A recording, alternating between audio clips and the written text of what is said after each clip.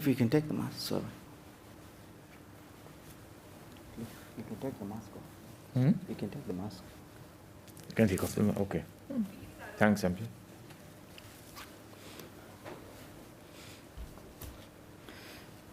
A very good morning, distinguished participants. Dear friends, my name is Amjad Abdullah. I serve as I'm the head of the partnerships at the Country Engagement and Partnerships Division at the International Renewable Energy Agency, and I'm most delighted to be here today.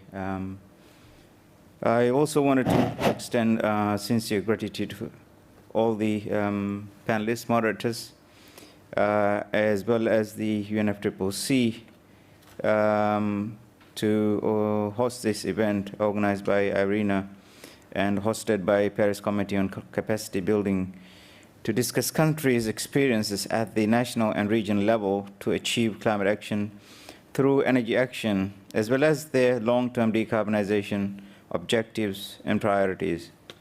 We will also hear how international partners can play a critical role to accelerate the energy transition. Dear friends, colleagues, ladies and gentlemen, as you're aware that the event is conducted in a hybrid format. If you're encountering any technical issues, please write your issues in the chat box. And hence, if you would also like to raise your questions, please use the chat box. You will need to raise your hands for further functions. As we are delighted to welcome you all, the distinguished speakers, with us joining virtually and in person here. In today's event, we will have opening remarks from the IRENA Director General, Mr. Francesco La Camera. Therefore, we will have scene-setting presentations from IRENA showcasing our engagement on climate action, and followed by a plenary session, and we'll hear from selected countries on the work being done to achieve the proposed climate action goals. This will be followed by closing remarks from Mr. Ahmad Badr, the Director of Project Facilitation and Support Division. Without further ado, it is my great pleasure to invite the Director General of the International Renewable Energy Agency, Mr. Francesco La Camera, who will make his welcome remarks in the form of pre-recorded statement. DG, you have the floor. Distinguished guests, ladies and gentlemen, it's my pleasure to welcome you all to today's event. At the outset, I'd like to thank the UNFCCC and the Paris Committee on Capacity Building for their support in hosting this meeting. With the energy sector currently responsible for 2/3 of all greenhouse gas emissions, renewable energy is vital in addressing climate change. Consensus has emerged that energy transition grounded in renewables is the only way to have a fighting chance to keep global temperature increase below 1.5 degrees by 2050. IRENA's World Energy Transition Outlook presents a clear pathway for the world to achieve our climate targets. Electrification and energy efficiency will be the main decarbonization drivers, enabled by renewables, green hydrogen, and sustainable biomass. The outlook also considers the socio-economic footprint of the transition. It finds that a net zero world is possible with positive impact on global GDP, jobs, and welfare if the right enabling framework are put in place. IRENA has been offering dedicated support to its members, who are also parties to the Paris Agreement, to support their work on the energy component of their NDCs. This includes collaborating with over 70 countries on enhancing pledges and implementing existing climate action. In the run to COP26, IRENA has also organized a range of dialogue on NDC and climate action to discuss the regional and country-level impacts of climate change and to showcase solutions to mitigate these impacts and ensure long-term sustainability. Today, IRENA will be releasing a report synthesizing the insight from our work in this area to date. Grupo, Director for Country Engagement Partnership and IRENA, will discuss this more in detail. I would like to emphasize that IRENA will continue to provide practical support to countries. Most recently, we have launched the Energy Transition Accelerator Financing Platform together with the UAE at COP. The platform will leverage at least $3 billion in renewable energy financing by 2030, hoping to bolster collective efforts towards a climate-safe future. Today's event offers an opportunity for exchanging experience and lessons learned from supporting capacity building the cost of the NDCs review process, as well as to explore linkages between NDC, long-term strategy, and post-COVID-19 economic recovery plans. I wish you all very successful deliberation this morning. Thank you. Thank you very much. Thank you very much, the Director General, for these inspiring words. It is with my great pleasure that I now invite the Director, Country Engagement and Partnerships, Mr. Grupo from IRENA, to deliver a presentation on energy transition for climate action. Welcome, Grupo. The floor is yours.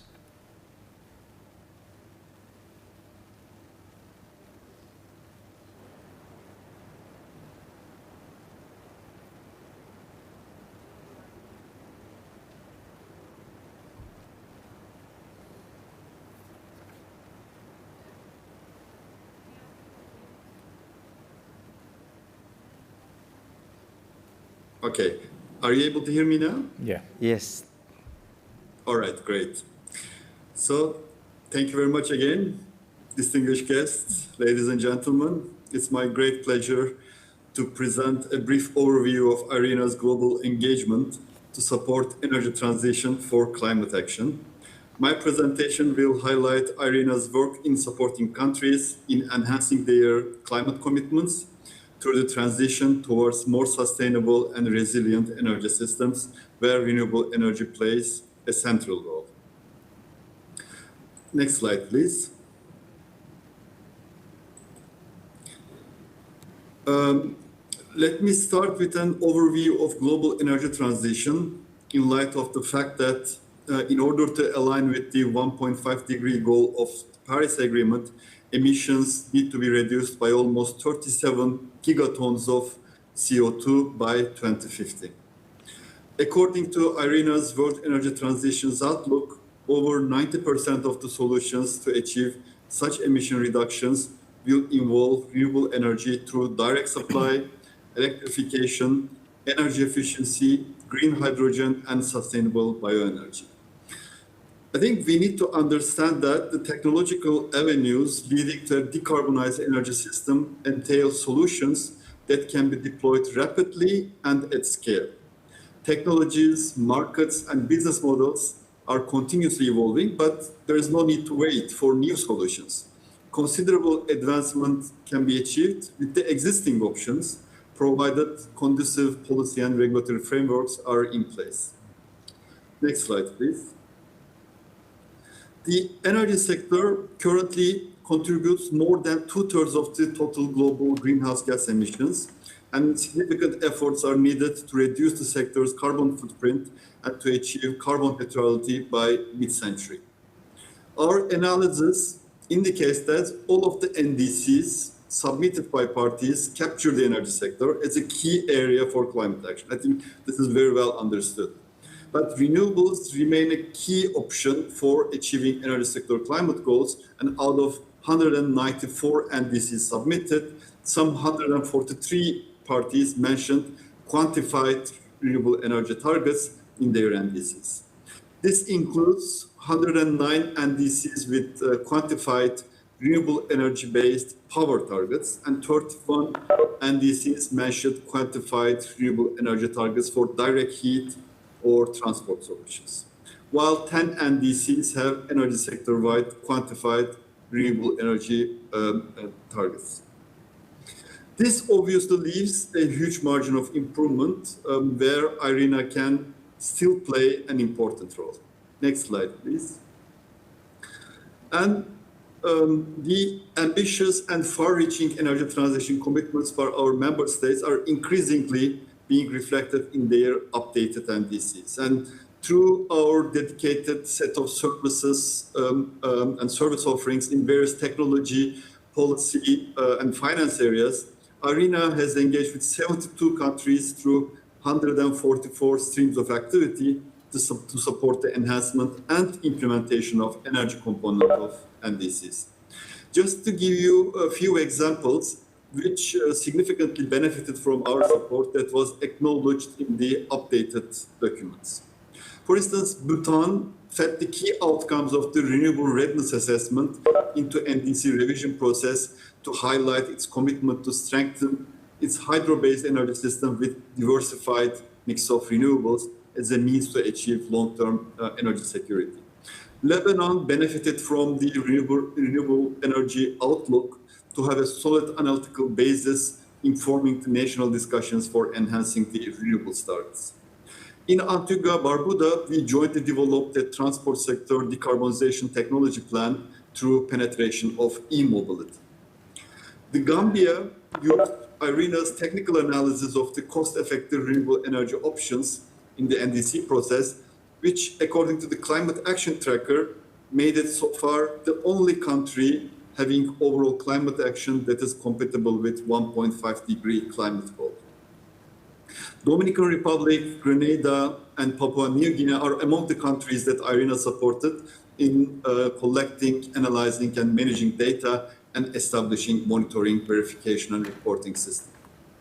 For further insights into IRENA's energy transition support to strengthen climate action, I invite you to have a glance at our report released just yesterday. Through IRENA website, you can access to this report. Next slide, please. While continuing with the remaining countries in the revision of their NDCs, our focus is gradually shifting to supporting NDC implementation, as well as setting up long-term, low-emission development strategies driven by accelerated energy transition towards the net zero objective. While most of the parties to the Paris Agreement continue to enhance their NDCs and raise their climate ambitions, yes, very few set up such long-term strategies. Okay, we just started when the chair comes.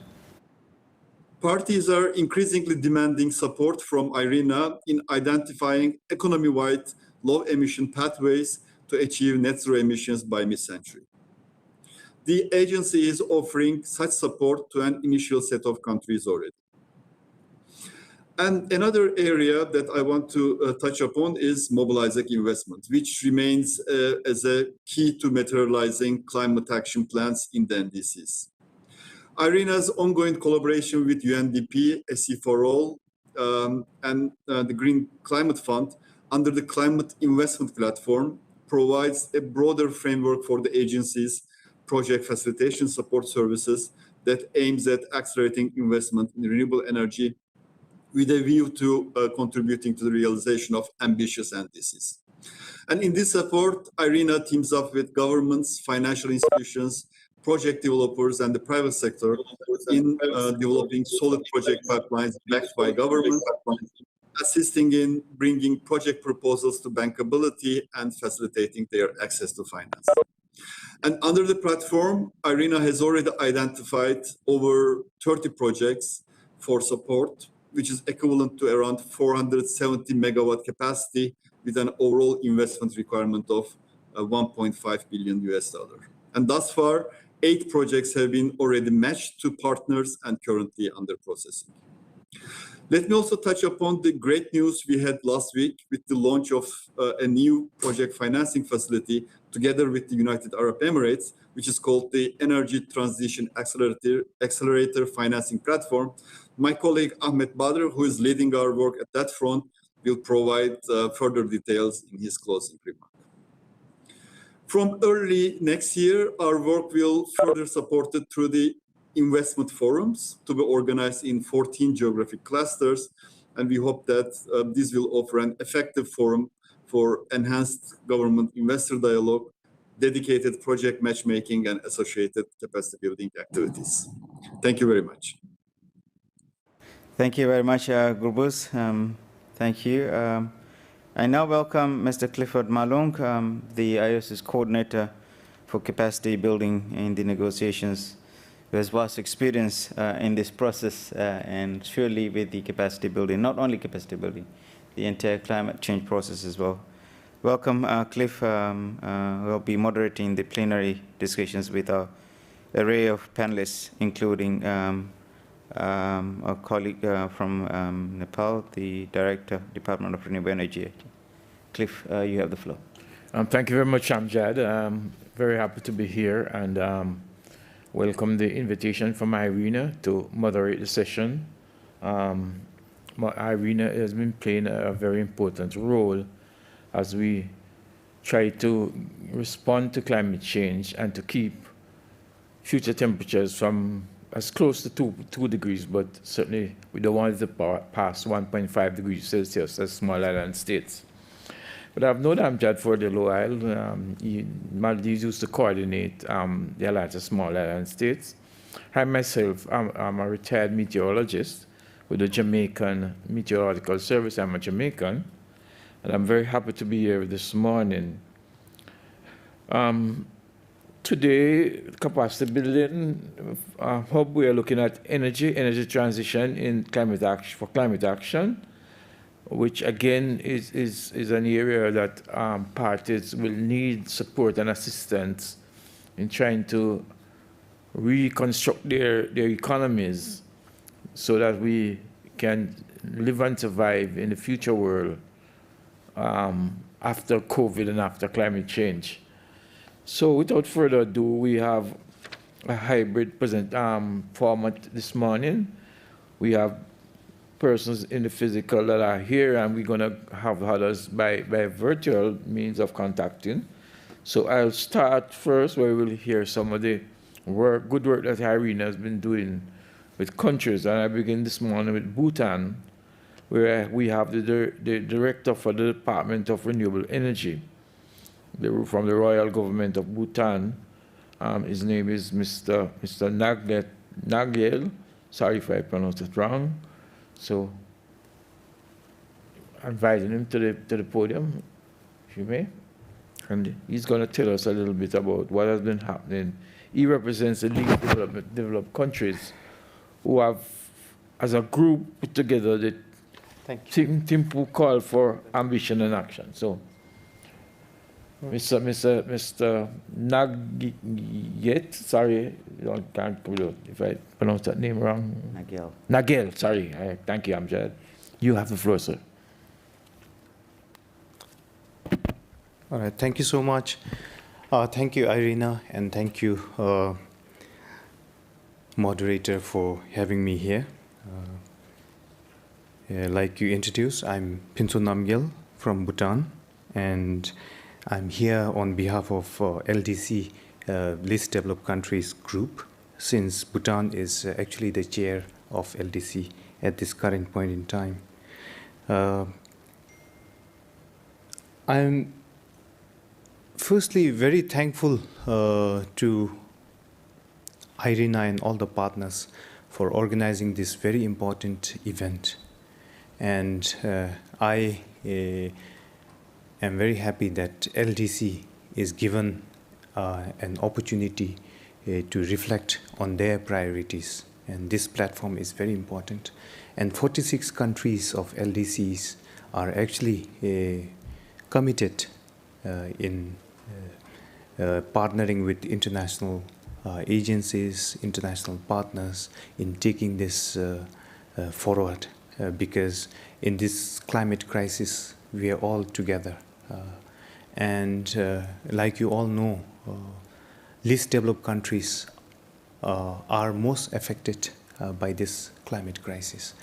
So thank you very much for having me here and also giving me this opportunity to reflect the priorities of the least developed countries. To reflect some of the priorities for LDCs, very recently, on 11th of October, actually, Royal Government of Bhutan convened a ministerial level meeting for LDC ministers to call for Thimphu action, Thimphu ambition and actioning meeting, which actually produced a Thimphu action plan. And that one actually commits, to raising ambition and also actioning for taking forward the climate actions. So in that particular call for raising ambition, we have also actually urged all parties to raise their ambition, and also especially the more developed countries also to raise their ambitions. And if you look into the action initiatives of LDC, you will find one of the initiatives, there are of course 3 important initiatives, and one of the initiatives which is very relevant and linked to IRENA would be something called REA, Renewable Energy and Energy Efficiency Initiative for Sustainable Development. So that is a very important link and entry point, if IRENA and LDC are to work together. That's the area of IRENA also, and also LDC, 46 countries are looking at, taking this renewable energy initiative, not only renewable energy, but energy initiative, energy efficiency initiative forward as a part of climate action. So under that, today, especially talking in terms of technology and capacity building, we would really like to look at, having partnership in terms of the institutions are already there, especially in LDCs. So the institution as a whole, the capacity and the capacity of institutions in LDCs could be really enhanced, so that the climate actions can be taken up by local communities themselves. Just to give some examples, if you think about, sometimes there's really the cost efficiency part and the social part. If you think in terms of low cost procurement and approach to either technology or capacity building, it's a different matter. Of course, there is maybe efficiency and the value per dollar would be more. But however, if you think in terms of bottoms up and social approach, what you're doing is also not only giving one time project bound kind of support, but really building the institutions in the least developed countries so that it can be sustained for longer term. And also when the local people implement and do the work, there is a job creation. So that kind of long term, really thinking about the grassroots and empowering people at the local level could be the most important thing that LDCs are looking at actually. And also when we talk in terms of not renewable energy per se, but if you think about climate action, including NDCs and our long-term strategies, if you want to do all that, then again, as you all know, the capacity in least developed countries would be a little bit modest than other countries. So again, while the support is required there, again the support as a LDC group, we have been really urging for support in terms of grants, not really in terms of loan, because most of the countries in LDCs are already having unmanageable amount of debts, and it's being burdened by this climate change crisis, which LDC actually has the least contribution in terms of global emission. So that is really the take on our take on either the technology transfer or capacity building, or in general partnership and support that we would like to see And same goes with IRENA. And just to cite few examples, again, like the moderator mentioned, even in my own country, I'm from Bhutan, and IRENA has supported us in terms of having this renewable energy readiness report ready, which also became a basis for our NDCs. So that was a very important step and a milestone partnership between IRENA and government of Bhutan. This is one example from our LDC country. So I would also like to take this opportunity to thank IRENA for supporting us. And like the director made presentation earlier on the matchmaking component, there are opportunities and entry points also for international agencies like IRENA in matchmaking, LDC group with relevant partners, so that like the director earlier mentioned, most of our NDCs have actually pinpoint and specified renewable energy and energy efficiency targets. So I do not have time to today talk about each and every target, but we have pinpoint targets, and there are opportunities to link up or support those initiatives. So I end my intervention here at this point of time. Thank you so much. Thank you very much, Mr. Nagel from Bhutan, and we're really happy to acknowledge the work that has been going on in least developed countries, as is the case here, and the support that has been provided by institutions like IRENA that is filling a gap that is out there as we try to look for cleaner sources of energy to fuel our economies. Really happy of the work that is being done, and this is Bhutan, but we know that it's happening in other parts of the world, least developed countries and small land development states and others. We know that totally our emission levels are small, least developed countries and the SIDS, but by doing and taking part in what is happening, we show others that it can be done, and that we are willing to take on the task of reducing our emissions. Then you, as larger emitters, larger countries, larger, more affluent countries with more resources, do not have an excuse. Really, you must play your part. It is for all of us to come together if we're really serious about achieving and keeping climate change under control, as we have to, for all of us to survive, right? Some of us, there are some countries that may benefit from a warmer environment. The SIDS and the LDCs are not in that. We need to keep a stable environment, one that doesn't go beyond a certain level of change, and move into these new sources of energy. As we know, energy generation is one of the highest, as the gentleman from Bhutan said. One of the highest levels of emissions comes from energy generation, electricity production. And if we're able to produce part of that from clean sources of energy, like renewables, that, and with the support of IRENA, we will get there. I'm very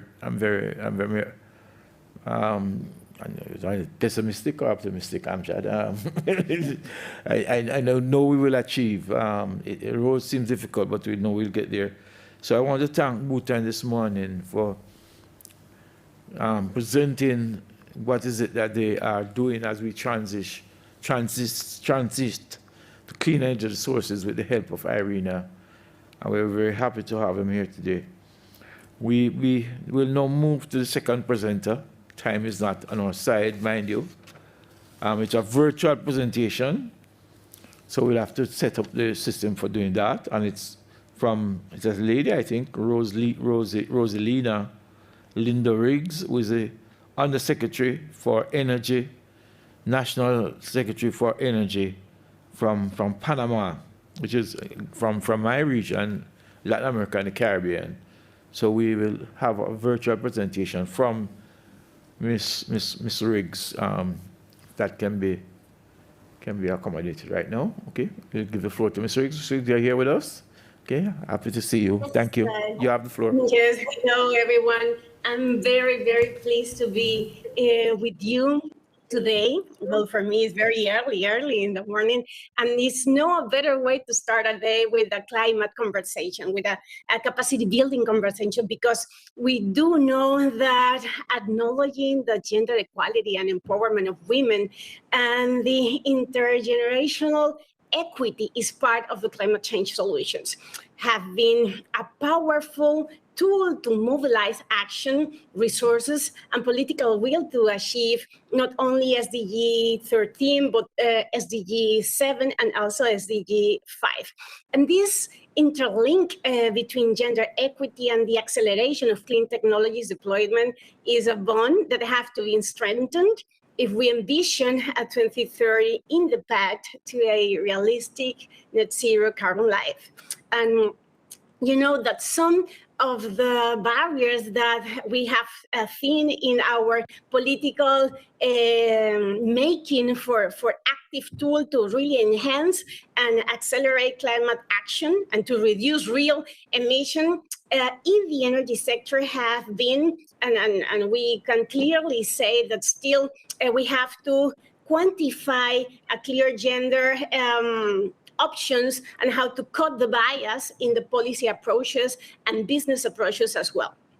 However, it is important to recognize that it is an important percentage of individuals who work and lead the energy companies that do not perceive the lacking opportunities that are not provided to women in their business or institutions. It is missing being able to broaden their vision with equity lenses.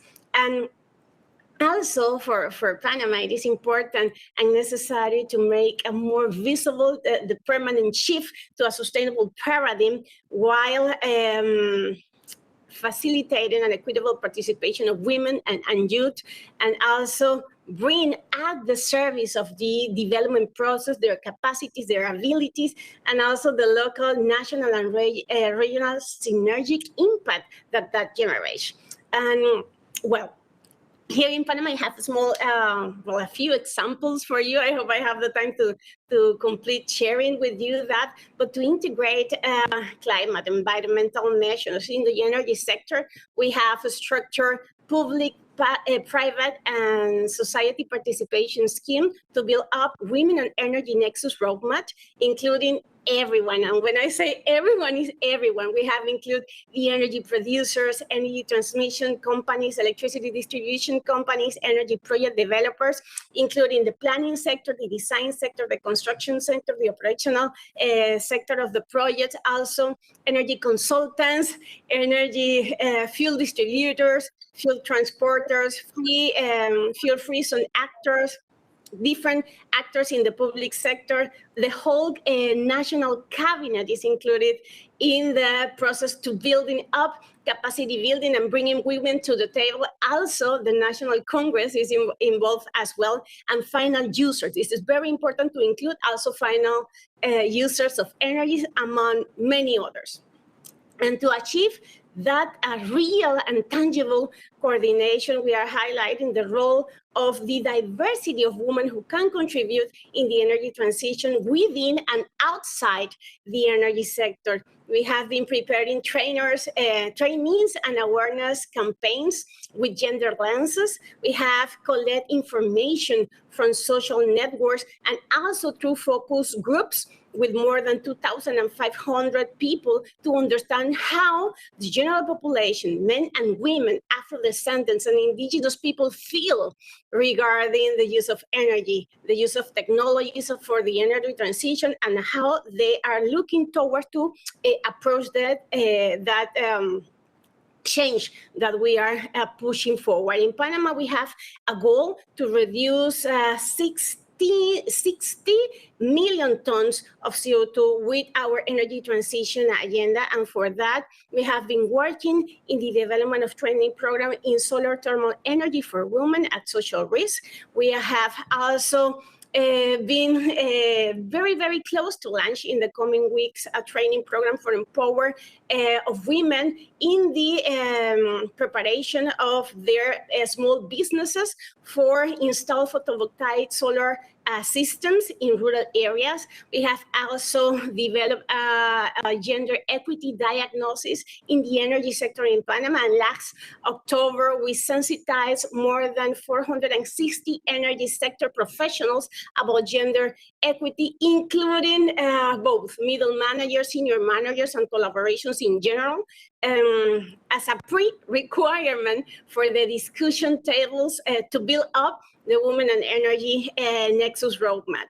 That, well, next week we are starting officially those working tables, and we also we started the awareness creation within our National Energy Secretariat team, because we were clear that before asking the sector to cut the bias for gender, we had to analyze if we had bias, and we found some, in order to prepare the population and the national policymakers to achieve that goal as well. And well, we hope to celebrate the International Women's Days in 2022 with the approval in the Cabinet Council of the Women and Energy Nexus Roadmap, as well as with the signing of an open agreement for gender equality in the energy sector.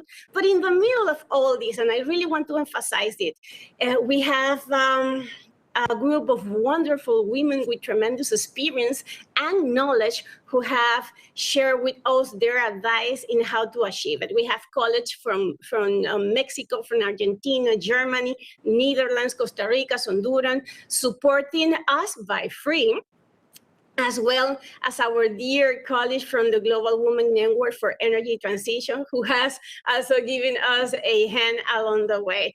Also, the First Lady of Panama has become our godmother for the gender roadmap.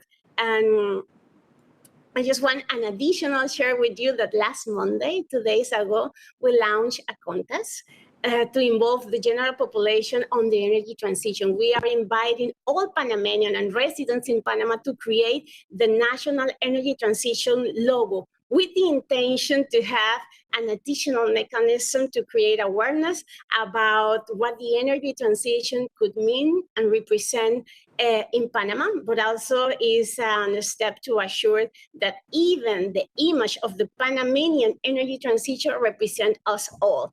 And yes, there is a small prize for the contest winner too. Just to finalize this intervention, I want to say that if our planet is fine, our people will be fine too. So we have to make it easier to ensure that no talent is lost in the fight against climate change. And of course, this includes women, and specifically women that still do not have access to sustainable energy. But nevertheless, with an extra effort from all of us, they will. Thank you. Thank you very much, Ms. Riggs from Panama, giving us a good perspective of how women are playing a leading role as we transit our energy sector with the full support of IRENA towards a cleaner, more sustainable path. And we're happy to hear what has been happening in Panama, that we know this can be replicated to other countries, the successful initiatives. So we're very happy again to have heard that intervention from Panama, where we're showing the leading role that women play, not only in the planning and in the production of energy in those institutions, but we know with respect to the households that women in many cases, in most instances, are responsible for the energy that is used within the household for cooking and other things. It's a woman who has that lead role. And certainly for my country, Jamaica, you have many households, not all, but they have some households that are headed by women, even though, you know, most of the households have women in them, but some are single women-led households, and We know that they have to be in the fold. We can't leave them out. We have to respect the role that they play and include them as been happening with the interventions but from IRENA. We'll now continue the presentations this morning within the virtual space. And I am having from Tonga, right, the Director of Energy and the Ministry of Environment, Mr. Ofa Sefana.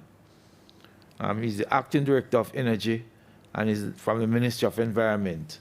And he'll join us virtually. You have the floor, sir. Thank you very much, moderator.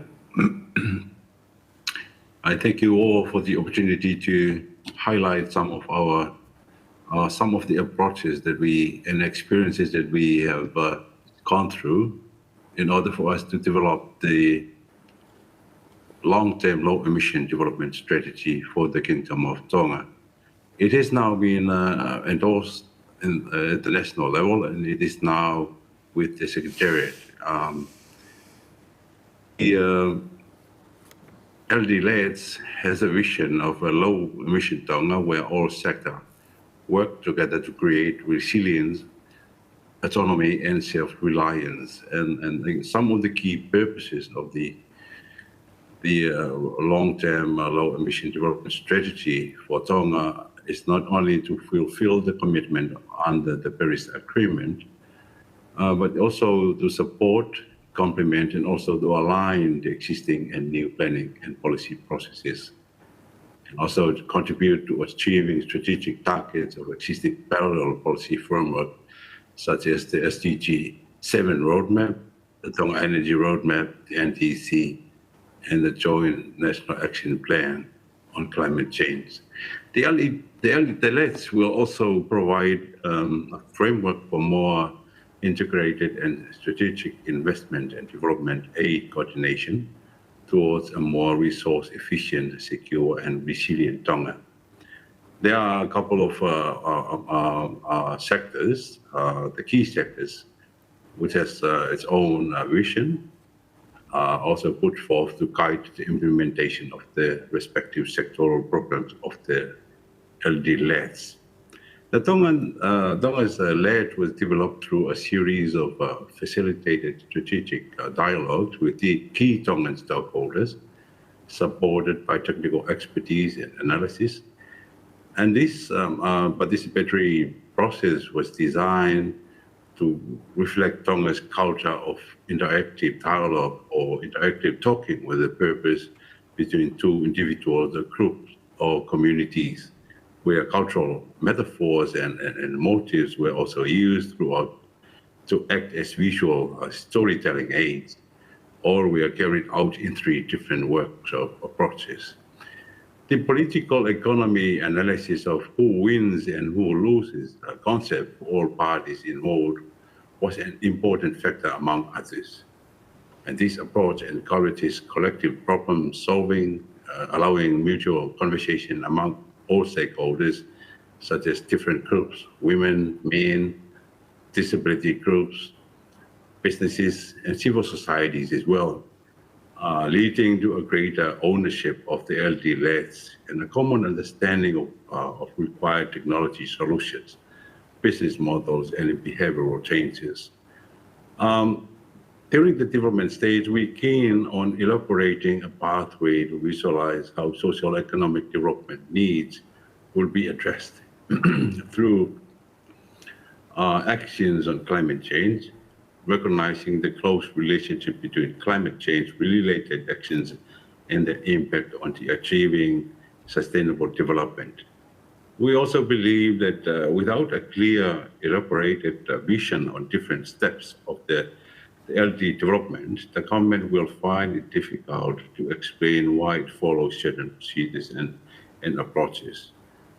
Well, we did identify actionable policy options that lead to resource and responsibility allocations among various stakeholders, and this approach led to necessary institutional, economic, technological, and social changes and do a clearer understanding of the practical policy steps, including related decision-making processes, consultative procedures, as well as institutional and individual responsibilities. Tonga's-led strategy is expected to stay relevant irrespective of changes in the country's government, providing certainty to all stakeholders who need to respond to government guidance and think in terms longer than election cycles. The LD-LEDs was designed to be durable, lively, and standing the test of time while being able to accommodate changing circumstances. Obviously, there was no one-size-fits-all solution for Tonga's LD-LEDs.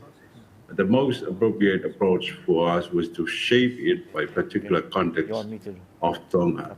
And then few approaches considered during the development of the Tonga LD-LEDs, which include key elements such as approaching through the political leadership, the responsibility allocation is one of the important elements, the oversight roles and technical leadership, and also the whole government and also the whole society approach while developing these LD-LEDs.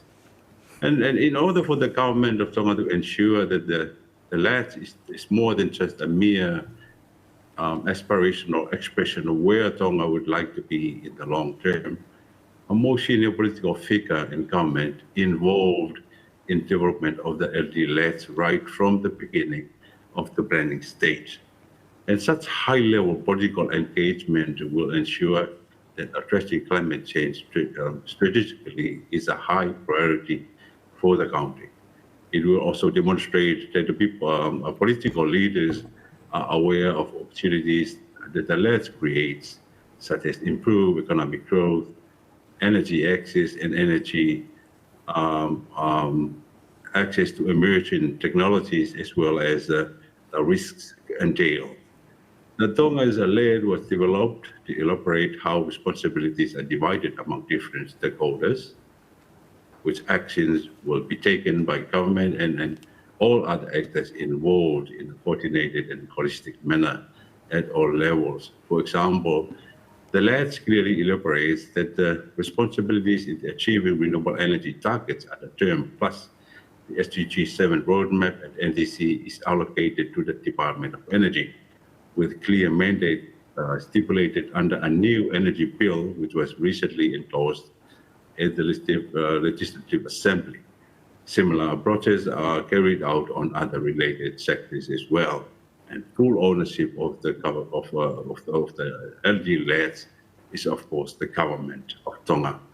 In addition, few key lead agencies were identified as overseeing institutional authority to ensure that the LEDs implemented in a coordinated manner.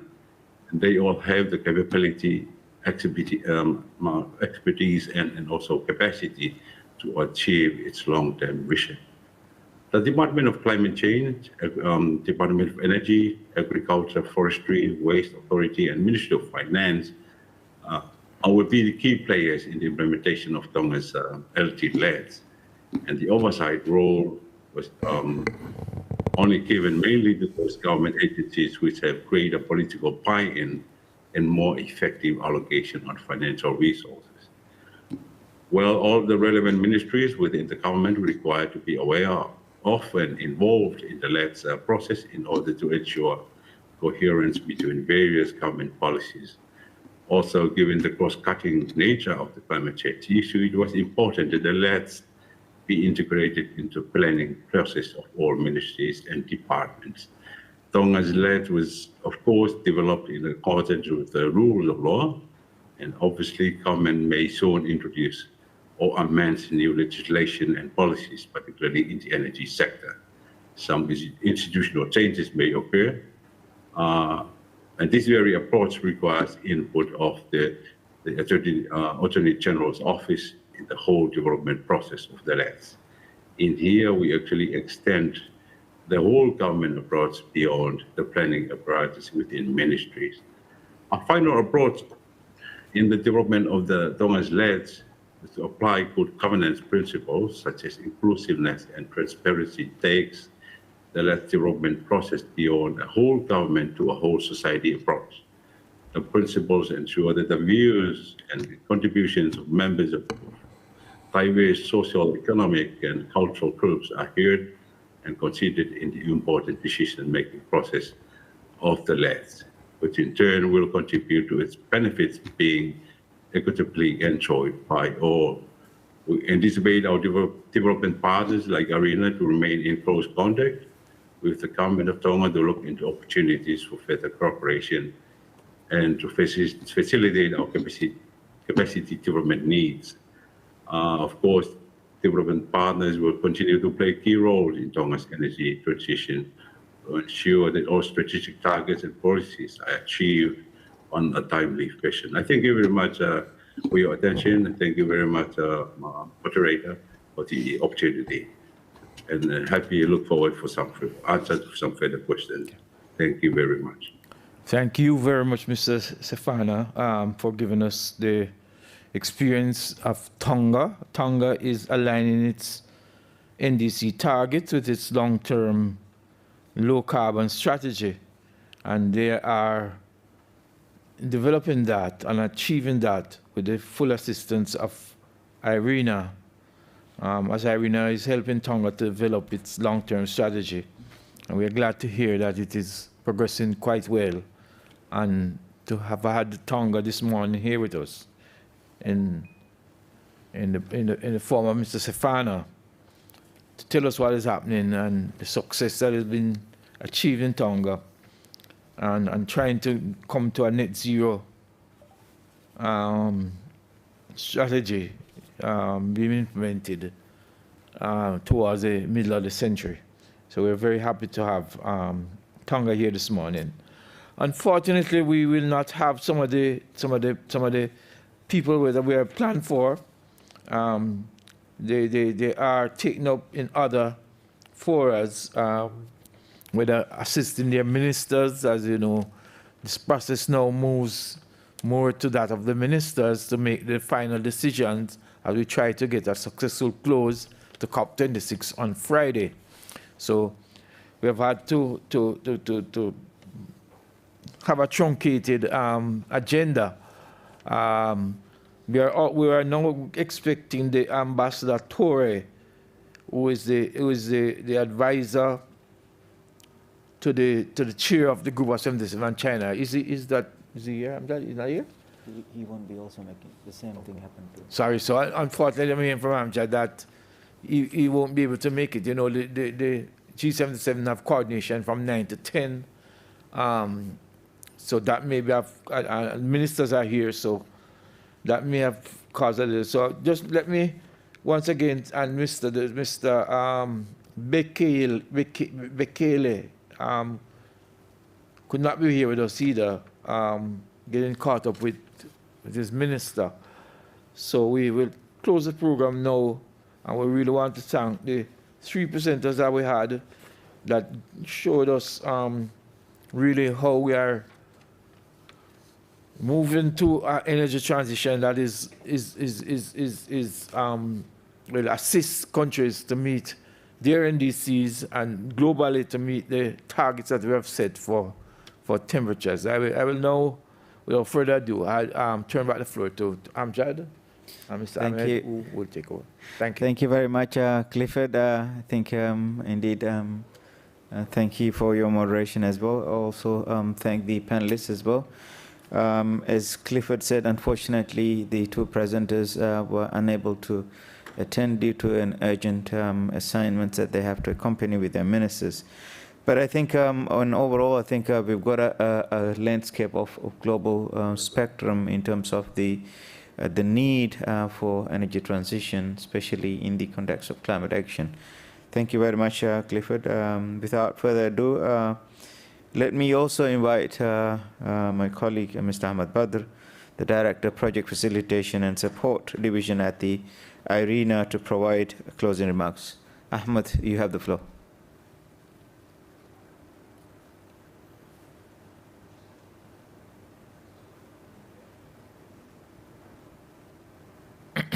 Not hearing. Sound? Ahmad, your microphone, we can't hear you. Okay, I think that works now, Amjad? It does. Thank you, Ahmad. Okay, thank you very much, Amjad and Clifford, and for all panelists. That was very insightful. And distinguished participants, ladies and gentlemen.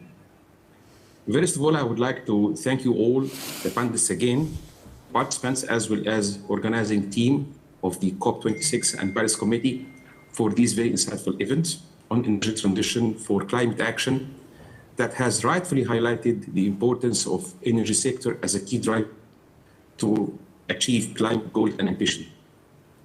We've had very rich discussion today, despite of some of the invited panelists were not there, but we enjoyed very much the discussion, focusing on how IRENA member countries aiming to enhance their energy sector targets to achieve Paris agreements, as well as how these targets can be implemented at the national level and achieved through cooperation support at regional and international level. Indeed, the topic of today's meeting led to dialogue and discussion among some of the key stakeholders in the climate space on how the parties of the Paris Agreement can continue to enhance and increase their climate action through energy transition and by setting up short, medium-term goals in NDCs, as well as long-term goals through long-term strategies, or LTS. The experience shared during the event will help parties on addressing the challenges in aligning their climate goals with national action plans and policies. As already presented in details by my dear colleague Grupo, energy sector remains the priority for all parties of the Paris Agreement and the submitted NDCs, and transitioning the energy sector through clean and renewable energy technologies is actually vital to achieve the net zero goals by mid-century. As evident from the report released today on IRENA's support to strengthen climate action through energy transition, the agency has been a strong advocate of energy transition driven through renewables and clean technologies. Also, IRENA has already made an impact by supporting around 72 countries with 144 work packages in enhancing and updating their energy sector goals in their respective NDCs. Furthermore, IRENA will continue to support its member countries through different sets of service offerings, and not only enhancing the climate pledges, but also in implementing the existing promise made in NDCs or long-term strategies. To do so, IRENA is working with parties to support bankability and financing of renewable energy projects, which support the implementation of NDCs through Climate Investment Platform, which was launched in partnership with UNDP and SE for All, and in close collaboration with GCF in September 2019. And to date, we are operationalizing the CIP with our partner founding agencies. And last week in Glasgow, as mentioned also by my colleague Gurbuz in his intervention earlier today, United Arab Emirates and IRENA already launched a new financing facility, so-called Energy Transition Accelerator Financing Platform, or ETA platform, to mobilize the much-needed financing of around $1 billion to add at least 1.5 gigawatt of renewable capacity in supporting the implementation of NDCs in IRENA member countries. Of this $1 billion, UAE generously pledged to contribute $400 million to the platform and ensuring access to finance for renewable projects in developing world. Finally, I would like to say that this is a time for action. And one of the biggest action is to bring about a paradigm shift to achieve net zero in our energy systems through energy transition. Actually, international cooperation and support for capacity building and financing are likely to be critically important in transition to a climate neutral energy systems. And here in IRENA, we'll continue to play our part in supporting this global energy transition. Without further ado, I thank you again for your participation and for your active listening. And over to my colleague, Mr. Amjad Atal. Thank you. Thank you very much, Ahmad. I think indeed, I think you have sum up. And thank you, Clifford, for moderating. Thank you, the panelists as well.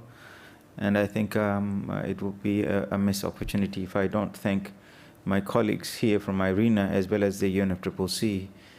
And I don't think I can forget my colleagues back in Abu Dhabi who has done a tremendous job in order to materialize this meeting. I thank you very much and hope to see you soon. Thank you. Thank you.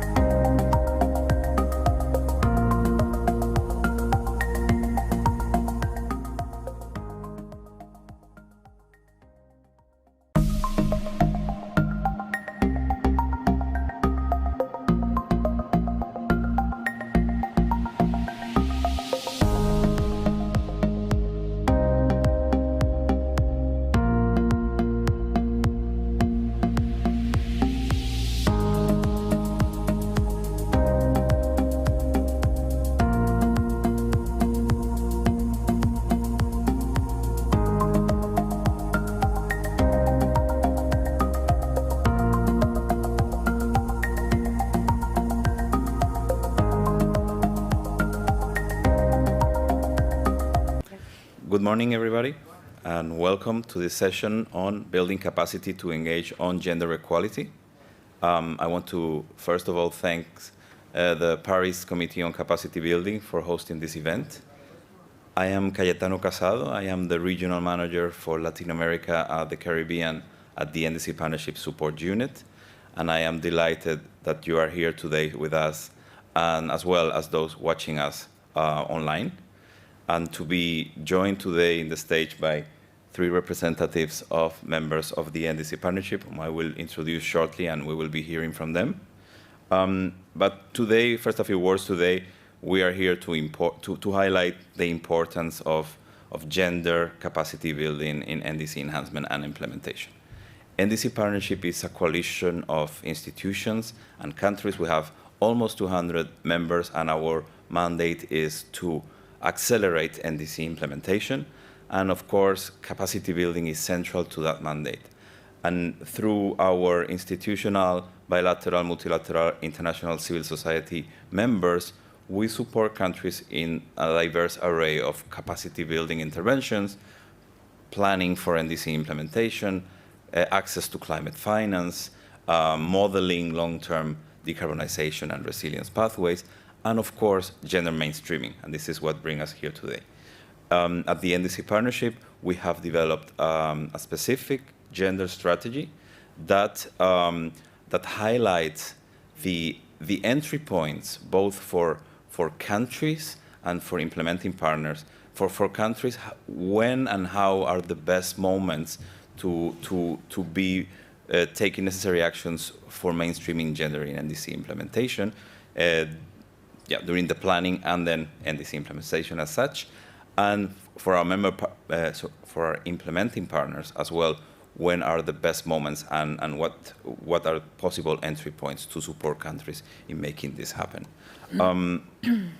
We have seen an increasing number of requests related to gender mainstreaming, many of which are related to capacity building, and I'm very happy to say that our implementing partners are consistently supporting these needs that we get from countries. So I'm looking forward to the discussion today. We're gonna start with a presentation from Ana Rojas. Ana Rojas is a senior gender and climate change advisor at IUCN, the International Union for Conservation of Nature, and she's gonna talk about a summary of a report that was just launched yesterday, Gender and National Climate Planning, Gender Integration in the Enhanced NDCs. And then we will move to a discussion where we will hear initial thoughts on this topic from 2 representatives of the members of the NDC Partnership. Ms. Bichette Rataklok is the NDC Partnership in-country facilitator in Cambodia. She will be bringing a country perspective to this discussion. And then we have Ms. Sarah Trerup from UNEP DTU Partnership, who is the head of Technology Transitions and System Innovation. And she will be giving us a perspective from an implementing/think tank partner. So let's start with Ana. Ana has more than 20 years of experience in the field, has held many roles in gender mainstreaming and environmental, climate change, and energy initiatives. And currently she guides policy analysis and knowledge products on these topics at IUCN and also as an independent consultant. So Ana, thank you very much for joining us today, and the floor is yours. Gracias, Cayetano. Thank you, everyone. It is an absolute pleasure to be here with you today. And as we mentioned, there is a presentation which I hope you can share. Let's see if it comes up on the screens. Perfect. Thank you very much. So as Cayetano was saying, we launched yesterday what is our latest take on how gender has been mainstreamed in this iteration or updating of NDCs. And before I start walking you through some of the findings that we've had, for those of you who do not know IUCN, or the International Union for Conservation of Nature, the union is an intergovernmental organization. It is the longest standing intergovernmental organization and has one of the longest living gender department, because it's not only about conserving biodiversity, but we also need to understand those interactions that we human beings have with biodiversity, and what are the roles and how we as women and men interact with the world. So as part of the gender team, we are engaged both in providing support, technical support to those parties through the Ministries of Environment that requested, and also generate different knowledge products and support mechanisms. So this is the reason why, or one of the reasons why we engaged in this analysis. And you'll see that through the presentation. I'll go back and forth to a previous report that we did in 2016, when the first INDCs back then were presented. And one of the differences that we see now is in terms of both numbers and qualities. So for this report that you're looking at, we had a data set of all those NDCs that were publicly available on the UNFCCC website until September 1st, because we needed to have a deadline to process information. And we see that almost 80% of those updated NDCs already incorporated gender in one way or the other in their text. And how does this compare to the 2016 baseline? Well, back then it was less than half. It was close to 40% NDCs that were addressing or mentioning gender. So even if you see it at percentage-wise or in total numbers, back then was 63, right now at September 1st there was 69, we see an increase. But the increase in mentions is not the only thing that we've seen. We've also seen very interesting shifts in terms of how regions are addressing gender. So as a Latin American woman, I was very and positively surprised to see that 100% of those NDCs coming from Latin America and the Caribbean were including gender considerations in their NDCs. This was very closely followed by Sub-Saharan Africa, which in other policy analysis that we've conducted at IUCN keeps on coming strongly, consistently on top when it comes to mainstreaming gender into policy documents. But I also wanted to bring your attention to something that was not showing 6 years ago, which is the way that in highly industrialized countries are mentioning gender. In the INDCs, no highly industrialized country addressed gender. By September of this year, at least half of those that had presented NDCs did, which is an interesting shift, because that means that it's not only seen as a development agenda, but also as an internal agenda. And this is something that we thought needed to be highlighted also here. Think about capacity building also at those levels. For those of you who are familiar with our reports, you see that we try and conceptualize how women are portrayed in those documents. And I'm not going to read you the definitions which are on the screen, but just to say that we also see a shift here, because back in 2016, most of the mentions were as women as vulnerable, right? Which is perhaps something that came very simple, easily to mind. But we see that right now, the most mentions are as women as stakeholders. So there is an involvement, there is a recognition and participation, and we also see a very important shift in agency. Women being described and presented as important agents of change. So also participants who you need for transformations. We also saw from the previous INDCs, it was very much when countries were addressing gender equality, it was very much about presenting it as a cross-cutting issue. But right now we see that there are also more mentions in the INDC's different sections. And perhaps because I say this most of the times, I have a mitigation heart. I would like you to bring you to the mitigation changes. Back when we had the first review of INDCs, only 5 of those were mentioning women in their mitigation activities. All of those were related to forest. And right now we see that this is also increasing. So it's not only, again, about thinking about women in adaptation, but what does this mean to mitigation? And this also comes very strongly when we look at the different sectors or the mentions that are at sectoral level. So Not a surprise, most of the mentions are in agriculture, and we still see a very high number of mentions related to water management, to health. But I would really like to ask you to look at energy, where 22 of these NDCs are mentioning women in the context of access to energy, or even in some NDCs, in the NDC of the host country of this COP, there was a mention of women in STEM, in science, technology, engineering, mathematics. And we also see that there is now mentions on transport, direct mentions on transport and infrastructure. So thinking about capacity building, what does this mean in terms of addressing gender at sectoral level? Another thing that we did for this research was that we wanted to understand if the mentions were just staying at the level of objectives and goodwill, or if we could identify elements that would hint to us that there is also ambition to bring this into implementation.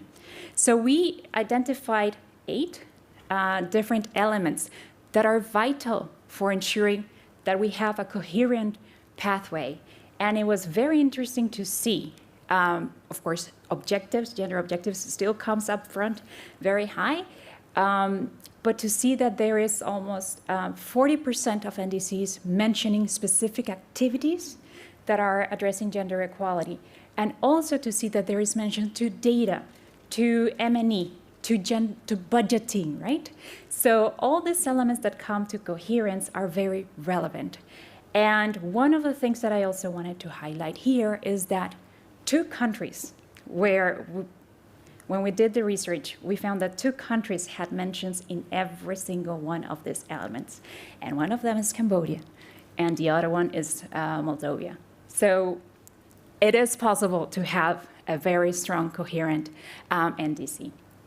And when we look at these sectors in terms of capacity building, and this is where I'll come to a close most likely, is we were thinking about how could this be, for example, thought of as pillars for interventions? Because when you're talking about the engagement of stakeholders, the engagement of the women machineries, of the ministries of women's affairs, there is a need to increase capacities and build knowledge bridges, both to make sure that the stakeholders and the ministries of women's affairs understand all the jargon that we use here in these rooms, but also the other way around, that the climate change offices, that the ministries that are most dealing with climate change can also understand the reasons why it is important to acknowledge gender roles, to acknowledge how we interact with the solutions, with the technologies.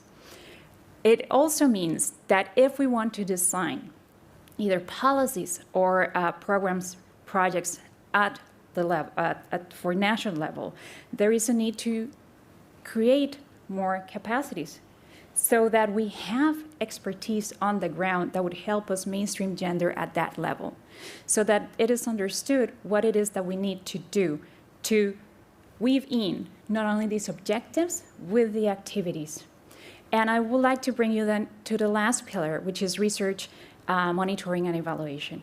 And this is absolute key, because we need to ensure that there is the capacity to conduct gender analysis, to identify or generate sexy segregated data, to understand where the gender statistics are, so that we can actually produce robust M&E systems that would allow us to be able to track what is happening on the ground. And this all needs, one way or the other, the creation of capacities and bridges.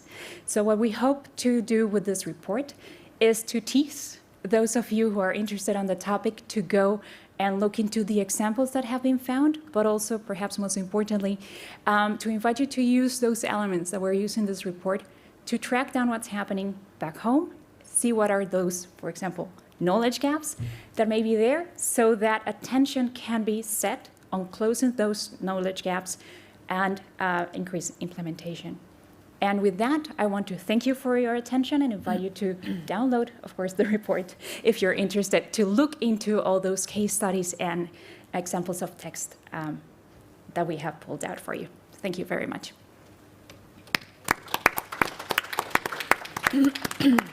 Thank Thank you very much, Anna, for that super interesting presentation and for the analysis that you and your team have undertaken.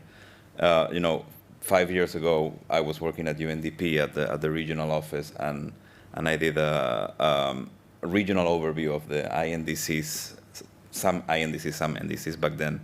And one of the items we looked at was gender, and we were definitely nowhere near that 100% that you showed us today. And it was, as you were saying, more at the gender is a cross-cutting issue rather than having very specific action. So it's really impressive to see how the NDCs today are actually identifying niches where gender equality needs to be promoted in specific sectors and so forth. So congratulations on that report. Thank you, Anna. Thank you. Let me now turn over to Bishet and Sarah. Bishet, let's start with you. Bishet Rata is our NDC partnership in-country facilitator for Cambodia. You also have a lot of experience working in climate change issues, knowledge management, greenhouse gas inventories. You have supported the preparation of the Cambodia's BUR, and then as well as Cambodia's updated NDC, and you also have a background as an educator. So we look forward to hearing your thoughts and your experience about Cambodia's experience with capacity building for gender mainstreaming in the process for NDC enhancement and implementation. So over to you. Thank you very much, and I'm very happy to be given the chance to this opportunity for this session. So let me share my Cambodian NDC update and gender inclusion. Yeah, so as we may know that Cambodia is a high vulnerable country among the other countries to the climate change impacts. And the most sector affects like agriculture, infrastructure, forestry, human health, and also the coastal zone. And Cambodian total emission is now on and increasing due to the development of the activity as well. However, we have made good progress for developing the climate change policy, especially mainstreaming climate change into national and subnational planning. And we have made progress in also in R&D and financing for climate change as well. And we also already submitted our first national determined contribution in 2015, and the first biennial update report and the NDC update report in 2020, and we are going to finalize the third national communication and as well as the long-term strategy for carbon neutrality document. And related to NDC update process, we have Department of Climate Change under the National Council for Sustainable Development and Ministry of Environment Cambodia as the coordination body with the support from Cambodian Climate Change Alliance. And we do the coordinate with all stakeholders and submission from line ministry for of their priority for our NDC update. And this includes both mitigation and adaptation action. And the main support provider of the ministry work, in addition, we have some kind like the World Bank, NDC partnership, UNDP, FAO, UNICEF, UN Women, GGI, and WHO, who support in respective field. And for action that NDC update were received from 16 line ministry, and we consolidate to develop our final update NDC. And we have total 58 prioritized adaptation action and representing in 11 key sector, and the most focus on reducing vulnerability to climate change through improving adaptive capacity of the people and infrastructure system, as well as strengthening the data and information on hazard and sensitivity. For mitigation, we have prioritized 33 actions, representing 7 key sectors.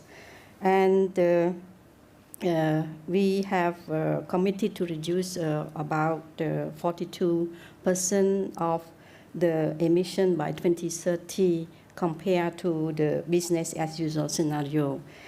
And our update NDC increase the coverage and include in climate change mitigation target in the agriculture and waste sector. And also we have action in key sub-sector as well, such as energy efficiency. And our ambitious target is also in the forestry and land use, and having for halving the deforestation rate by 2030, and the renewal target about 25%, also include in our policy report for the first time. And a number of ministries have played important roles to facilitate the implementation of action within our NDC, and this also related from activity related from awareness, capacity building, education, finance, gender, M&E, planning, information sharing, and also partnership. NDC, after submitted, Cambodia has developed the NDC partnership plan, and we have requested for the support from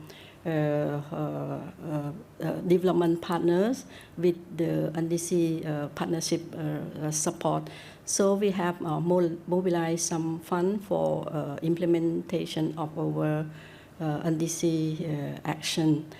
And so far we have 10 development partners who provide support for implementation of our NDC, and also include the IUCN, especially focus on gender implementation as well. And besides this, we have developed our MOV system for our NDC update, and this is very important for tracking and reporting the progress made from the implementation action from line ministry, and related to adaptation and mitigation. And we also have coordination of the implementation of our NDC, and with the development system support from line ministry, and also we developed the tracking system, NDC tracking system online as well. And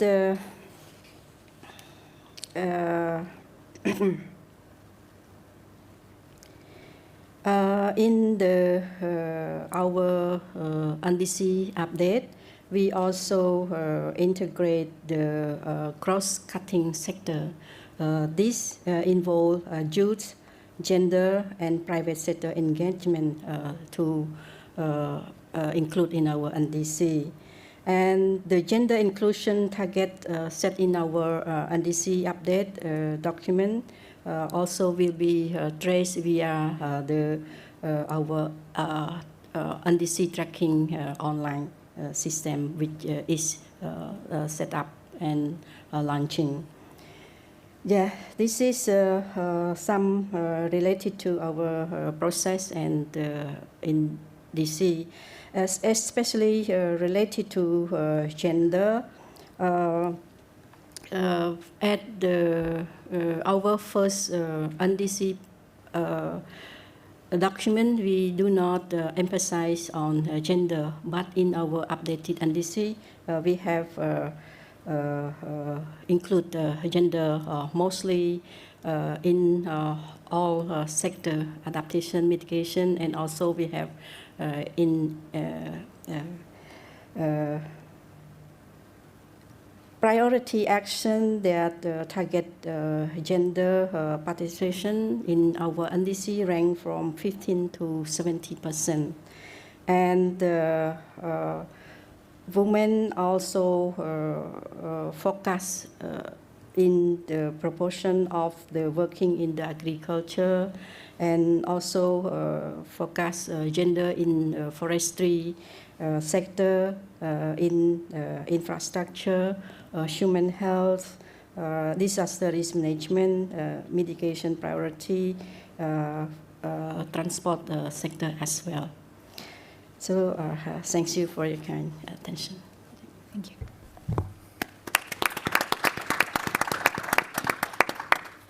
Thank you very much, Ms. Ratak, for sharing with us the characteristics of the enhanced NDC for Cambodia, as well as the process you follow. It's really good to see that you have an implementable NDC with so many priorities clearly lined out for adaptation and mitigation, and to hear that you follow a process that is inclusive, a whole of society process to get there.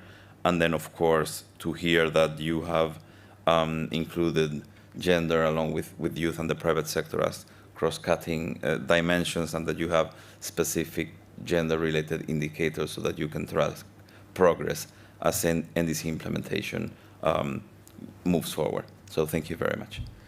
And let me now turn over to Ms. Sarah Trerup, Head of Technology, Transitions and Systems Innovation at UNDTU Partnership, Research and Advisory Institution on Energy, Climate Change, and Sustainable Development. Sarah works on transfer and implementation of climate technologies, enabling frameworks, and international policy, focusing on the provision of research and advisory support on developing countries' technology needs. She manages the GEF-funded Technology Needs Assessment Project, which supports close to 100 countries worldwide. So Sarah, if you could please share with us your perspective about incorporating gender equality into your work with countries and their climate implementation plans, please. Thank you. Thank you very much. And it's a pleasure being here today and having this conversation with all of you here in the room and also participating virtually. Let me first also congratulate Anna for this excellent presentation and assessment you have done on the NDCs. And I think I would say we're currently going through the same sort of analysis of the technology needs assessments, and I would share some few insights into our results from that. And so that was very interesting to learn from you here. I also wanted to acknowledge and appreciate the work in Cambodia on how you have integrated gender aspects into the update of the NDC. So very much interesting to hear about that. So I'm here today also speaking, as was also said in the introduction, from my experience supporting close to 100 countries in their technology needs assessment. And I don't know how familiar you are with the TNAs, as we call them, but they are a tool for non-Annex 1 countries under the convention to report on their technology needs for both mitigation and adaptation. It's also part of the Article 10 of the Paris Agreement, and also taking part in the negotiations here on the technology streams. The TNAs are a country-driven process similar to the NDC process. It's led by a national TNA coordinator who works with a team of national consultants and experts. It's a highly stakeholder-driven process, taking into consideration the views and expertise and knowledge of in-country stakeholders. We build capacity through this process of the national teams, and we work with regional centers of excellence and facilitate the learning and know-how of how we can identify and prioritize and assess technologies. It's also important for me to say that the technologies per se is not only the hardware, but it's a more systems approach where we look at the more software, hardware, orgware components. So it's a technology. When I talk about technology, it consists of these different elements. And why is it relevant here when we talk about the NDCs? Well, countries are using the technology needs assessments as inputs to preparing their NDCs. So that's what forms the technology parts of countries' NDCs, and also going into the sectoral assessments.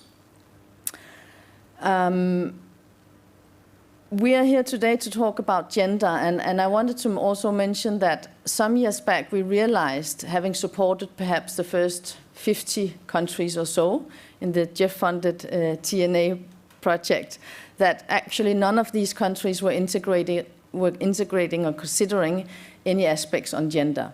And we thought this needs to change, and we therefore prepared a guidance and integrated gender aspects into all our capacity building components.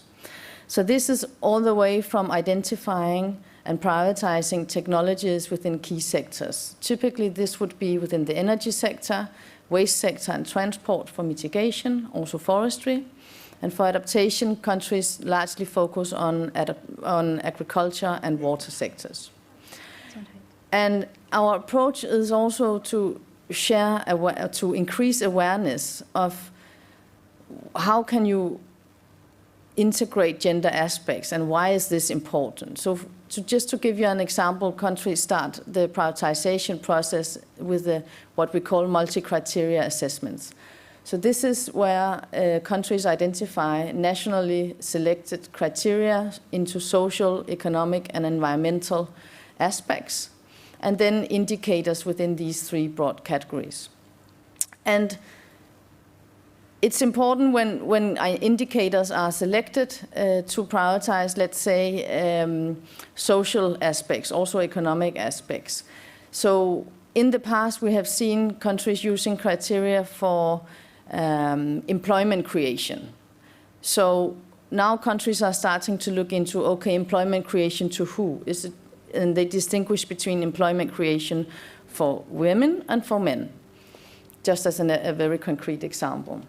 Also, another criteria could be reducing labor demand, but is that for women or for men? So to have these different aspects into prioritization of the technologies.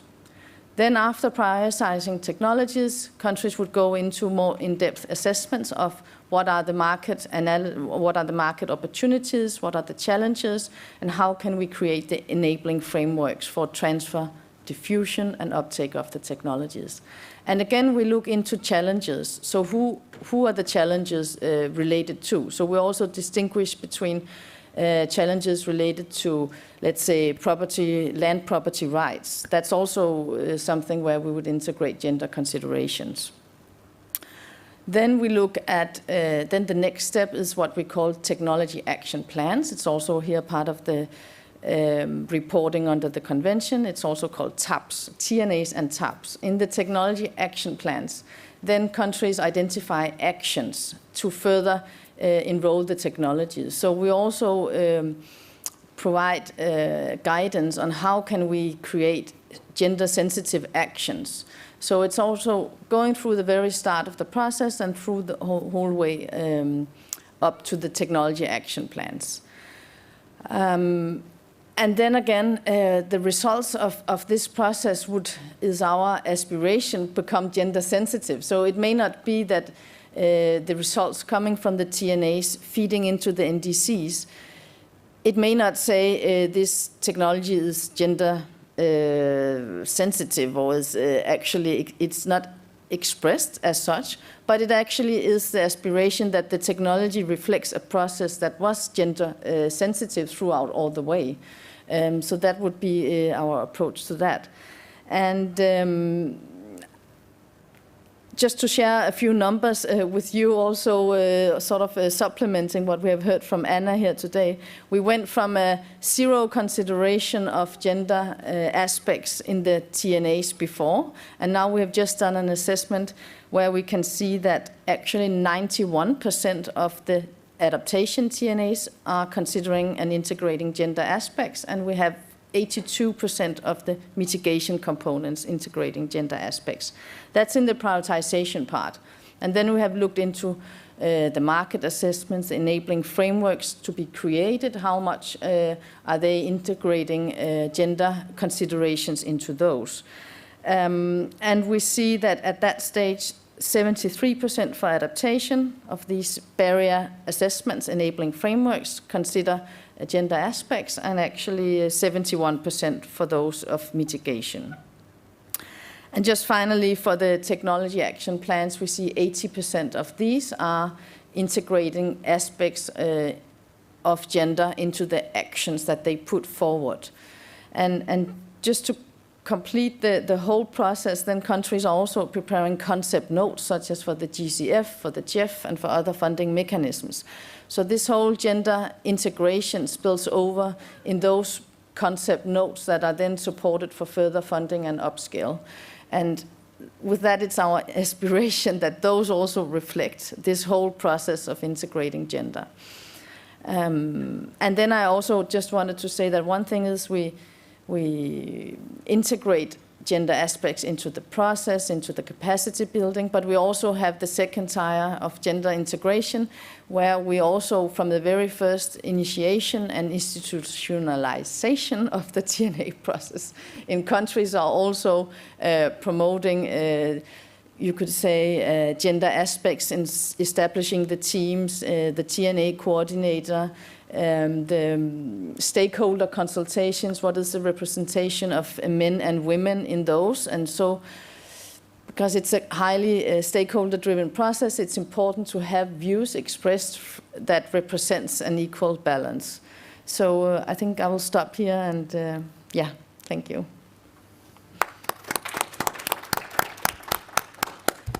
Thank you very much, Sarah. I think it's you've shared with us quite an impressive story, how you went for a process where you realized there was no gender integration and you took the necessary measures. You developed the tools to integrate gender mainstreaming across the whole TNA cycle, and you've reached these impressive numbers. I think that's a game changer, and I think congratulations are in order to you and UNFDTU for this as well. We're going to begin now the round of questions and answers. I'm going to ask a question to our three participants here, but I want to invite all of you here in the room and those of you watching online to prepare questions if you want, and then stand up in one of the mics on the sides of the room and share your question, or those of you online, write your question in the chat, and we'll see it here on the screen. So let me start with Anna. Anna, what are some opportunities for building multi-stakeholder engagement across groups such as youth, indigenous people, rural communities, etc.? What are the opportunities? I mean, they're countless. I think that is one of the things that we also saw coming up in the NDCs. And for the sake of time, we were not presenting those numbers. But we see, for example, that if memory doesn't fail me, about 40% of the NDCs are already recognizing youth as special stakeholders. And we are also seeing references to indigenous peoples being recognized and brought into as stakeholders. Even references to LGBTQI+ groups have come. Again, 6 of the NDCs have specific reference to these groups. So I think the opportunities are absolutely there. It's mostly, perhaps, the encouragement to parties, to government, to design these processes in a way that they are more inclusive. The more that we start disaggregating who are those people that we are bringing into the table, the better that we can understand the context in which we are developing these policies and developing these processes. So the opportunities are there, but it is perhaps most important in terms of thinking about capacity building, to ensure that at the government level we are aware and we have this capacity to identify who are those stakeholders that we may not necessarily bring first to the table, but to open the doors for them and ensure that the process allows them not just to have that seat, but to voice their concerns, and that we are actively collecting that input so that we are using it to inform action. So that it comes, and so that the sensitization and capacity building brings us from understand that it is not only about the numbers, but it is about the quality and the collection of the information and how we are assessing it to transform the policies that we have. So I think the opportunity is absolutely there, and it's very encouraging to see that several of the parties are actually doing that. Thank you so much, Anna. It is encouraging. And I'd like to ask Bishop the same question, and maybe from a country perspective, you've gone through this process. You can share with us what has been your experience in building this engagement across the different groups that I just mentioned. Yes, thank you very much. So, Cambodian experience with the inclusive stakeholder engagement and gender-focused capacity building within our NDC enhancement. So, as I have already mentioned, that the gender aspect has not yet included in the first NDC in 2015, but in our NDC updated. We have concern about gender for all related sector, and we have addressed these aspects from as the main priorities for during our update process of our NDC. And we have a request to all line industry and involved stakeholders to collect all the information related to gender aspect, and we send them the template for them to fill out related to gender aspect in line related to line industry, related to the action of mitigation and adaptation in the respective sector. And in order to do that, in Cambodia, we have to request through the official letter to submit to line industry to collect all this information. And after the submission of the filling template from line industry, we collect all the information, and we include into our NDC update. And we also have supporting from UN Women to provide capacity building to line ministry in order them to build capacity and to have and ability to include the gender aspect into their action of the line ministry. And Ministry of Women Affairs also play a very important role to work with the UN Women in providing capacity on the gender aspect and climate change. And one training also organized by UN Women and Ministry of Women Affairs when we do the NDC process. Yes. And yes, this is at last we got activities from line ministry that we can include into our NDC. Yes. Thank you very much for sharing what measures you took during the process to include the gender dimension, both in terms of capacity building and data collection. And Sarah, I'd like to invite you, if you want to add any thought from your end to multi-stakeholder engagement.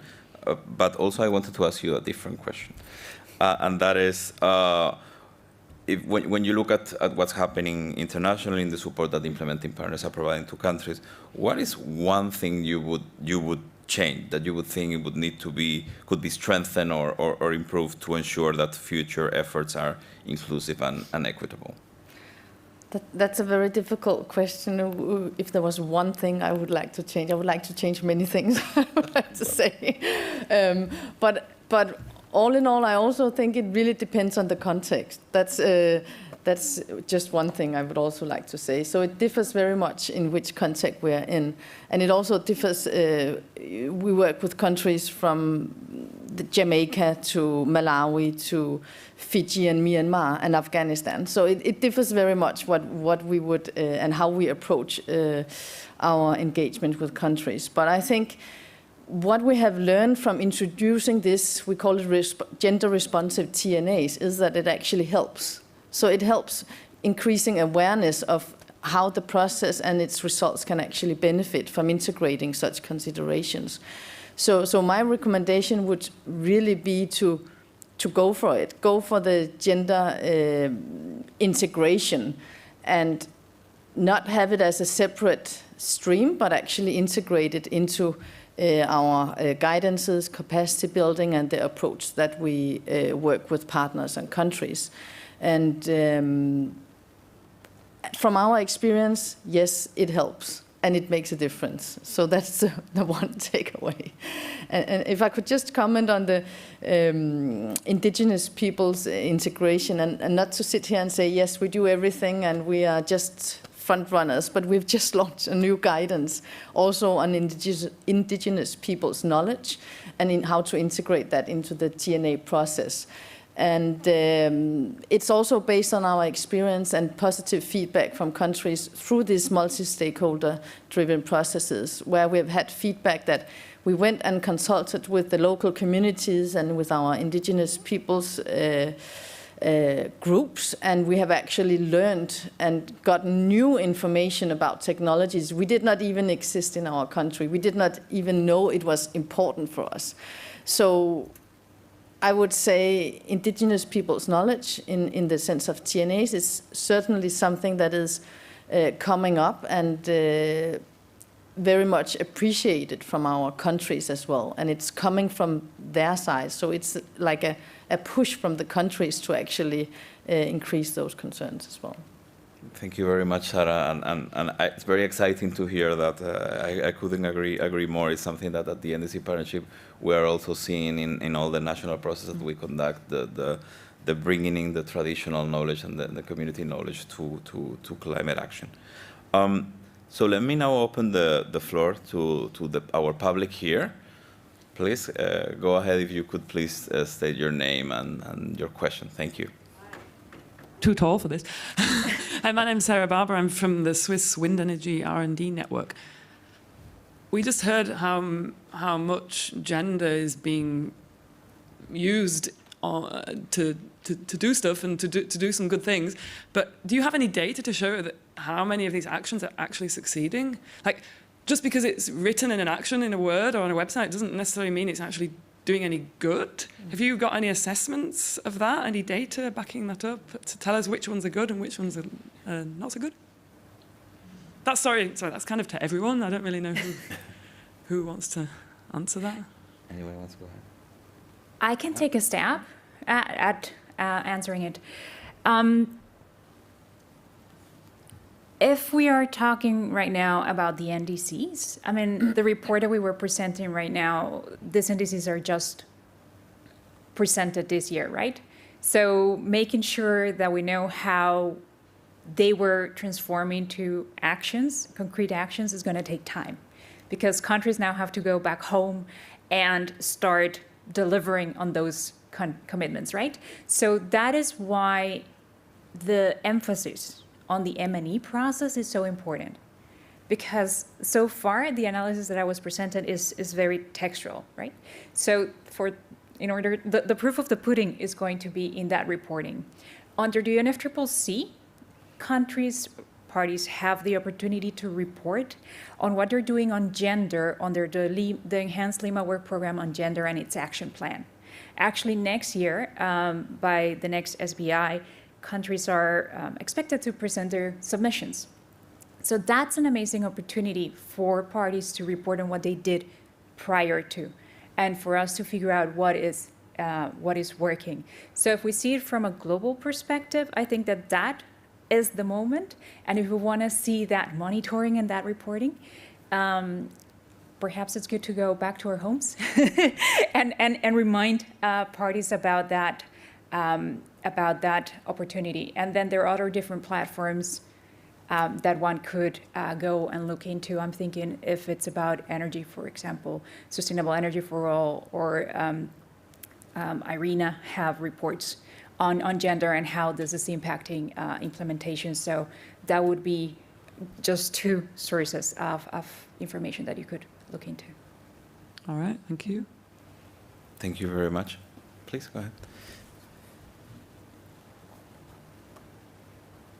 Hello, I'm Hadil from Palestine. I have two questions, and I want basically recommendation for Palestine to take this in mind. When Palestine submitted the NAP, the National Adaptation Plan, and the NDC, they weren't gender responsive. But when we finally, 1 month ago, we finalized the NDC action plans, and all of them were gender responsive. So how can we just reflect that to the NAPs and to the previous previous reports? How we can integrate gender in the previous reports, or can't we, or just to move forward? This is one question. And the second question is, gender responsive plans means, or it should be a gender responsive implementation. So how can we guarantee that? What is the best policy to integrate gender responsive in the implementation? What is the main step and the major step that we can do to guarantee this integration and to be aligned with the NAPs, the action plans? Thank you. Thank you very much. And actually, I appreciate that question, because I was going to ask like a one key recommendation to close the panel. So maybe we could use your question to do that. Anybody who wants to begin? Michelle, do you want to respond first? Can I go to the second question? Okay. Yeah, absolutely. Yes, for the, I think that we have integrated gender in our NDC, and in Cambodian, in our national communication, we do not have a national adaptation plan yet. But in our national communication, we have very not specific integrate gender. The most recent update NDC have identified our gender, and we have climate change strategic plan also include gender in our national climate change plan as well. For the implementation, I think that if we can integrate gender into national and subnational level, it can be reflects to mobilize fund for the implementation at the ground level as well. Thank you. Thank you, Vishet. Sure. First about the reports, I mean, it's not possible to go back, right, and rewrite them. But of course, the recommendation is, as you move forward, to make sure that you integrate gender into that reporting. And the way you can do it is that you can have a gender section, which is what's normally done. The downside of that, of course, is that people tend to just think, oh, it's just a section, right? So, but if you want to be more ambitious, then I would suggest in that report to make sure that whenever data is coming up about beneficiaries, to make sure that that's presented in a sex-segregated manner, that if you are talking about different sectors, that you can actually, in a paragraph, depending on how big your report is, but that you can actually integrate what you're doing differently per section, so that it is part of the story. It's not just perceived as an add-on. That would be the suggestion there. And in terms of making sure that the process is gender responsive, which means that we're not only acknowledging that there are gender gaps, but we're acting about it, a couple of things come to mind. First, it's always very important to have a focal point, a person, a unit that is charged, that has the responsibility to see that these gender activities are happening. Because if it's no one's responsibility, maybe everyone forgets. I know I'd say it simply, but it's key to make sure that there is this responsibility. And this responsibility needs to be accompanied by knowledge. I mean, doing gender work is technical work. So that needs to be recognized. There should be a person, a team that is providing you, ideally, on-the-ground support. And that also means that there has to be some budget for that technical support and for those activities that may be different.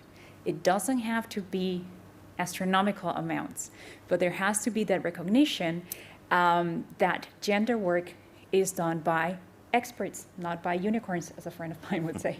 So we have to put in the budget to recognize that knowledge and to recognize that activities have to happen. So those would be my three top suggestions for you.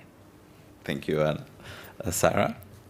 Yeah, and maybe I'm just sitting here and thinking what I can add, because much has already been said. But I think one important argument, money talks, and all major financial mechanisms today actually requires gender inclusion and implementation plans that are gender responsive. So if countries would move forward with implementation of action plans and are seeking funding, then those plans and projects needs to be gender responsive. So it's simply a question also of, money talks, and if you want to obtain funding for implementation, then you actually need to integrate gender considerations.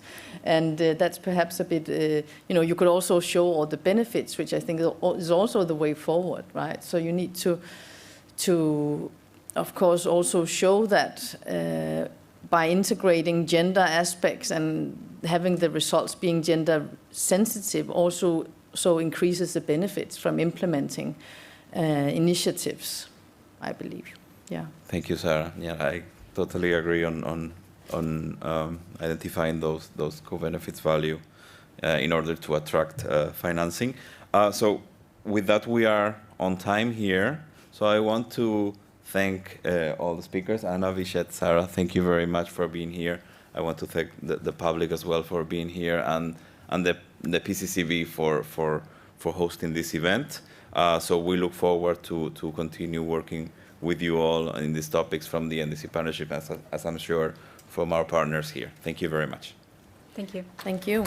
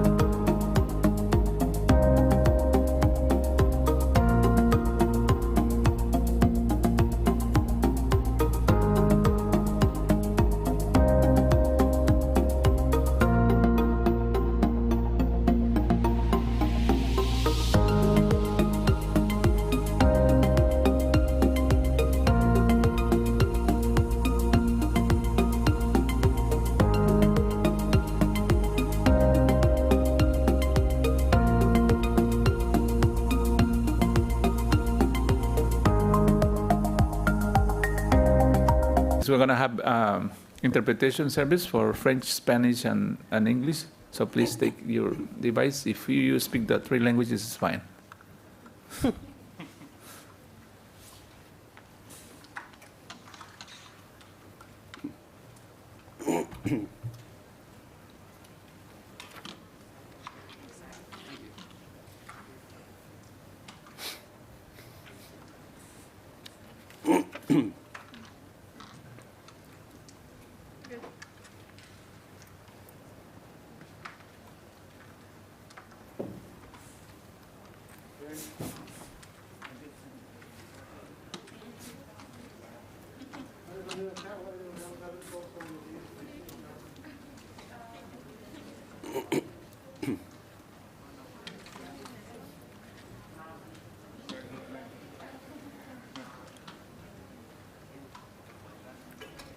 Bonita audiencia. Bonita audiencia. Sí, sí, sí. Johnson. French 4, Spanish 1. Okay. French 4, Spanish 1. 1. Okay. Channel 1 is Spanish and French is channel 4.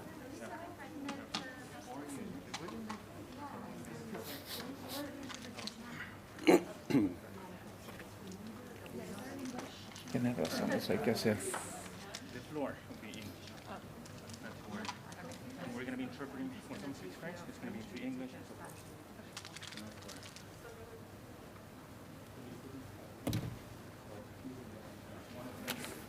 Can I use my own passport?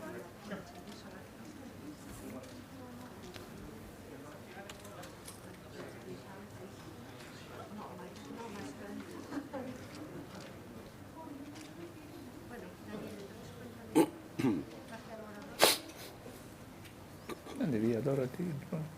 Ah, está bien.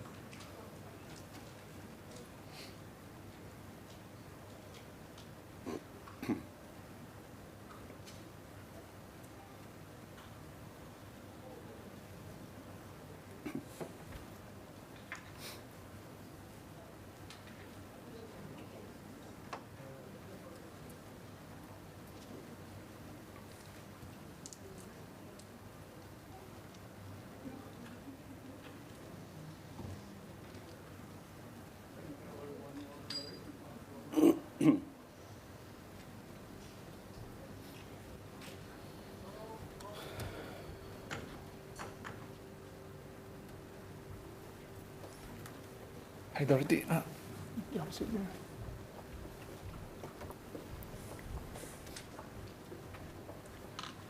Okay. Good morning, everyone. My name is Johnson Cerda. I am a Quechua indigenous person from the Ecuadorian Amazon. I'm working with a dedicated grant mechanism for indigenous peoples and local communities. So today I'd like to welcome you for this session. The title of the session is Indigenous and Local Community Leadership to Achieve Climate Goals. And today we want to share with you the experience that we have in different countries. In the panel, we have speakers from Nepal, Dil, and also Tunga. They come from Nepal, and they will be sharing their experience from Nepal. And also we have colleagues from Guatemala, our brother Sergio, and also Lola. They are coming from Guatemala, and they'll be sharing also the experience from Guatemala. And also, finally, we're going to have our sister Dorothy from DRC, from the Congo, and she's going to share the work they have been doing around the new legislation on indigenous peoples in DRC, and the work she's doing in terms of translating the document. So this is what we have here. And the goal of this panel is, in one way, is to raise awareness about the potential contribution that we have as indigenous peoples for climate action, and also share this community-based experience that we have in each of the countries. to contribute to all this discussion that we are having here on the COP. And also, the idea is to amplify the voices of local people. So that's why we have invited today our colleagues to speak in this session. To start, I'd like to, first of all, share what is the DGM. I don't know if you are aware of that, but let me share what is the DGM. We had a video, but it seems like it's not working, that video. So I'd like to explain in general what is the DGM. Through Forest Investment Program of the Climate Investment Fund, the dedicated grant mechanism for indigenous peoples and local communities was created to support the full and effective participation of indigenous peoples and local communities in the international effort to reduce, one-way greenhouse emissions from deforestation and forest degradation. It is an initiative not only that recognizes the global environmental contribution of indigenous peoples and local communities, but support their efforts and affords them to lead a role in designing, governing, and implementing projects. I think this is important. This project was designed and the governance system is led by indigenous peoples and local communities, and also the implementation is done by the communities itself. So it was established in 2010, but the projects actually started in countries in 2014. As I said, all led by indigenous peoples and local communities. And you pass the, do we have the next one, please? Oh, I don't have any.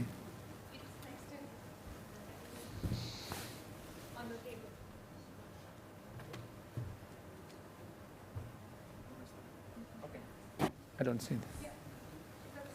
Yeah, thank you. Thank you very much. Yes. So you can see in the screen, this is more or less the distribution of the projects, the countries that we have. At this point, we have around 12 countries. We started with 14 countries in 2014. But now we have 12 countries, and each of the countries, for instance, you have in Latin America, you have Mexico, Guatemala, Peru, and Brazil. Then in Africa, we have Ghana, DRC, Burkina Faso, DRC Congo, Congo Brazzaville as well, including Mozambique. Then we have Nepal and Indonesia. In the past, at the beginning, we had Laos and Ecuador as well, my country, but the government decided that perhaps they didn't want to work with this project, so that's why we don't have it. It was, an issue there. Anyway, you can see in each country, they have amounts from $4.5 million to $6.5 million, depending on the country. And this is how this is distributed. And Conservation International, where we are working, is basically the global implementing agency. We are trying to help the countries in order to share the experiences that they are having in each of the countries. So we do global exchanges, we organize regional exchange, as well as fellowship programs in order to exchange the knowledge, because the mandate from the indigenous leaders was,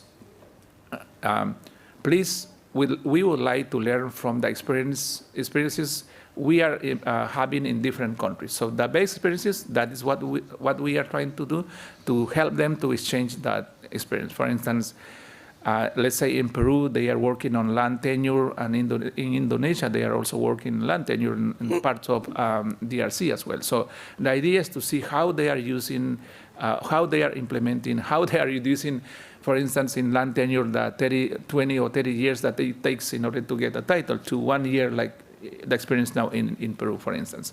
Things like that. We are trying to do that at the global level. So at the global level, we have a governance system. Again, this is a global steering committee with members coming from each of the countries that we have in the map. So they select in each country a member to become member of the global steering committee.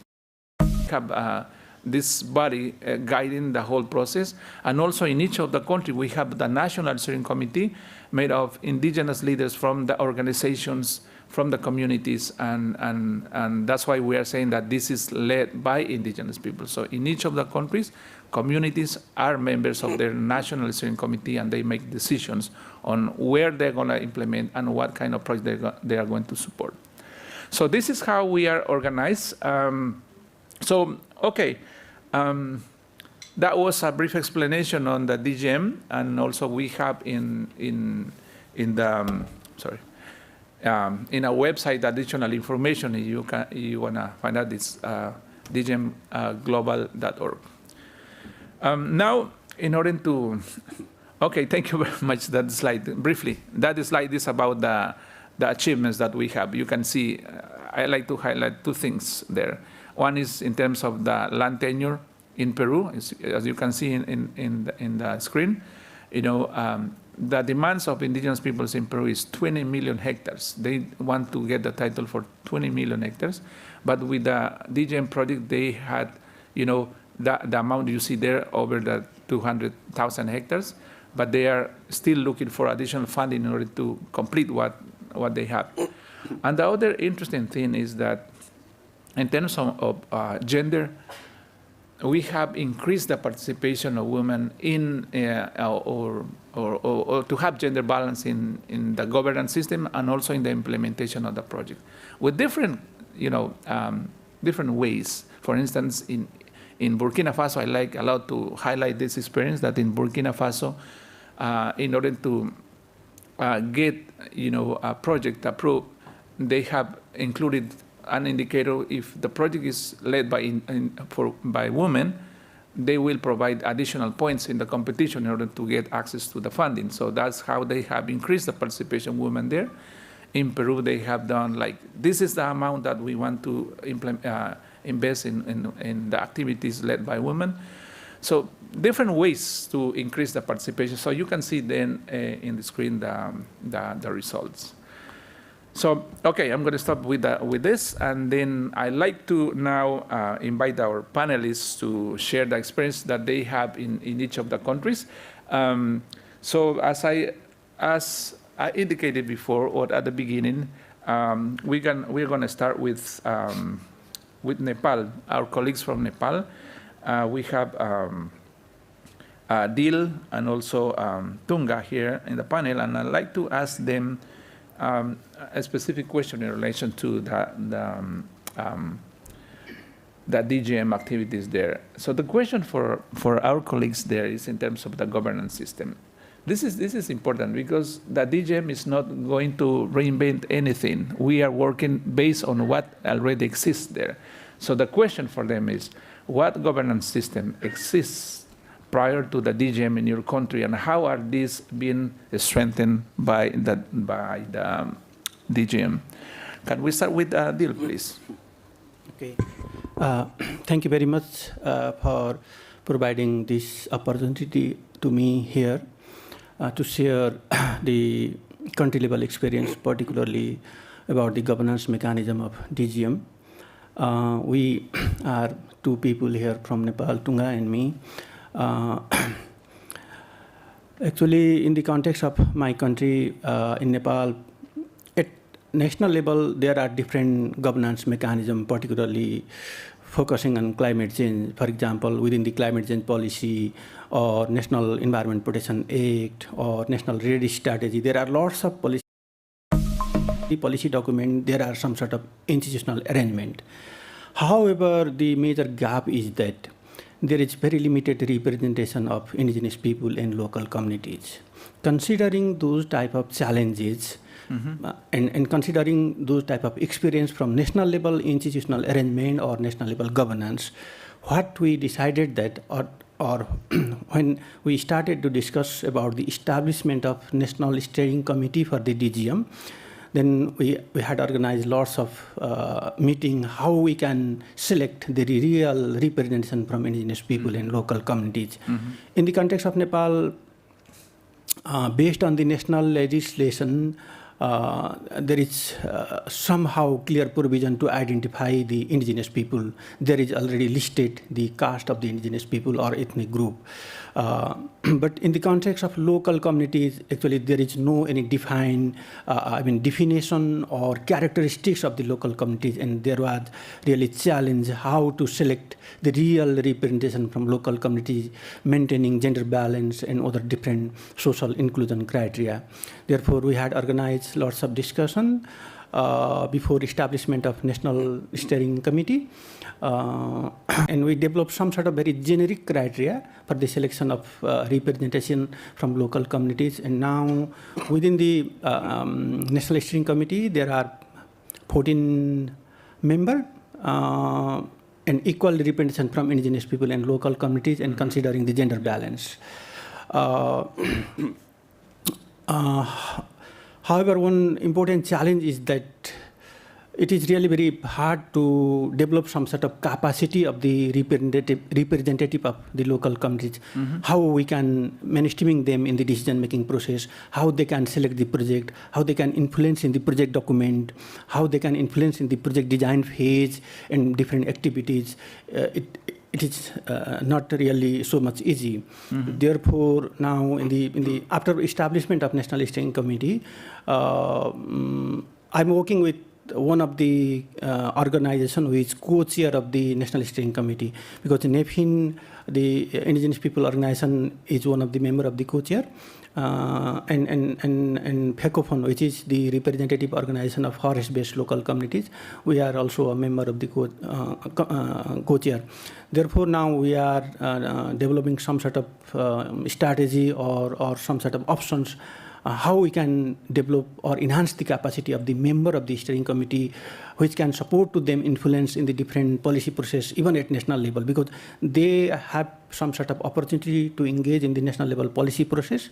If they have no enough capacity, then they cannot influence in the process. Therefore, at the beginning, we are focusing on capacity building. However, in the project document, there are different elements. I will talk later on after sharing from Tunga. This is the situation, and now I want to stop here. Then I think after sharing some experience from Tunga, it will be easy to me. Okay. Tunga. Thank you. Thank you, everyone. Nice to have you here. My name is Tunga Rai. I belong to Rai Indigenous Nation of Nepal, originally from the Hillian Mountain. I work with Nepal Federation of Indigenous Nationalities, which is the federation of all indigenous peoples' organization in Nepal.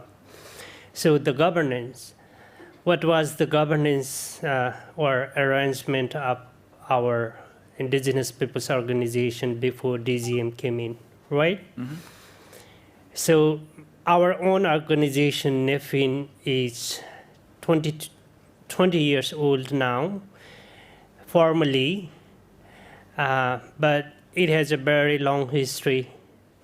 Many different indigenous peoples' organizations were organized as a movement because we were not allowed to register as an organization. So we were a movement. So, however, we called that organization. But after democracy in Nepal, indigenous peoples were recognized officially. So 59 different indigenous nations are recognized in the country. All of them have their own mother organization, and those distinct and separate indigenous peoples organization established the federation, the umbrella organization for them, the mother organization for all of them, which is NEFIN. That's how, that's where we are now. And NEFIN has also the chapters at the province level, district level, and municipality level. This is the structure, the governance system. And in the board, we require at least 33% of women. And in the federal council member, 1 man and 1 woman is mandatory. And the General Assembly is the highest body to make the decision. So this is the governance system. So I think the designated grant mechanism is a tool to translate indigenous people's self-governance and self-determined development. So based on those principles, NEFIN became a part of DGM in Nepal by mobilizing our already existing networks, members, and the governance structure. I think that also helped DGM to operationalize its activities at country level. On the other hand, NEFIN has also harnessed DGM's opportunity in order to expedite, materialize its activities to the ground. But we are not still there because we have just established National Steering Committee and selected the National Executive Entity and the National Manual, what is that called? I don't know the exact term, I forgot it, but we are somehow there. So I think there is a complementarity and the win-win situation of DGM support and our existing governance. Okay, thank you, Ryan, and thank you, Tunga. Yeah, what you can see here is that we have an organization representing local communities and also indigenous peoples. So now, if we turn to Guatemala, I like to make the same question to them. In terms of the governance system that they have, is it the same? Is different? What is the structure of the governance and how the DGM is going to empower, strengthen the organization that you have in Guatemala? Can we start with Sergio, please? Okay, thank you very much. Gracias, Johnson. Bueno, en Guatemala, de igual manera, muy parecido a los amigos en Nepal, ya existían 3 plataformas, o existen más plataformas, de hecho. Él habló de una serie de grupos indígenas, 28 me parece dijo, y en Guatemala hay 23. Nosotros tenemos también organizaciones locales que manejan el bosque. Entonces hay mezcla de grupos indígenas, pueblos indígenas y comunidades locales que manejan el bosque. De esta manera, los medios de gobernanza que ya existían se han ido acoplando y se definieron 3 que estaban en diferentes sectores. Uno conformó la Alianza Nacional de Organizaciones Forestales Comunitarias, de la cual ACOFOP, la organización que yo represento, es miembro. Luego estaba la Mesa Indígena de Cambio Climático y otra red de usuarios de PIMPEP y PINFOR. PIMPEP y PINFOR son 2 incentivos que tiene el gobierno de Guatemala para hacer reforestaciones, ¿verdad?, en tierras privadas con comunidades locales o grupos indígenas. Entonces estos 3 grupos se aliaron, cada grupo ya tenía su medio de gobernanza, ellos ya hacían gobernanza forestal y ahora deciden, y a través del DGM, unirse en un comité directivo nacional, ampliar esa fuerza que ya tenían a nivel de país.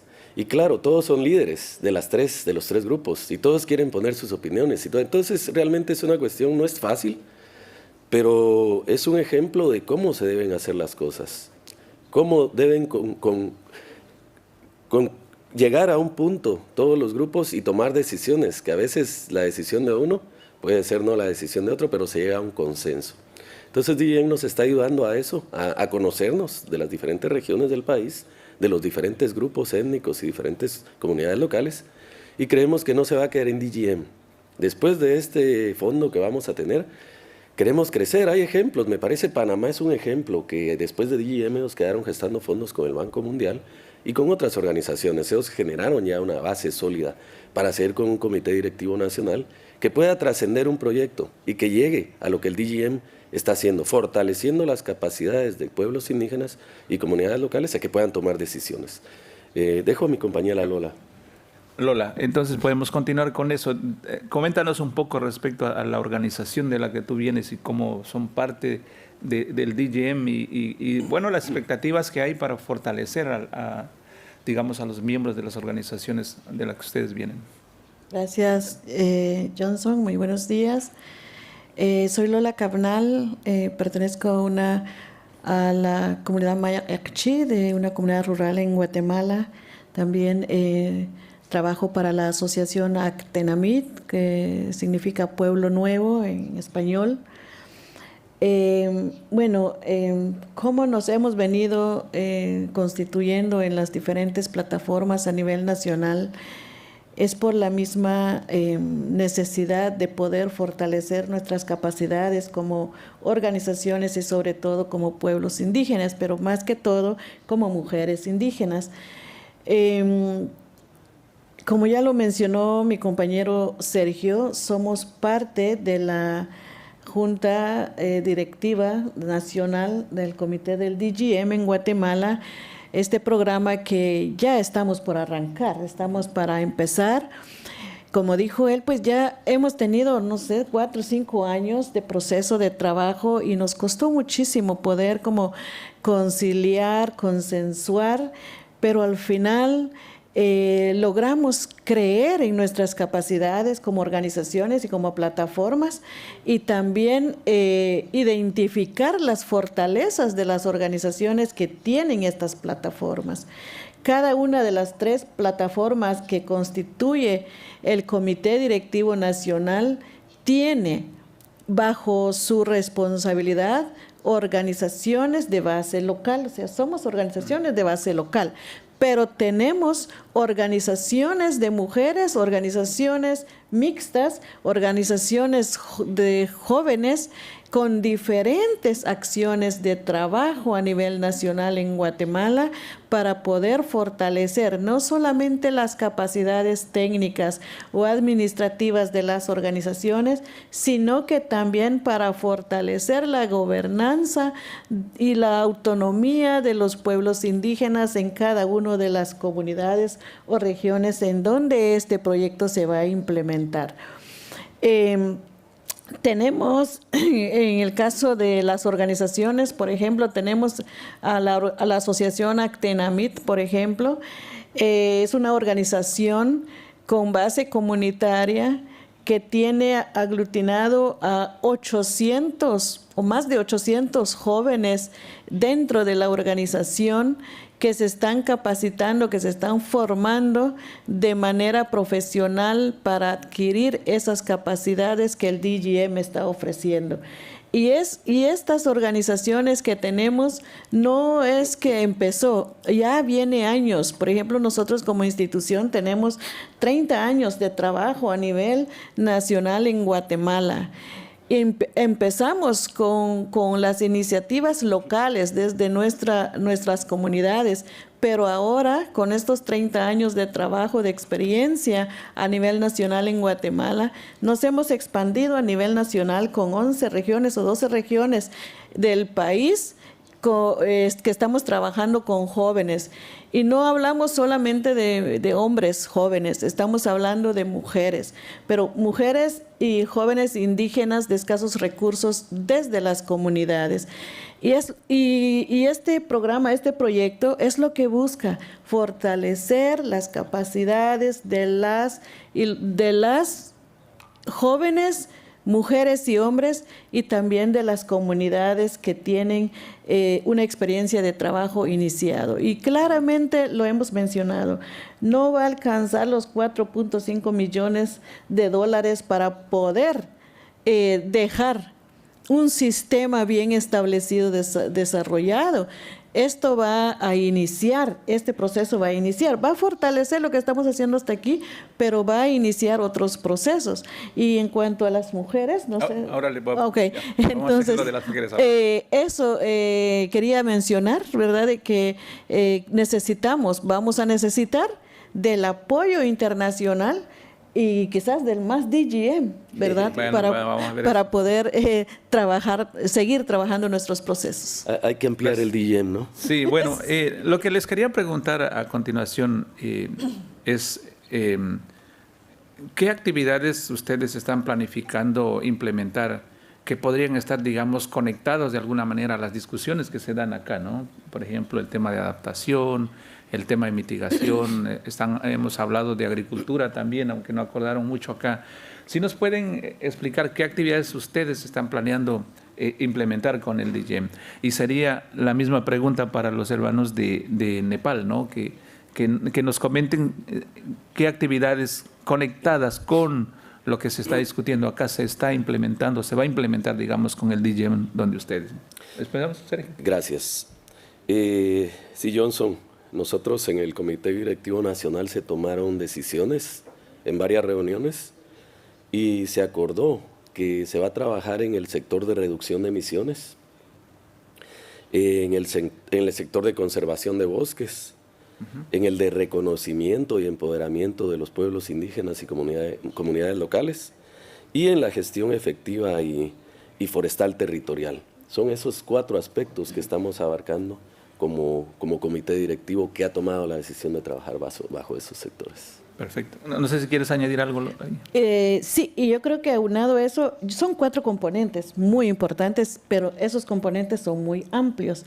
Entonces también estamos tratando la manera de que el tema de género, bueno, el tema de género dentro de los pueblos indígenas, como que no mucho lo mencionamos, pero hablamos más sobre el tema de la dualidad, ¿verdad? De ese equilibrio que tenemos entre mujeres y hombres trabajando en nuestro territorio. Entonces, en este sentido, queremos también fortalecer el tema de las capacidades de las mujeres a través de educación, a través de la salud, a través de fomentar también alternativas económicas que permita el desarrollo de las mujeres, que no solamente el desarrollo de capacidades, pero que también pueda tener ese desarrollo económico que se necesita. Y aparte de eso, pues también el tema de la soberanía alimentaria, que por el tema de cambio climático se está perdiendo no solamente nuestro sistema alimentario, no es solamente nuestro conocimiento, sino que también se está perdiendo nuestras prácticas ancestrales, y es por eso que nosotros estamos viendo como mujeres que estamos dentro de la directiva del DGM en Guatemala, fortalecer las capacidades de las mujeres, porque las mujeres también forman parte en el desarrollo de nuestras comunidades, pero sobre todo en la conservación de los conocimientos para la protección de la madre naturaleza y de los bosques. Muchas gracias. Entonces, ahora nos quería preguntar a los amigos de Nepal, no sé si tienen alguna respuesta a esto, qué actividades que ustedes están... Oh, sorry, I'm in English. Yeah, I'd like to ask Tunga and also my brother from Nepal if you want to add something what they have said. What activities in Nepal you are planning to be implemented with the DGM, if you are aware of that, or yeah, please. Yeah. We are not there yet. We have not received proposal, or we have not called for proposal yet. We are preparing all of the arrangement. But what we are thinking, what I personally think is, we would be funding, supporting the customary and traditional kind of income generating activities. For example, aromatic and medicinal herbs processing, weaving, carving, pottery, or liquor making, and branding and marketing. Bring it into the value chain, because those are the customary practices and the knowledge of indigenous peoples, which often oversight. And those are the things also we have been raising here in climate negotiation. I personally think that DGM can support this kind of oversight kind of income generation opportunities, and also the livelihood. Mm-hmm. And another thing would be to document the knowledge of indigenous peoples with full consent, free, prior, and informed consent of knowledge holders, if that's doable by community protocol or by customary rules. I think those are the angles we are thinking of to support by DGM activities. Mm-hmm. But as I said, we are not right there yet. We are just progression. Starting, yeah. Deal? Okay. Actually, in the context of Nepal, most probably we all know that definitely there are some sort of social and environmental impact from the mitigation project. Mm-hmm. For example, from the RED Plus related project or any other different mitigation related project, definitely there will have some sort of environmental and social impact. Therefore, during the discussion within the DGM steering committee, actually, what we are discussing that if there are any environmental and social impact from the mitigation activities implemented by the government, then definitely we will have great concern over those type of negative impact. Therefore, the DGM should support to indigenous people and local communities to make empower to those affected communities to address the potential social and environmental impact. That is the first priority. Actually, during the development of project design document, the initial government was not more supportive or to include the activities related to the strengthening of indigenous governance system, customary governance system, and ensuring the tenure right. But after lots of discussion with the World Bank and government, finally they are agreed, somehow they are agreed to include those type of activities which will be quite supportive for the strengthening of customary governance and securing tenure right. Therefore, in the future, still there is not so much clarity how we will implement those type of activities. But in the project design document, there are 3 elements. One is capacity building. Another is a small grant for the indigenous organization to strengthening the customary governance system. And third is engaging in the policy process. Therefore, by utilizing those 3 elements, definitely we, from indigenous people and local community, we will give high priority in those type of activities which will strengthen the customary governance system and land tenure right and income generation activities which are already highlighted by the Tunga. Thank you. Thank you. Thank you very much. I see a lot of activities planned in the countries, and as you saw in the screen, we have a lot of experiences already going on with other countries, more than 600 sub-projects implemented in countries. Well, now I'd like to move to DRC. In DRC, they are implementing the project, the DGM project as well. But lately they have been engaged also, not only the DGM project, but several organizations in DRC in order to perhaps lobby for the approval of the new legislation on the rights of indigenous peoples in DRC, which is important. And that's been somehow adopted there. And that's why also I'd like to invite Dorothy to share with us about this new legislation and her experience also translating into local languages, because sometimes we have the legislation, but if we don't have in local language, we don't know about that. So it's important what she's doing. So we have invited Dorothy to share with us the experience about the new legislation. Please, Dorothy, can you please share with us this experience? Merci beaucoup pour la parole. Je suis Dorothée Lisenga de la République démocratique du Congo, une femme autochtone de mon État. Au Congo, nous avons les populations bantoues, les Soudanais et les autochtones qui sont les premiers occupants du territoire national.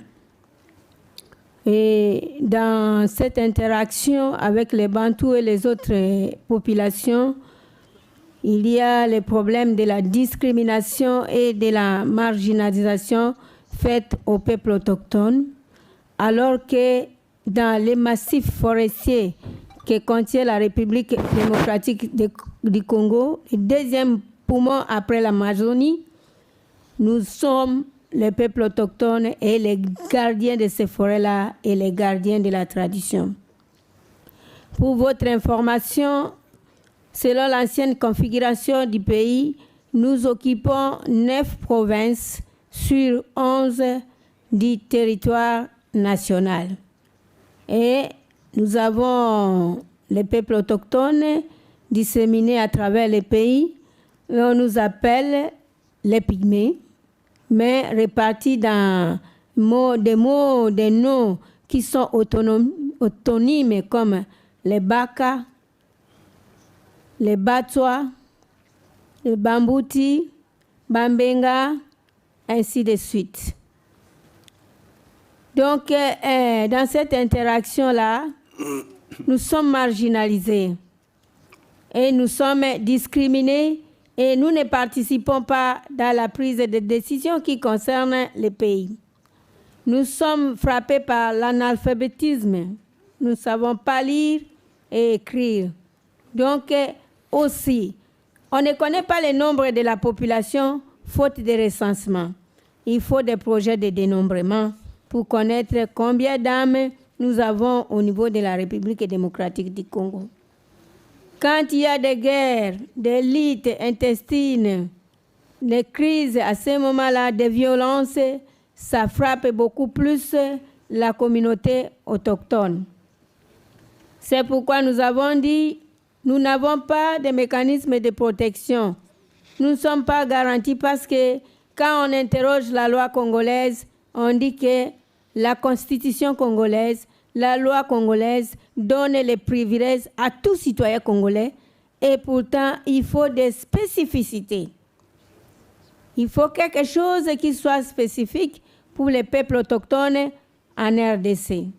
Parce que nous n'avons pas les mêmes niveaux. Même quand on regarde les degrés de la marche, quand il s'agit de questions de droits, il y a les autres communautés bantous soudanais qui sont à quelques mètres de la course vers leurs droits et nous sommes à 0 mètre. Alors, pour pallier à cette situation-là, nous avons dit, avec l'avènement de DGM, nous devons avoir une loi garantissant les droits spécifiques des peuples autochtones en RDC. Et nous avons la loi maintenant. Mais la loi n'a pas été élaborée au Parlement comme toute loi. Il y avait la loi au départ, c'est la proposition de loi portant protection et promotion des peuples autochtones au niveau de la République démocratique du Congo.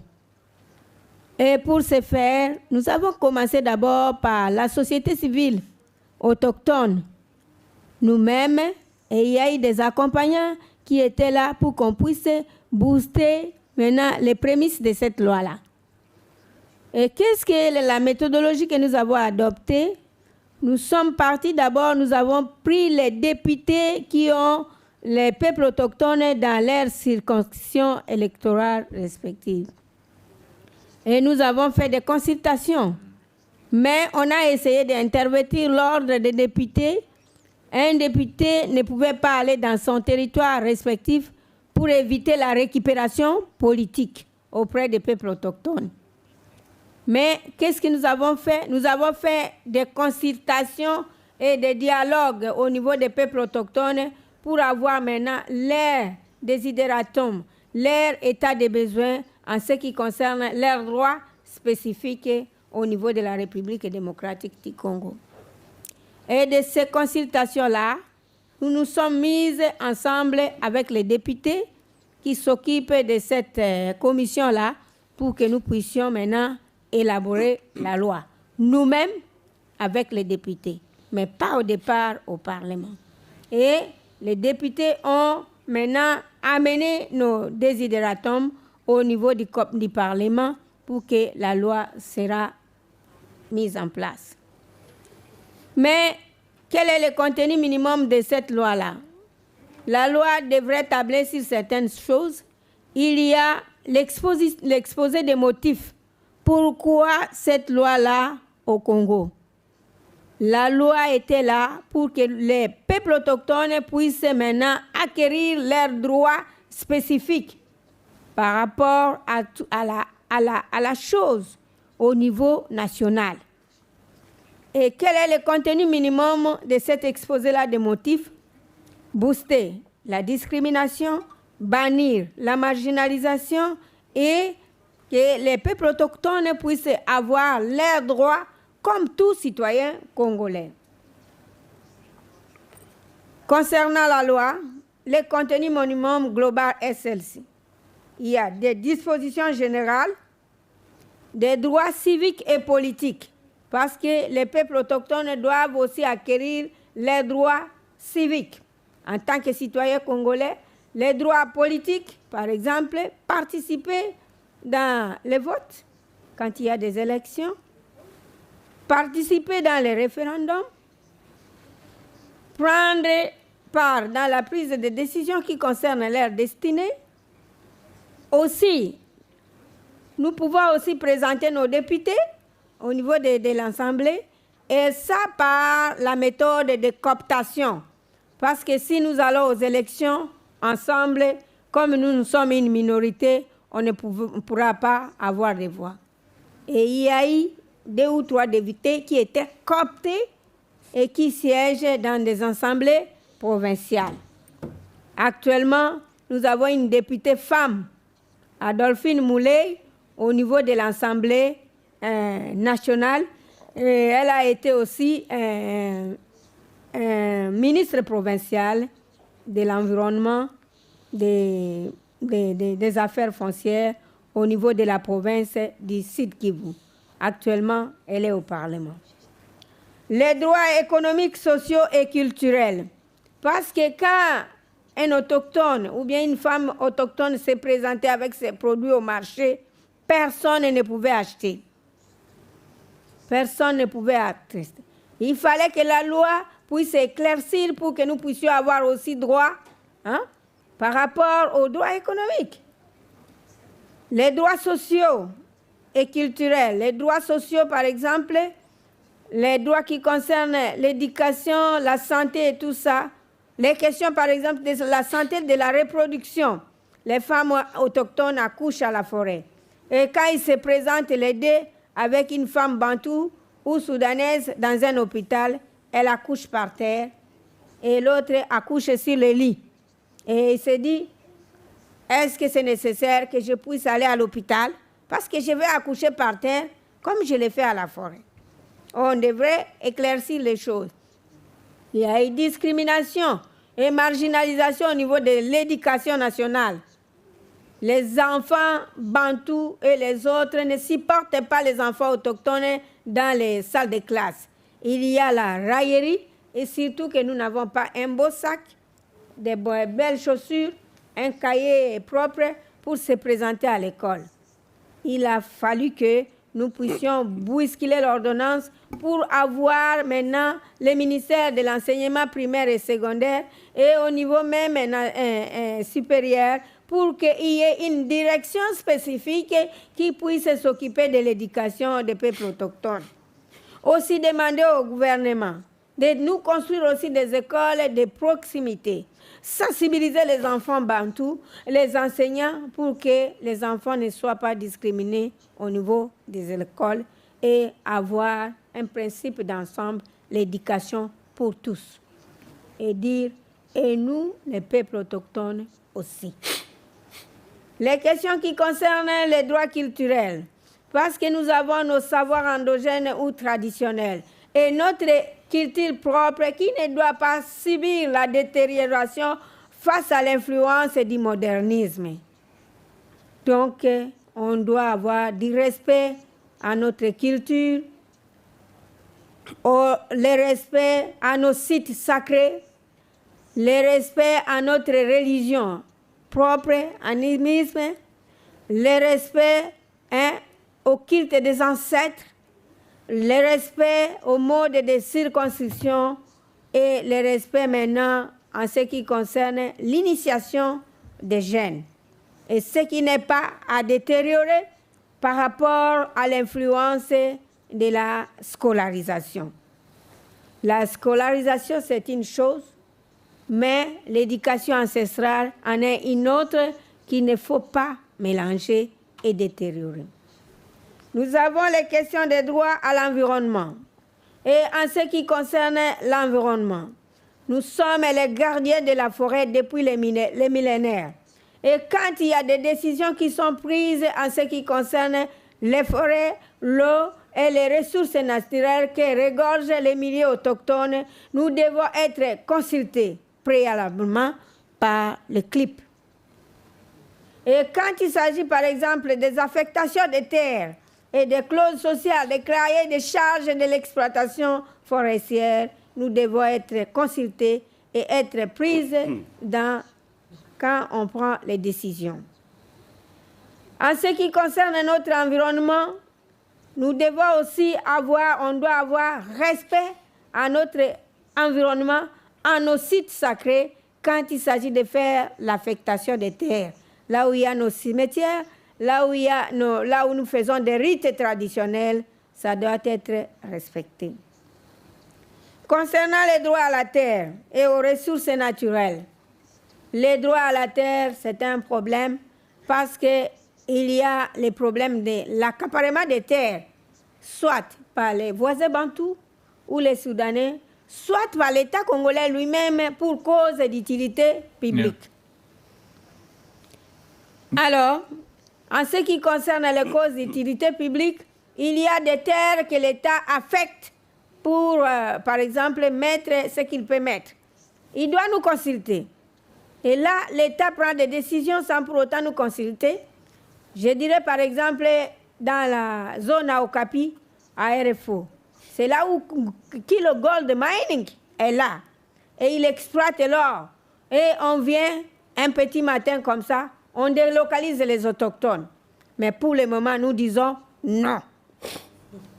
Nous disons non. Parce que nous avons posé la question à l'État congolais. L'État congolais, qui est son père, qui est sa mère?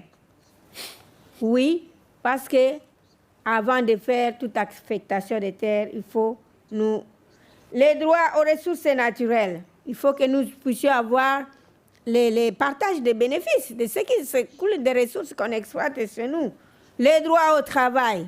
Nous devons aussi être à la fonction publique, oui, je dispose. Et puis des dispositions pénales, parce que quand un autochtone et une autre personne se présentent en justice, nous n'avons pas raison. Dorothy, Ce sont ces éléments-là qui ont constitué le contenu de notre loi. Et maintenant, nous sommes en train de les traduire dans les 4 langues nationales pour disposer à toute population. Mais comme la loi n'est pas encore sortie du Parlement, ça se trouve maintenant au niveau du Sénat, il faut qu'au retour ici, le président de la République signe, puisse promulguer. Et pour votre besoin de cause, si vous pouvez m'aider aussi pour que je puisse, moi-même qui comprends la loi, vous disposer de la traduction anglaise pour tout le monde. J'ai dit et je vous remercie. Thank you very much.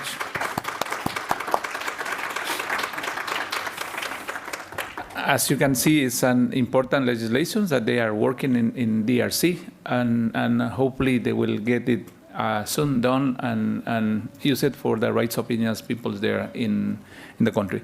I don't know how we are with the time. We have to finish. Okay.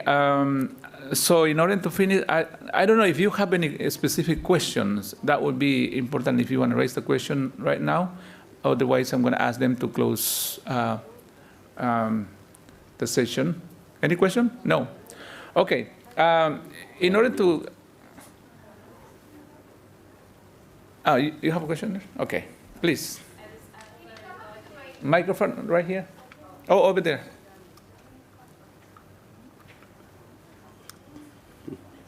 Thank you. It was a question for Dorothy about how specifically we can support you in support the law for your Indigenous people. Thank you. Bon, nous demandons à la communauté internationale et puis surtout à nos frères autochtones de nous soutenir de près ou de loin. Avec, par exemple, quand vous aurez la loi, des remarques et des considérations. Aussi, la loi aussi a les divulguer au niveau des communautés elles-mêmes, parce que la loi est là. Les peuples autochtones dans les confins fonds du pays, au niveau de la forêt, ne connaissent pas parfois que la loi est là pour eux. Alors, aidez-nous à, comme nous sommes en train de traduire, à vulgariser la loi auprès des peuples autochtones. Comme ça, ils sauront maintenant leurs droits.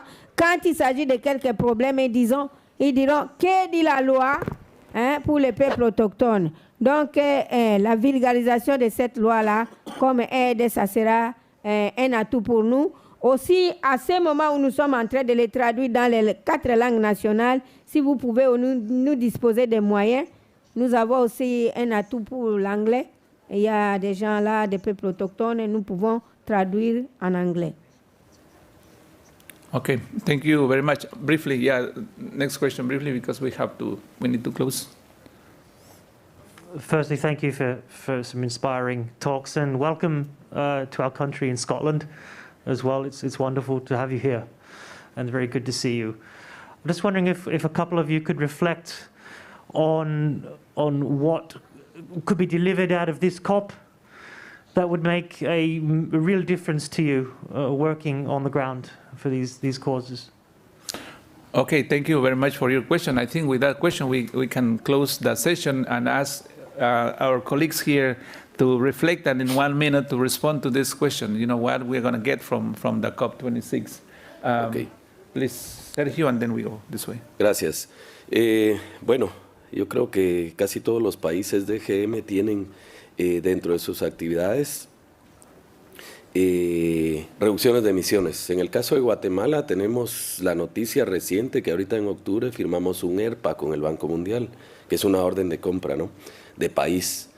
Vamos a hacer una reducción de 10.5 millones de toneladas como país, como pueblos indígenas, comunidades locales. En el caso propio de la Asociación de Comunidades Forestales de Petén, que pertenece a la Alianza Nacional de Organizaciones Forestales, vamos a hacer reducciones de 3 millones de toneladas de carbono y de esas 10.5 toneladas de país, el 95% cuentan para el Acuerdo de París, ¿verdad? Nos las devuelven los donantes del Banco Mundial para poder presentarlas a París. Entonces esas son las contribuciones que ya estamos haciendo en campo para ello. Perfecto. ¿Algún mensaje de los resultados de aquí? ¿Cómo va a beneficiarles a ustedes también? Muchas gracias. Bueno, tomando en cuenta todas las intervenciones en donde he participado y he escuchado mucho sobre la inclusión de un trabajo, incluir a los pueblos indígenas y respeto y reconocimiento de los derechos en los programas y planes e incluso ofrecimiento de financiamiento para pueblos indígenas, para seguir fortaleciendo sus capacidades y el trabajo que realizan a nivel territorial.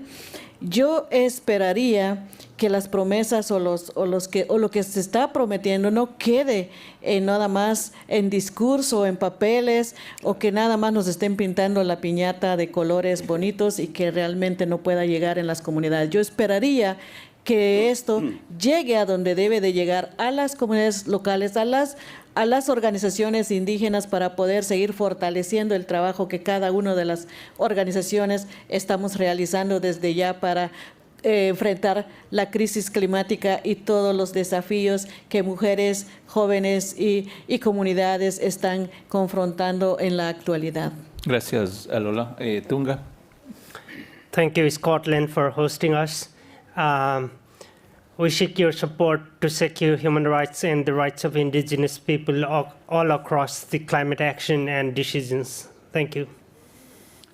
Thank you very much for very interesting questions. Actually, we all know that without local action of Indigenous people and local communities, actually we cannot address the challenges of climate change. Therefore, all those decisions made by the COP should ensure the human right of Indigenous people and local communities.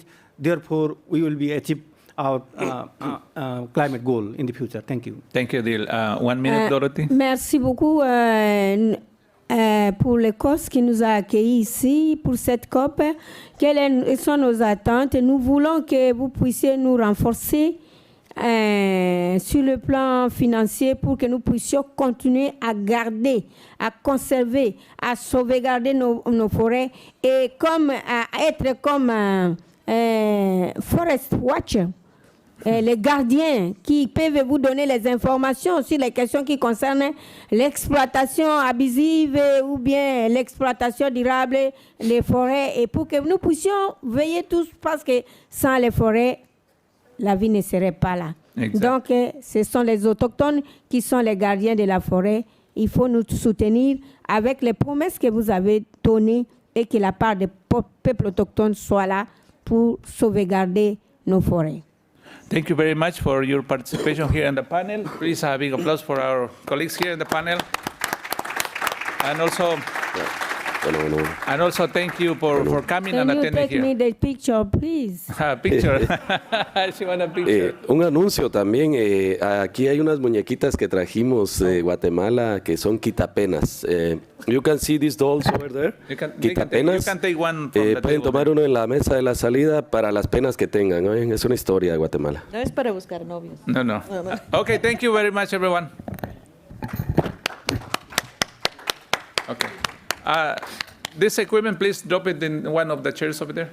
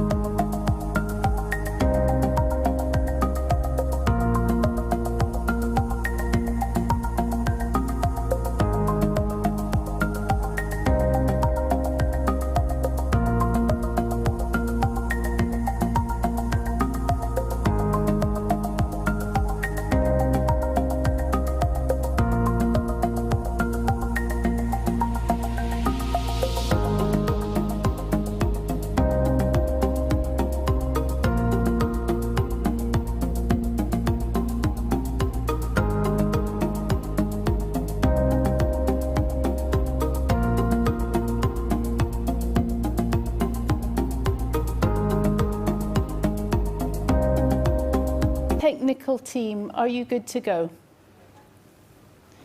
Good afternoon. Welcome, everyone. You've joined the event, Capacity Building Does One Size Fit All? The effectiveness of varied approaches to supporting the implementation of NDCs, here at the Capacity Hub at COP26 in Glasgow. I'm Marie Dupar from ODI, and I'm the Gender and Social Inclusion Lead for CDKN, the Climate and Development Knowledge Network. I am your co-moderator this afternoon. I'm sharing that responsibility with my colleague Michelle Dutoy, who joins us from CDKN's headquarters in Cape Town, South Africa. Michelle, are you there? Yes, I am. Thanks, Mary, and a very warm welcome from the Climate and Development Knowledge Network, CDKN, to all of you, whether you're online or in person there at the venue. As Mary said, my name is Michelle Dutoy, and in this session, we're going to be moving from in-person components that Mary will be moderating to virtual and pre-recorded components that I'll be moderating. And we're very excited. We're going to be ending off with a conversation between 3 youth representatives and an advocate for youth involvement in climate finance at the end of the session. So do stay with us for the entire session, please. And the reason why we're having this event is really to demonstrate the effectiveness of using respectful capacity building approaches that are really embedded and appropriate to the context and the stakeholders they focus towards. And we very much want to advocate for a move away from old school, traditional capacity building approaches, which often assumed a lack of existing knowledge, and they were often very top-down and unidirectional. And in that regard, I'm reminded very much of a Ghanaian government official who said about capacity building interventions, you come here, you look at my watch, and you tell me the time. So this is what we very much want to move away from, and we have some great inspiring cases from different, showing a very different approach from across the majority world that we're going to share with you. And before I hand back over to Mary and to Vice Minister Salinas, who will be giving us our official opening, I want to say thank you very much to the PCCB Hub for hosting us and for helping us at the back end with all our requests, and also very much to the IDRC and the Dutch government who funded a lot of the work that we're discussing today and really have encouraged us in the use of mutual capacity strengthening approaches. So welcome Santiago from IDRC, and I'll hand back over to you, Mary. Thanks, Michelle. Well, I have the enormous pleasure this afternoon to introduce to you Dr. Alfredo Mamani Salinas, who is going to give some welcoming remarks to this event before we proceed to the interactive discussion with our panelists. A few words about Dr. Salinas's background. He is Vice Minister of Strategic Development for Natural Resources in the Ministry of Environment for the Government of Peru. Initially trained as a chemical engineer, he has a master's degree in environmental science and energy from the University of Calgary in Canada and a PhD in environment and sustainable development from Federico Villarreal University in Peru. He has extensive professional experience in both the private and public sectors in Peru, including as supervisor of the Environmental Assessment and Inspection Agency and executive president of the Binational Water System Authority of Peru and Bolivia. Also, he has held environmental positions at Maple Ethanol Peru and on assignment to the Camasí Gas Project and Petro Peru. So without further ado, I give you Minister Salinas, who is going to address the audience in Spanish, and I have an English translation of his remarks, so I will be reading the translation as we go along. Please. Buenas tardes y gracias a todos y todos los presentes aquí en Glasgow y a aquellas personas que nos acompañan desde las redes sociales. Reciban un cordial saludo del Ministro del Ambiente, el Dr. Rubén Ramírez, y nuestro agradecimiento por su interés en la incorporación de los enfoques transversales para fortalecer la participación activa de los actores no estatales en la acción climática. Good afternoon, everybody. Let me extend the kind regards of the Minister of Environment of Peru, Rubén Ramírez. And I would also like to thank you for this opportunity that allows us to share capacity building experiences in Peru with different actors that make up the climate governance in our country. El Perú reconoce que la acción climática requiere una mirada en los impactos y roles diferenciados que nos permitan cerrar brechas sociales y económicas existentes. Por ello, la importancia de incorporar los enfoques de género, interculturalidad e intergeneracionalidad que se implementen de manera transversal en la gestión integral del cambio climático.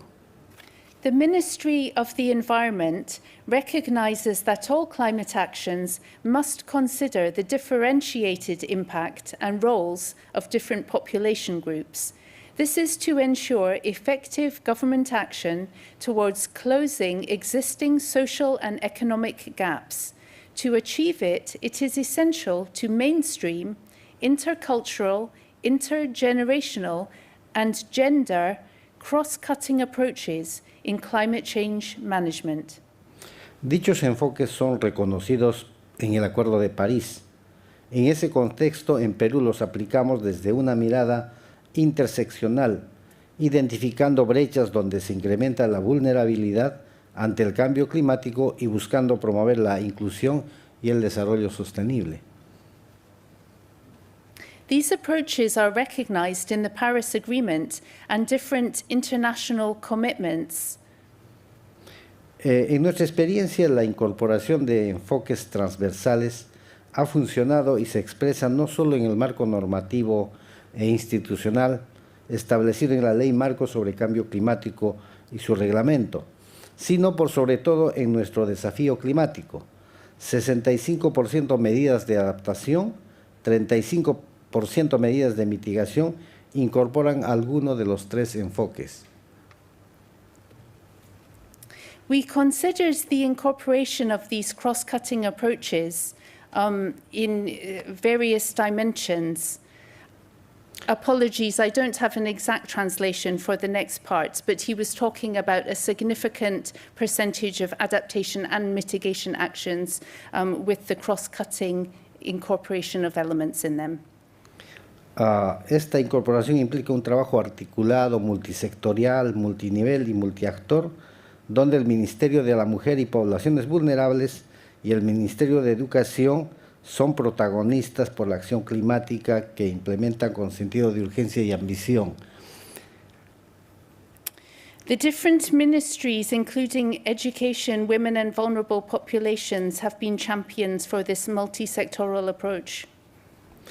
Quisiera resaltar que el Ministerio del Ambiente, para acompañar a los diversos grupos de interés, como jóvenes, pueblos afroperuanos, mujeres y pueblos indígenas, que hoy son parte activa de la Comisión Nacional sobre Cambio Climático, se suman a hacer frente a esta emergencia climática con una participación efectiva e informada. With the support of the Ministry of Environment, interest groups such as young people, Afro-Peruvian people, women and Indigenous peoples have been able to access capacity building processes. This enables them to have an effective and informed participation in different areas of climate governance. De este modo, Perú es un modelo para el mundo en materia de fortalecimiento de capacidades para incrementar el incremento en cantidad y calidad de participación ciudadana en la construcción y seguimiento de las políticas para hacer frente al cambio climático. Conforme el mensaje de la COP, unidos por nuestro planeta, animamos a todos y todas a fortalecer nuestro compromiso y así dejar juntos una buena huella. Peru's approach could be a model for the world and is aligned completely with the COP26 slogan, Together for Our Planet. Con esto quisiera finalizar mi intervención. Muchas gracias a todos y todas por su atención. Y ahora queremos compartir con ustedes la experiencia del pueblo peruano y afroperuano en la gestión integral de cambio climático en el siguiente video. That brings to the end my intervention, and I would like to thank you all for your attention and end with a virtual presentation. This video shares the experience of Afro-Peruvian people in the climate change management process in Peru. And now I would like to ask the technical team if they could play the video from Maria Jose Huamani, the Public Relations Coordinator of the Afro-Peruvian Association for Development and Culture. Thank you. Hi everyone, I'm Maria Jose Huamani, representative of the Working Group with Afro-Peruvian Population, which is a dialogue between the Peruvian state and the civil society for the development of proposal follow-ups and evaluation of public policies related to Afro-Peruvian people. This working group represents more than 70 Afro-Peruvian organizations in my country, and since this year is also part of the National Commission of Climate Change. In this context, capacity building activities has been essential to ensure an effective participation. Some of the key capacity building events have been: first, in 2020, in coordination with the Ministry of Environment, a virtual course on climate change was held, presenting key concepts for raising awareness in the topic. Then, in 2021, in collaboration with the Ministry of Culture and the Ministry of Environment, 3 public virtual dialogues sessions were held to discuss the impact of climate change in the Afro-Peruvian people. These actions, with an intercultural and participatory approach, have been fundamental. This enabled us to share concepts of climate change and overall to learn about the experiences of many Afro-Peruvians who day to day are living the negative consequences of climate change, mainly the rural population and their livelihoods. That's why we believe that all these activities generated a positive impact. On one hand, Afro-Peruvian organizations recognize the importance and have re-evaluated their relationship with the environment. On the other hand, it allowed us to make visible the diverse and severe limitations that Afro-Peruvians face. These are the basis for the development of intercultural public policies, such as the national policy of the Afro-Peruvian people, which is currently under development in my country. This is the first time that the Afro-Peruvian people are informed, consulted, and asked to participate in the development of climate change public policies. We want to keep being involved in this process. Thank you. Thank you very much to Maria Jose. I think she's going to try to join us remotely later for the question and answer segment of the event. Now I would like to hand back to my colleague Michelle in Cape Town, who's going to introduce us to some experiences from Ethiopia and Nepal. Over to you, Michelle. Thanks, Mary. And yes, Maria Jose Huamani is actually in this session, so she and Medine and Asta will be able to participate with us. So in this segment, we're going to hear from 2 practitioners, one in Ethiopia and one in Nepal, on how capacity building approaches they have used have contributed to successful outcomes in their projects. Both the speakers, Asta and Medine, have pre-recorded their messages, so we'll listen to these videos now, but they are here live with us online so they can answer questions afterwards. And we're going to first hear from Medine Fissa, who is the former Gender and Social Safeguard Specialist of the CRGE in Ethiopia. And the CRGE is the Climate Resilient Green Economy Facility in Ethiopia. And her case really demonstrates the efficacy of building on existing long-term engagement and using in-country expertise. So if the technical team could now put on Medine's recording for us, please. I'm the former Gender and Social Inclusion Specialist for the CRG facility and work closely with CDKN. And I'll be sharing with you technical support of CDKN to the CRG facility of Ministry of Finance in terms of integrating gender and social inclusion issues in the operation of CRG facility and implementing line ministries for enhanced climate action. So just to mention what CRG facility is, it's a financial mechanism for supporting the implementation of the climate resilient green economy strategy for achieving the vision of becoming a middle income status or country by 2021 with zero net emission, which has a focus on adaptation, mitigation, and economic development. The CDKN, represented by South North in Ethiopia, has been providing technical support to the CRG facility in carrying out institutional capacity building in terms of interventions and in terms of developing knowledge products of gender and climate change since 2019, and recently conducted a gender audit of the CRG facility and its executing entities at the request of the government. Just to mention the capacity building interventions of the CDKN, very much focusing on institutional capacity development as opposed to individual capacity development, supported by pre-prepared training modules and manuals. Just to mention some of the things, the training module includes different manuals and different topics in the area of gender and climate change, and also included a game, which is an innovative kind of approach that is used to train stakeholders on the nexus between gender and climate change, and also how decision makers can make gender responsive climate change programming.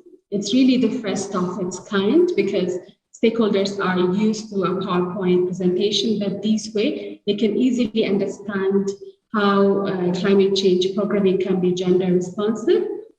And in addition, it was very much focusing on long-term engagement and in-country expertise.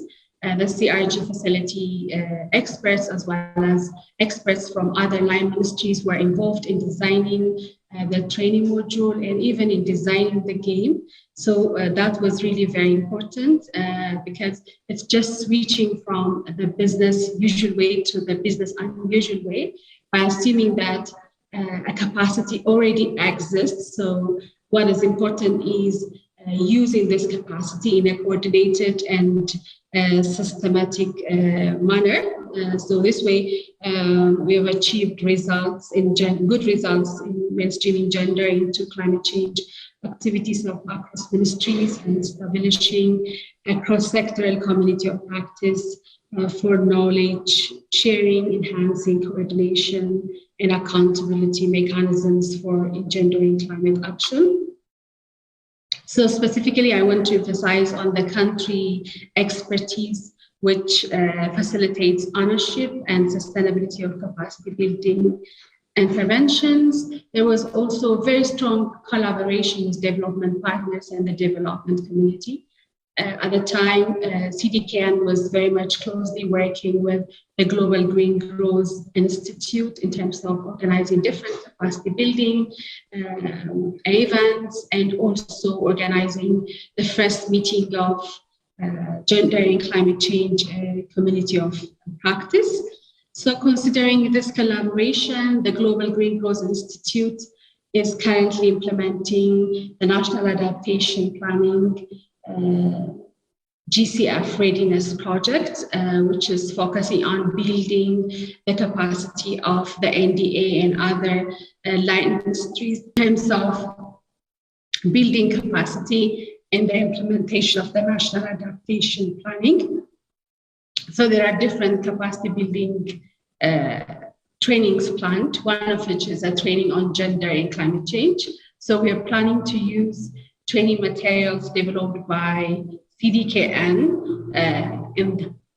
to be rolled out in this program. Specifically, we'll be using the weather games and other innovative games that CDKN interested, because this project is implemented at subnational level, and those games are very relevant at the subnational level in terms of showcasing how decision makers can undertake gender-responsive climate change programming.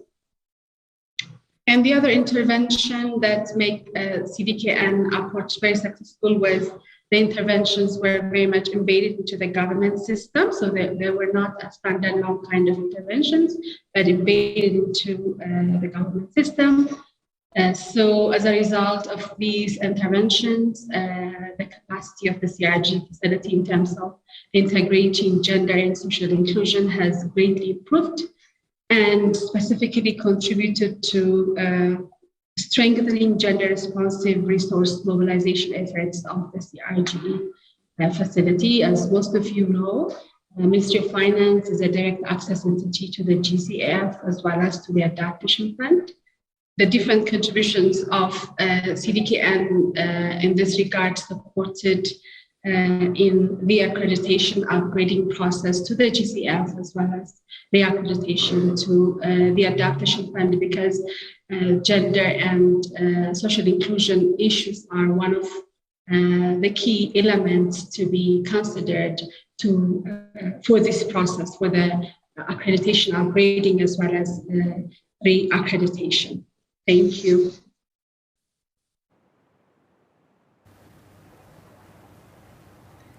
Thanks very much, Medine. And what really stands out to me is your use of the term business unusual, and the way that you focused very much and were committed to using in-country experts. And if I remember correctly, you actually ended up having 2 in-country experts, so you could have 2 sector specialists. And I think this really contributed to the development of the community of practice.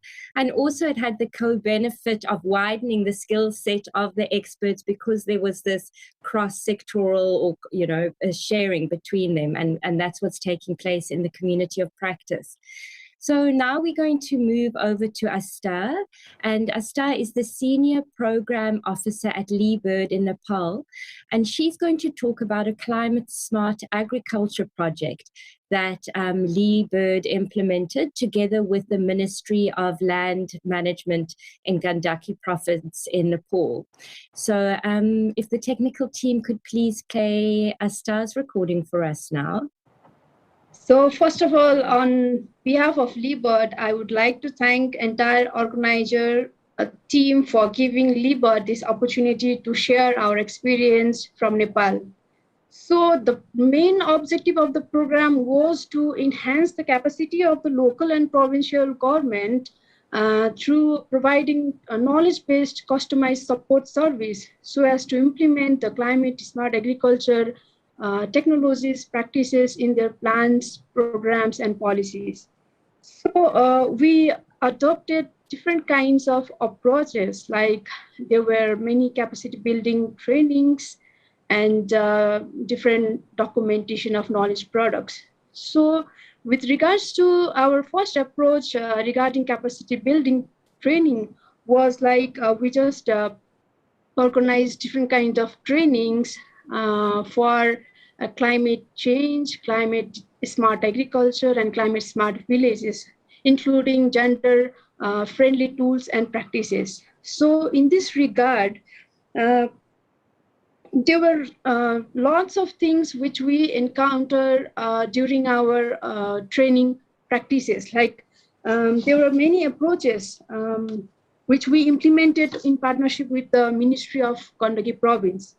And I just wanted to highlight the Ministry of Land Management, Agriculture, Cooperative and Poverty Alleviation, which we call MOLMAC, of Kandaki province is implementing a flagship program, which we call Chief Minister Climate Friendly Agriculture Model Village.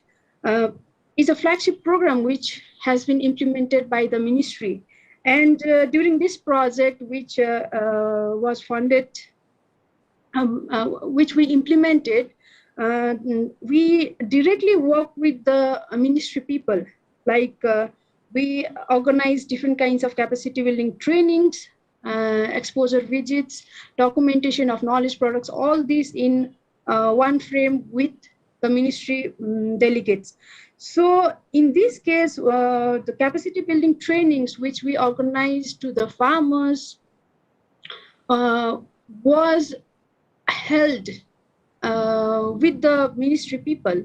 But before organizing the training, we just access the need of the farmers, community people, like what will be the correct training programs which are suitable for the community people.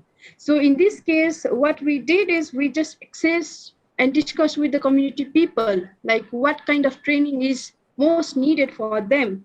And we just talk with the community people, with the ministry, consulted with them, and then we organize these kinds of trainings to them so as to capacitate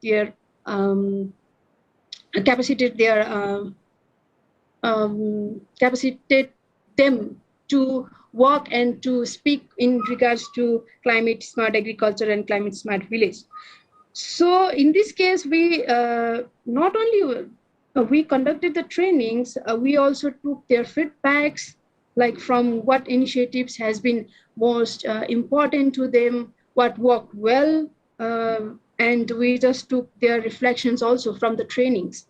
And it was a cross-learning approach also, because what we see is like after the trainings, especially which was targeted to the women members from the farmers group, because as we know, the male from Nepal also from the village are migrating to the cities and even to the Gulf countries in search of opportunities, job opportunities. So in this regard, what is left behind is women.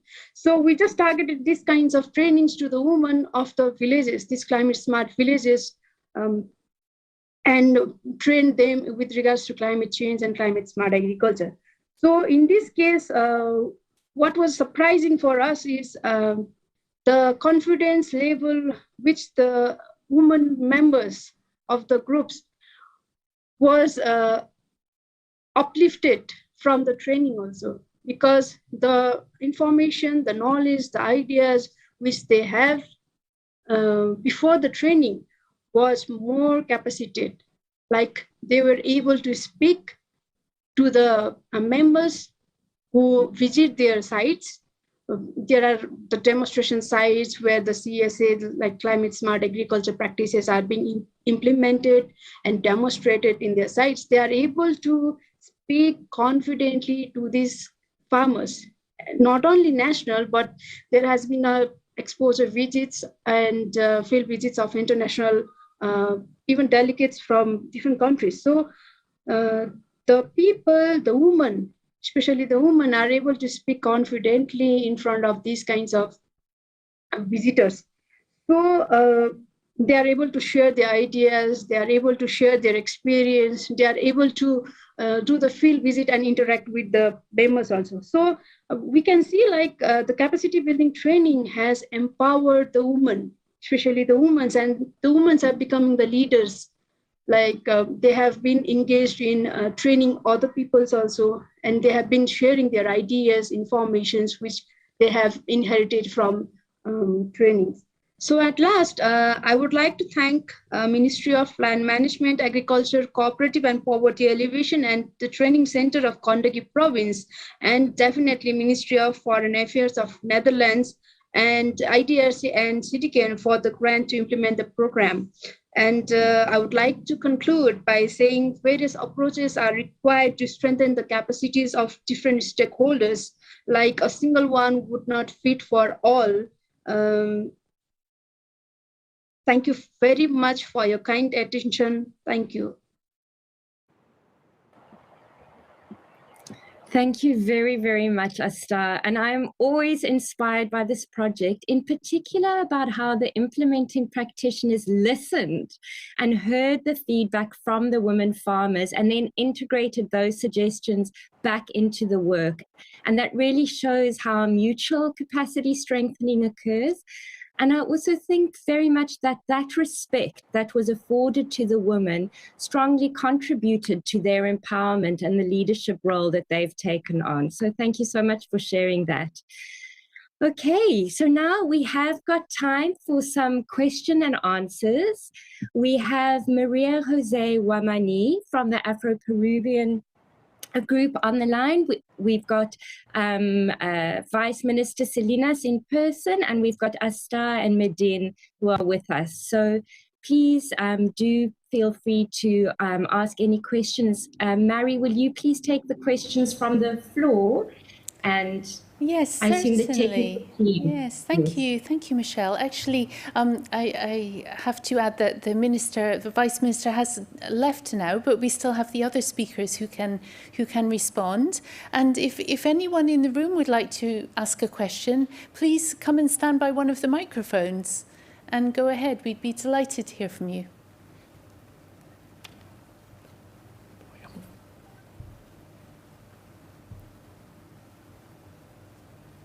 I have a question for Asta, if no one else would like to ask one. Oh yes, we do. Please go ahead and speak from the microphone if you would. Thank you so much, so we can capture your voice. Comments are also good. So what I like what the last lady that I think I get her name, talking about making capacity, not one size fits in all. And I know that in some times we tend to structure capacity building programs to just cut across everybody without doing the necessary needs assessments. But okay, let me ask this question. What is the strategy for getting funding to actually carry out capacity building programs? Could you also give us your name and where you're from? My name is Ebere, and I'm from Nigeria. I work for an NGO that carries out capacity building programs, and that's why I'm interested in this program. We have a very strong challenge. We want to run capacity building program for different stakeholders, particularly those that are involved in policy making. Our challenge is getting funds. So if there's any specific strategy or any fund organization that we can hear about, I think that will really help a lot. Thank you. Thanks so much. I guess that's an open question for our online speakers, if any of them would like to take it.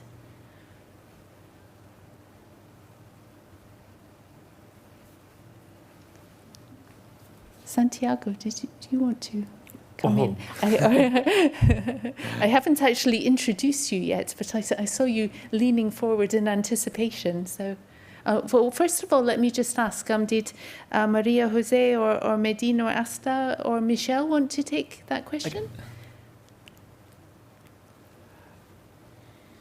Otherwise, then I will take this opportunity to introduce my colleague Santiago Alba, who is sitting down the line from me here, and he is from Canada's International Development Research Organization. And please, you may have some words to share.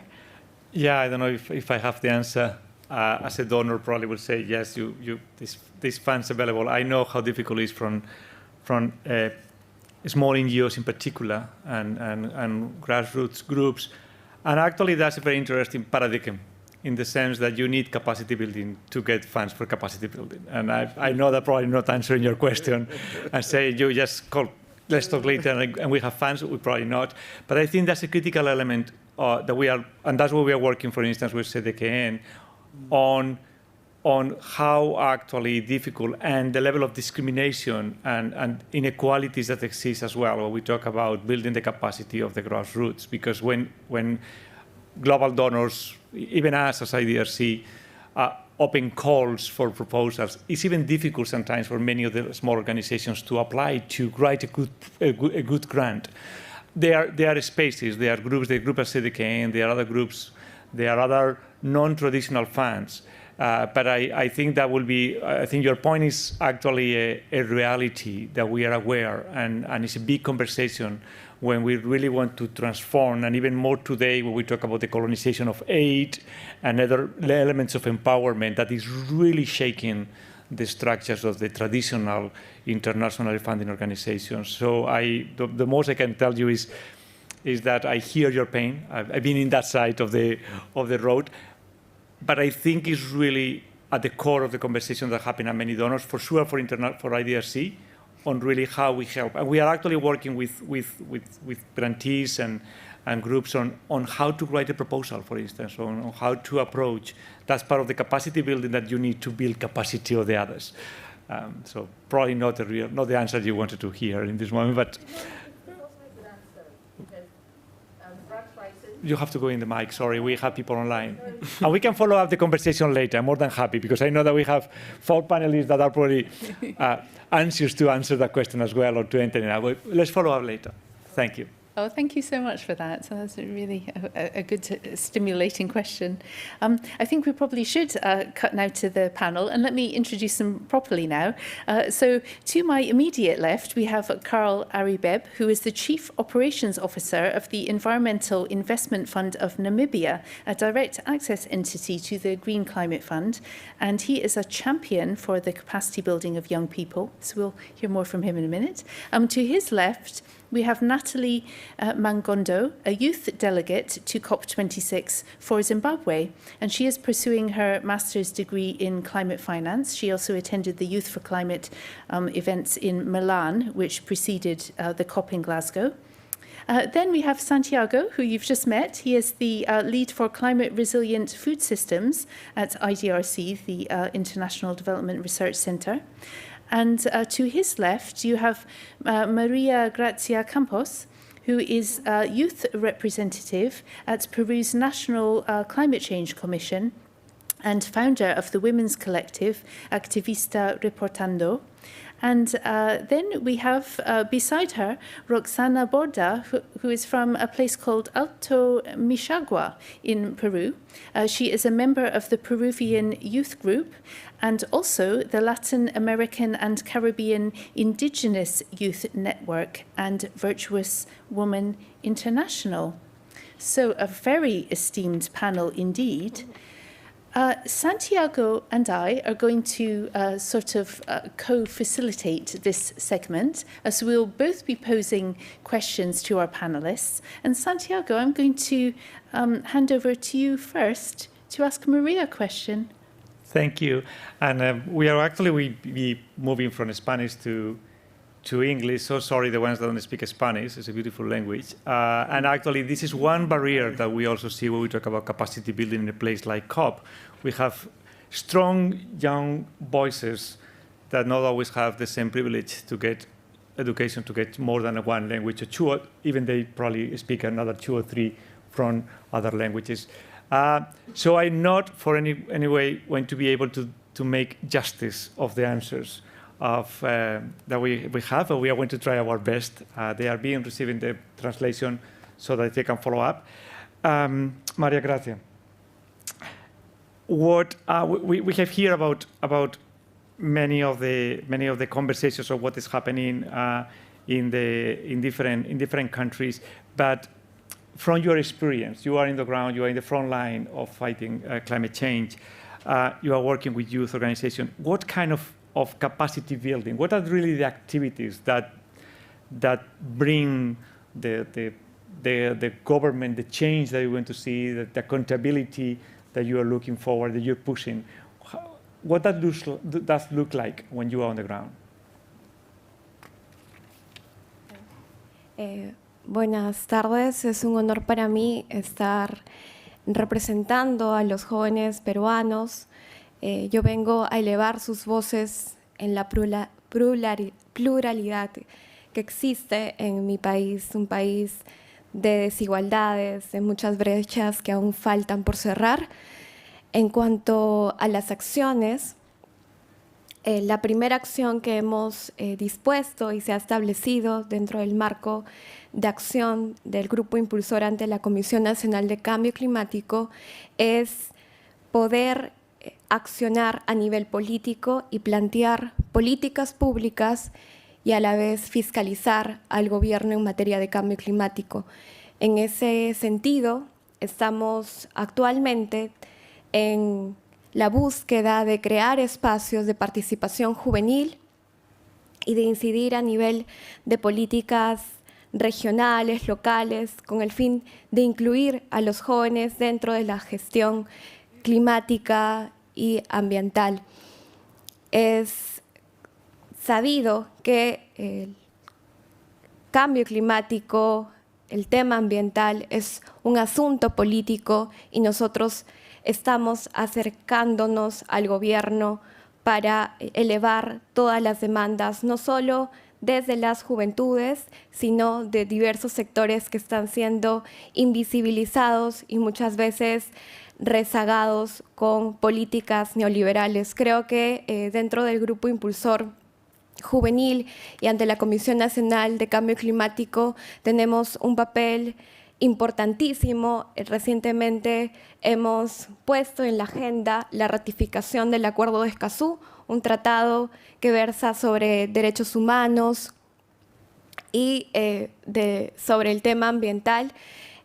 También estamos tratando de crear contribuciones nacionales determinadas, NDC, que incluya esta perspectiva de juventudes y realmente podamos accionar con un empoderamiento suficiente. Hay diversas demandas que los jóvenes tienen desde la educación, pero principalmente creo yo que debemos empezar por escucharnos. Hay diversidad de jóvenes, de organizaciones indígenas que están viviendo de primera mano y enfrentándose a grandes corporaciones por el tema del extractivismo, y creo que ellos necesitan estar en la COP.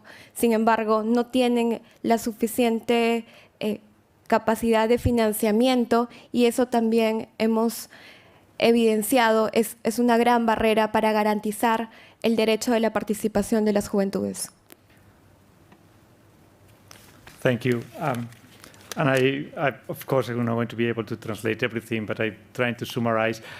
The first thing is how they are representing, and she wants to represent the voices and the plurality that the voices of the communities where she is, and that diversity of voices, because it's not one.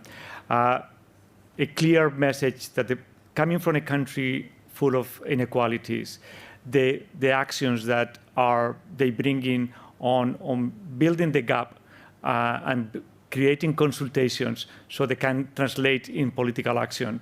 For instance, in political plans that are public, but they also have a responsibility not only to create and to influence those policies, but to make the government accountable of these policies. They are really on the creating spaces for participation of groups of youth, and to create dialogue and to understand one key message that I think you have been very strong, how you say it, the climate change is a political matter, and then needs to have political solutions. And they want that the voices of the non-visibles are part of this political solution. Not that they don't have voice, but their voice is not here. They have given an example about the ratification of some of the, I think it's the RICASU. Del Tratado de Escazú. The RICASU, yeah, thank you. That is looking at both the human rights and climate and environment rights as part of the same problem. The perspectives of the youth, the actions in empowerment, not only the demands of education that are coming from youth, but the demand to be listened. I think that has been a strong piece. And a clear example that to be listened, you have to be present. And if to be in COP, you don't have the resources, the economic resources of the language that we say, many of the indigenous communities will not be here, even though when they are fighting, and she was mentioning some examples of fighting corporations, neoliberal policies that while they are in the front line, they cannot be in the negotiations, they cannot be in the space. So she has brought that voice. I hope that I haven't forgot most of your comments. Thank you so much, Santiago, and also to Maria for these insights. Let's turn now to Namibia on the other side of the world.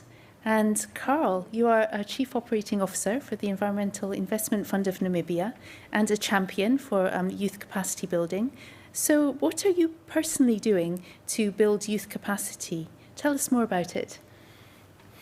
Yeah, thank you for very kind introduction, champion. I really didn't bargain for that, but just came to share our humble efforts. I work for a very young entity in its existence. It's only 10 years old. It's a state-owned special purpose environmental fund that the Namibian government has basically established to assist the government in mobilizing resources from within the country as well as from external sources to assist it in delivering its obligations under all three conventions, including UNFCCC. So we are only operational for about 10 years, and in around our 6th year of existence, we got nominated for GCF accreditation, which we acquired successfully. And then we were faced with lots of responsibilities that we could not really handle within the means at our disposal, especially human resources wise. And then we started thinking outside of the box, and we look at, okay, we are facing a couple of problems. Firstly, the environmental professions are not very attractive to the youth. I mean, they use the word, they don't see it sexy. They want the boardroom, suit and tie wearing careers. So we needed to come up with something that would attract youth to enter the sector. Secondly, we also had to look at, to be brutally honest, an extra pairs of hands that can help us move things at the office. But in the long run, as we began to program bigger resources, we realized that more often than not, we would have to procure expertise externally, and externally meaning sometimes outside the boundaries of our country. We are very lucky to be associated with South Africa historically, but also sharing lot of sectors with South Africa. So we'd be paying a top dollar for certain expertise to come from outside to help us, for example, to build a climate change argument for a project that we are developing, or to do an ESS assessment, environmental and social safeguard assessment, or to do a feasibility study. So the first couple of years, me and my team would hire these consultants, and then we would be shadowing them. And then we said, no, in the long run, we cannot afford to buy them off the street because they come at the top dollar. Secondly, they are not the type of skills that we require are not readily available on the Namibian market, so that's another limitation. What do? We cannot afford to always go and buy. So we agreed with our board that, give us a little bit of leeway, that we attract the best fresh graduates from the 3 universities that we have from the predetermined environmental fields, and then we hang on to them as long as we can. It was not very easy in the beginning. We got overwhelmed by the responses because of probably many factors, but we would be attracting 2, 3, 4 every year, and initially we would train them, expose them to how things are done, and we would let them go. But there were 3 sectors that we identified, and we said, now we need to grow long-term human resources for the country on our own. And then these are the sectors, what we call natural resources economics, but it's also called environmental economics in certain sectors. That's a skill that we buy from Michelle's country, mostly from the University of Cape Town. The few we have there are in such high demand that they would make you wait for 9-10 months if you want them to work on your project. So we've got a best performing honors degree graduate young lady, about now maybe 29 years old, whom we took on, and then we exposed her to environmental economics activities that are happening in the forestry sector, the land sector, the wildlife and biodiversity sector, and now also climate change sector, and also exposing her into programming when we deploy our consultants to go and do feasibility studies and to calculate internal rates and returns, and that lady is fortunately still with us. And then there's another young lady, and you'd notice that I'm only talking about young ladies. In my department, I have 23 staff members, 95% of them are female. So it's not by design, but that's how it ends up. So there's another one that we have now taken on. She took on very quickly on understanding programming and program development. And now we are grooming her from within to become a climate change programming specialist. She's been with us now for 2.5 years. We are looking at how we can, maybe in a year or two, convince our board to create a more permanent position for her from within. And then the more we go, the more ammunition we gather to convince the board. For example, now we've been nominated to accredit to Adaptation Fund 2. So that's kind of an ammunition we would be using to convince the board to agree to creating a position of that nature. So long story short, we look at what we need as a country, we look at what EIF is buying on the market in terms of expertise, and then we look at long-term and basically bring in young people, fresh graduates from the universities whom we are really growing internally. This approach has been noticed by South-South-North, I must admit, about 3-4 years ago, where they've also started to work with us and also assisted us to hang on to them longer than 1 year initially. So that's our humble approaches in terms of capacity building that addresses the national skills deficit, our own immediate needs, and also looking at attracting the youth to the environmental sector. Oh, thank you so much, Carl. That was really insightful in terms of understanding the granularity of how you've gone about it. I'm aware we're a little short on time, so I'll go quickly now back to Santiago and back to Peru. Yes, let's go back to Peru, Roxana.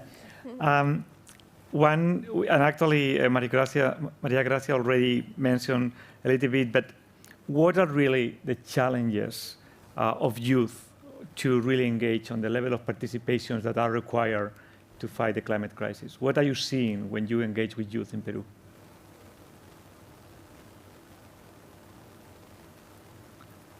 Gracias. Bueno,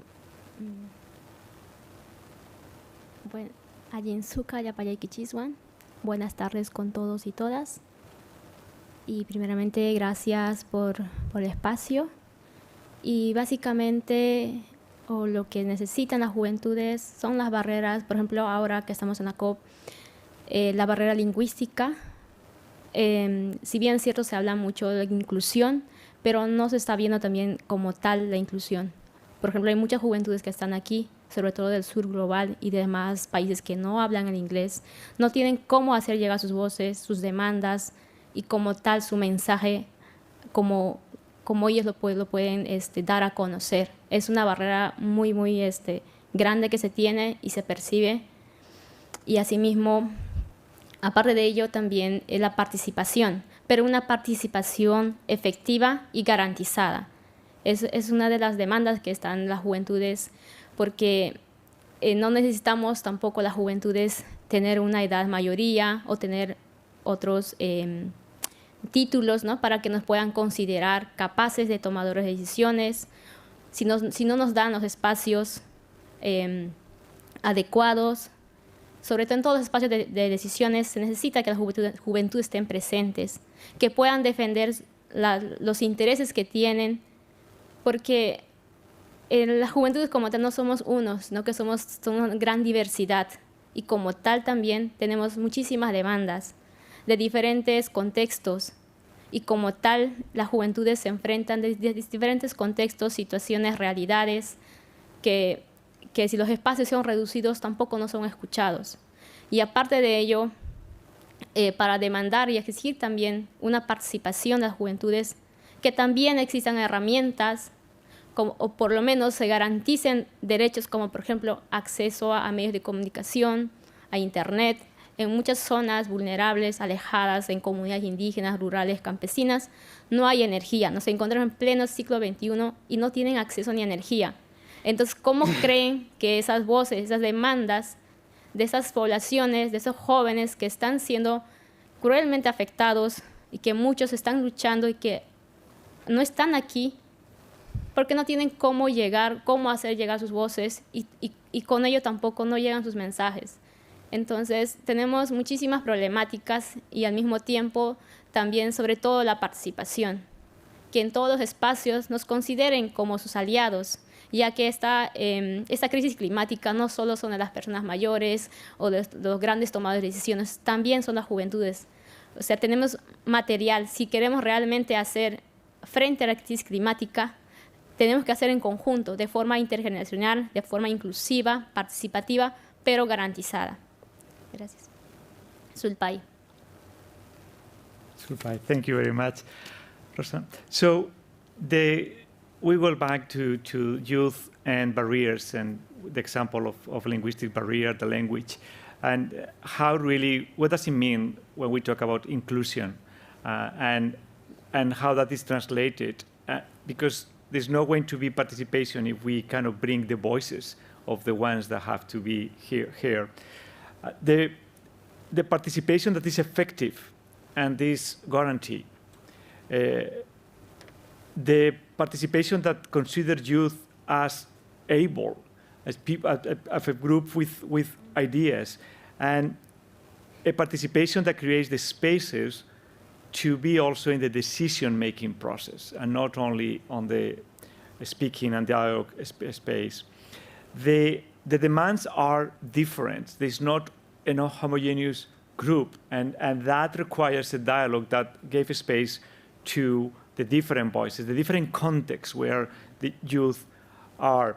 A demand, a participation requires tools and resources, and tools is something as simple as access to media, access to internet, and that cannot happen if you live in a community with no access to energy. Simple things, the tools and the resources to bring your voices to the table. The voices of youth affected are also the voices of youth that can and must be considered allies. And I think that has been a strong part. They are here because it's a crisis of everybody, and they have to be part of the result of the conversation with everybody.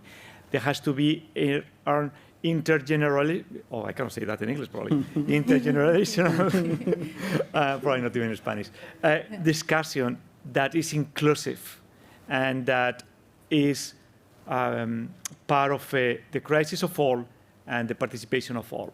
Thank you so much. Thank you indeed. That was a very moving intervention. We cannot finish today without hearing, of course, from Natalie Mangondo from Zimbabwe, a youth delegate who has been in the pre-COP in Milan and now representing her country. Natalie, tell us in brief, how do you think young people can take climate action? What are some of the top 3 things they can do? But critically, and in response to your fellow speakers, what should the older generation be doing to help to enable them and support them? Yeah, thank you so much for the platform to speak a bit about enhancing the capabilities of young people and including them across all levels, local, national, and global. So, young people have really done their job and have done things that aren't their job in raising awareness about climate change. And so what we really need is meaningful participation and inclusion in decision-making across all levels, in program design, in implementation, in monitoring and evaluation. And, you know, we speak about capacity building, and it's a very popular word these days, but I really want to define what it means. So capacity building refers to the process by which individuals, organizations, or structures obtain, improve, and retain the skills, knowledge, tools, equipment, and other resources to do their work completely. So in terms of knowledge and skills, we have a lot of platforms for that. But as young people, we really need the resources and the tools and the equipment to be able to do these things. And so, as Mary mentioned, I'm a scholar with the Southern Africa Climate Finance Partnership, which is currently funded by IDRC. And they've really made that happen. You know, I live in Zimbabwe, where data is extremely expensive to buy, and before we even asked for it, they gave us extra funding for data, for equipment, since we're now working in this virtual world. So it's about anticipating the needs that young people need beyond knowledge and beyond skills to really financially support us, especially those coming from developing countries, to enable us to contribute in a meaningful way. I think that's really what young people need more than anything right now. Thank you. Thank you so much.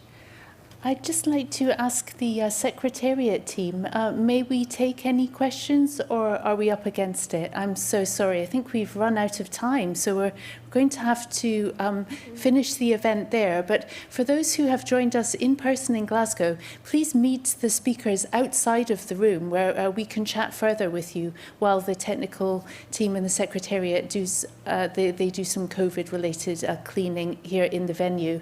Otherwise, I give half a minute to my colleague Michelle in Cape Town to sign out. Thank you from me, Mary, here in Glasgow.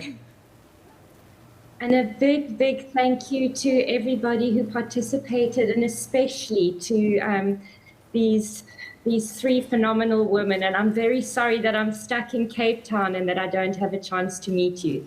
So bye, everybody, and thank you for your participation. Thank you.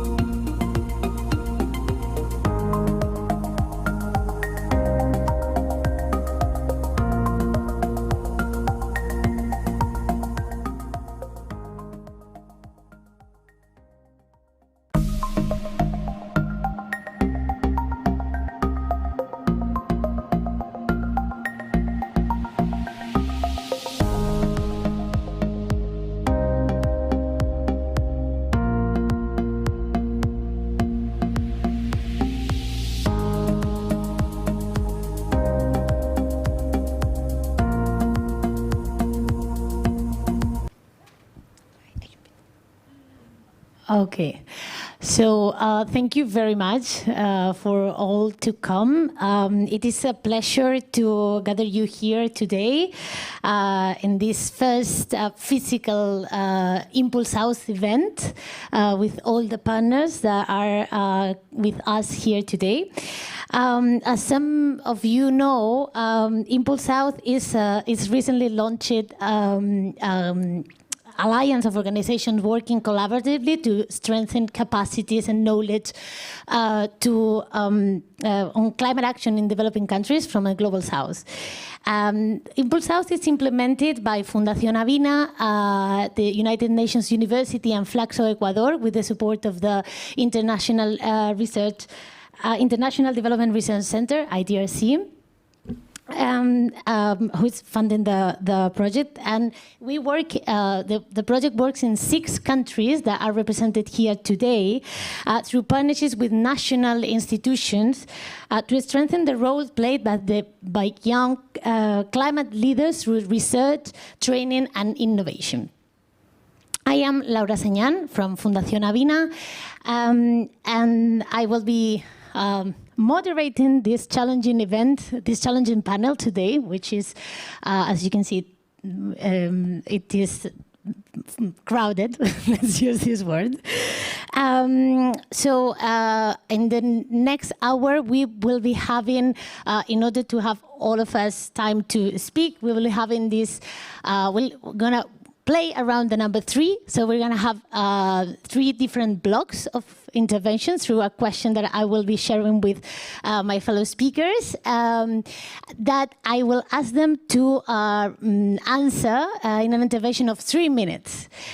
So I have to play this horrible role of cutting you when we reach the 3 minutes so that we have the time then also to have some kind of interaction with the audience. So before I start, one more thing. This session is we are also joined virtually by different regions from different regions of the world. One of them is Philippines. From Philippines is joining our visual facilitator who will be helping us also in developing the conclusions of the session that will be shared with you all by the end. So I am going to, so before we start with this, with the interventions from the colleagues, I would like to invite Santiago Alba Corral. Santiago is Director of Climate Resilient Food System Program and IDRC. And he will share with us some opening words of this panel before we go into the questions. So, Santiago. Thank you, Laura. And from one Spaniard to another, so be aware of the accents. For us, the International Development Research Center, for the ones that you don't know who we are, is a crown corporation of Canada, meaning the Parliament of Canada 50 years ago created the center to support research and research capacity in the Global South, meaning the majority of the world. We have been doing this for the last 50 years, and for the last 15, climate change has been at the core of that work. One of the key elements that we realized, and that's where we join and support initiatives with Avina and others, was that the climate crisis that we are facing and the space where the crisis is being discussed, like COP, requires the voices of everybody and requires the voices and the knowledge of researchers from the Global South. And that was not always such or so evident as we were entering the new decade. So that's where we have focused a part of our strategy on supporting capacities. And capacities is not only training, it's really supporting the institutional capacities of individuals and their research centers to bring the voices of the research to the discussions, to bring all the capacities that already exist in the Global South into the negotiation. We are working with negotiators and researchers from Latin America, from Sub-Saharan Africa, and also from Southeast Asia. And the idea is that their voices need to be at the core of the conversations, because a key aspect of what the climate crisis brings is that local realities that are different. So the global discussions need to be translated into local, and the local realities need to be brought to the global discussions. That will not happen if we don't listen to the voices of the ones that know the most, than the ones that are on the front line. We are doing that by many means, and today we have an example of 6 of the countries that actually are joining this new initiative, that they will be probably showing you why it's so important, if anyone in this room or online still question why we need the voices of everybody when we have to solve the crisis that humanity is solving. So with that, it's not only a pleasure, but it's always nice to be with you, and looking forward to hear the rest of the conversation. Thank you so much, Laura. Over to you. Thank you very much, Santiago. Before starting with the 3 blocks of questions, I would like to present who is with us here today. These 6 representatives from the 6 countries where Impulse House is working. So we have with us Sara González Troncoso. She's head of international relations of the National Council of Climate Change from the Dominican Republic. We have Aurelius Chisimba Conde, Senior Climate Change Officer of Mitigation from the Climate Change and Natural Resources Management Department of Zambia. We have Dauda Neino Mamadou, Coordinator of Environment Council for Sustainable Development in Niger. We have also Martin Ojok, Senior Climate Change Officer from the Ministry of Water and Environment in Uganda. Andreas Jonathan Mikael, Division Chief in charge of the coordination of adaptation policies from the Ministry of Environment and Sustainable Development in Madagascar. And we also have, but we didn't have space to have it here, but you will see it, the ones that are following us online at the end of the session. Dr. Emmanuel Cheo, Associate Academic Officer of the United Nations University, who is a key partner of this project. So let's start then this conversation around how to strengthen capacities to implement the NDCs and to report towards the global Stocktake. So I would like to start with Sara and Aurelius on the question, because this project started from the hypothesis that by strengthening capacities for the strategic implementation of the NDCs, this would facilitate the countries in the implementation and reporting to the global Stocktake. So we wanted to ask you, is this hypothesis correct?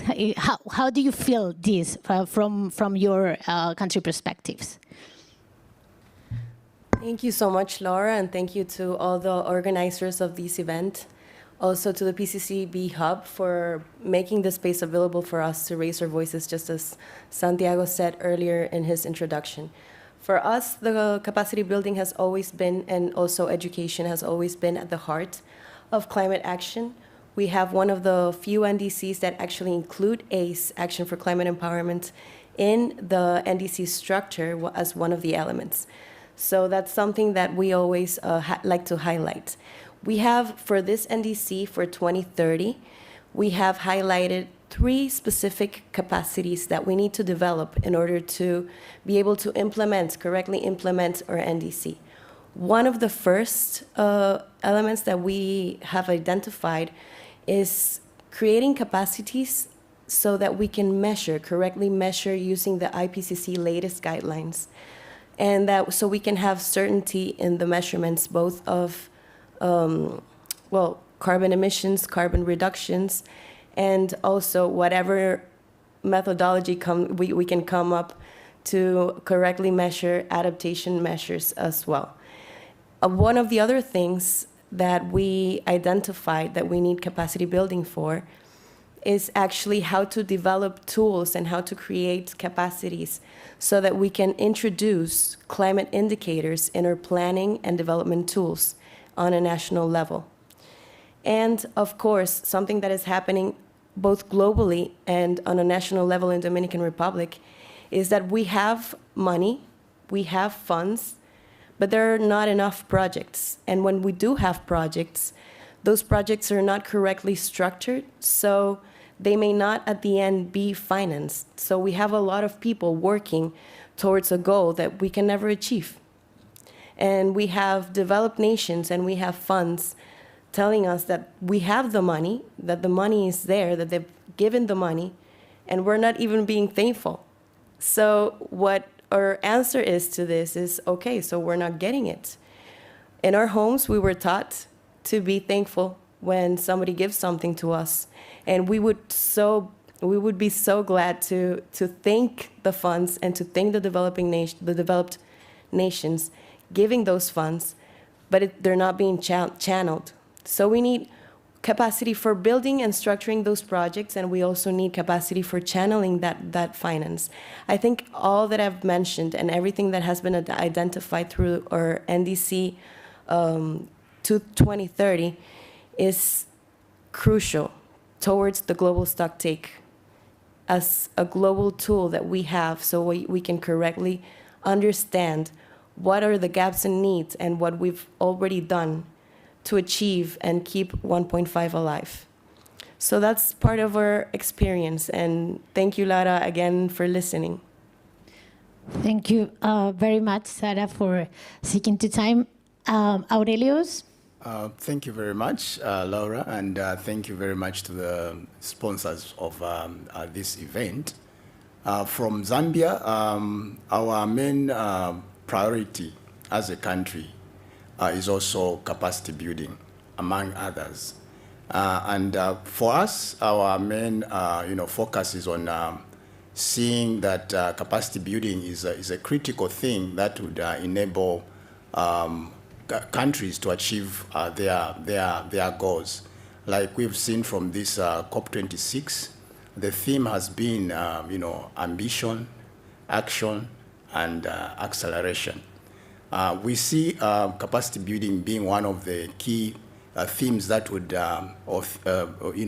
key tools that would enhance and help us achieve this goal. One of the things that it will help us as a country is to enhance our transparency, in the sense that as we transition from MRVs to enhanced transparency framework, it would need the capacities of most developing countries to be built in terms of how they can, be developing those BTRs and instead of BURs. And also, we are also looking at an aspect of accelerating finance, in the sense that as a priority for the country, we need capacities in terms of developing bankable proposals.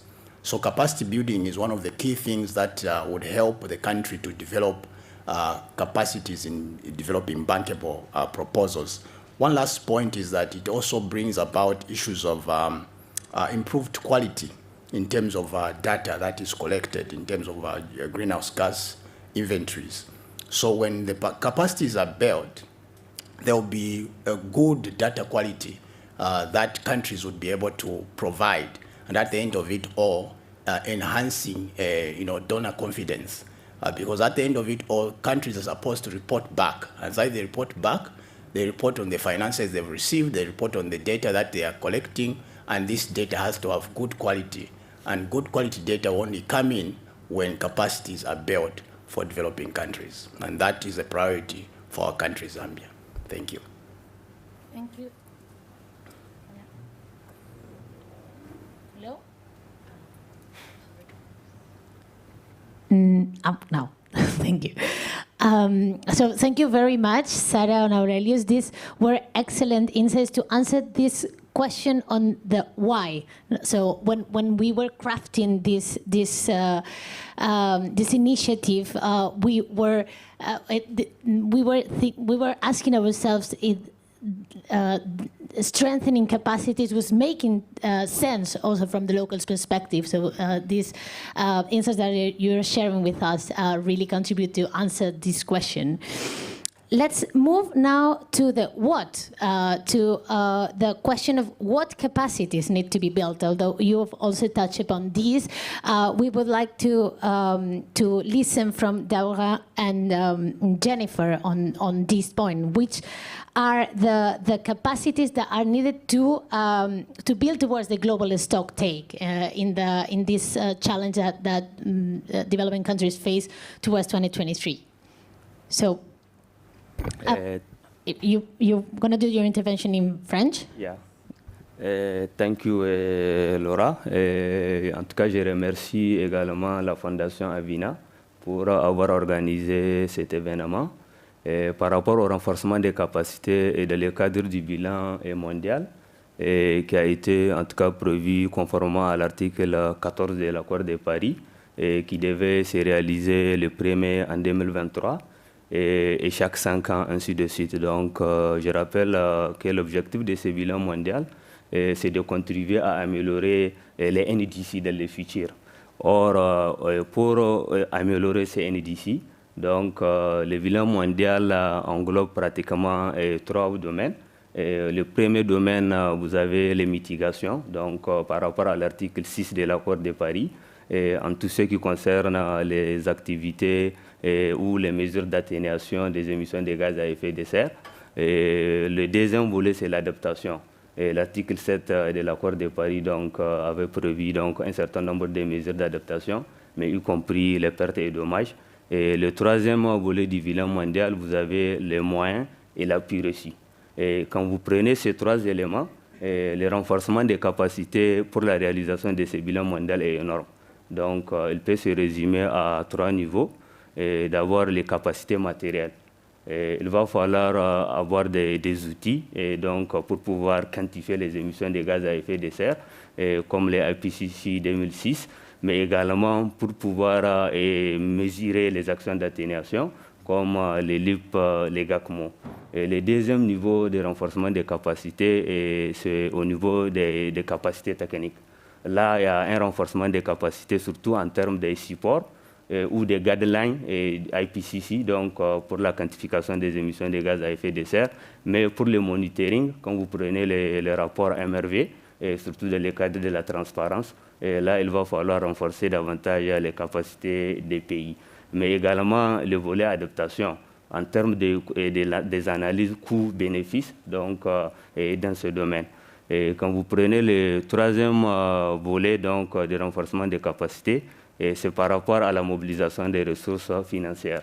Étant entendu que la plupart des pays ont soumis leur CDN, donc de deuxième génération, avec des objectifs chiffrés et quantifiés en termes d'atténuation, il va falloir en tout cas renforcer davantage pour pouvoir mobiliser le financement pour la mise en œuvre des actions d'atténuation qui sont contenues dans la CDN, étant entendu que d'ici 2024, pratiquement tous ces pays-là, en tout cas, devaient rapporter dans le cadre de la transparence ce qu'ils ont reçu en termes de soutien, mais également en termes d'appui et en termes de renforcement des capacités.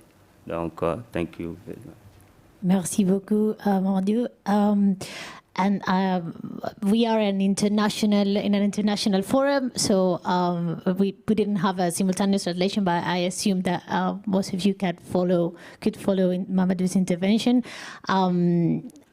So now we move to Guatemala, and feel free to do the intervention in the language you feel most comfortable with. Let's also try to not impose English for everything. So, Jennifer. Okay, thank you.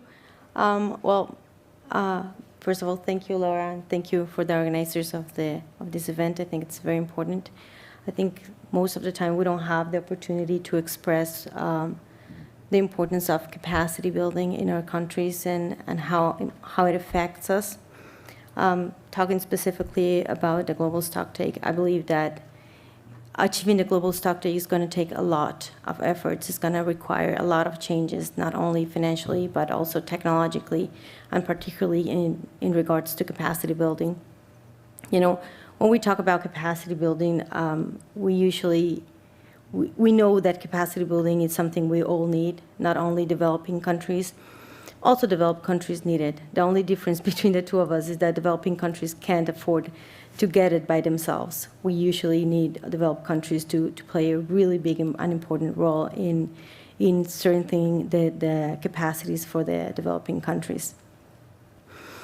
When you want to talk about specific capacities that our countries need when it comes to achieving the global Stocktake, oh my God, I think it's on an unbearable list. I mean, we can talk about training the personnel that is working in the different institutions.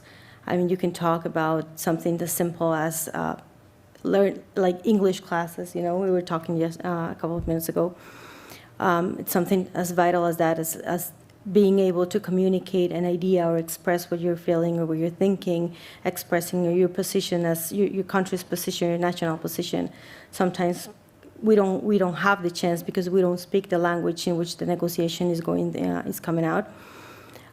We could talk about, of course, just strengthening the MRE and MRE systems. We can talk, of course, about implementing new technologies or updating our systems, the systems that we're using.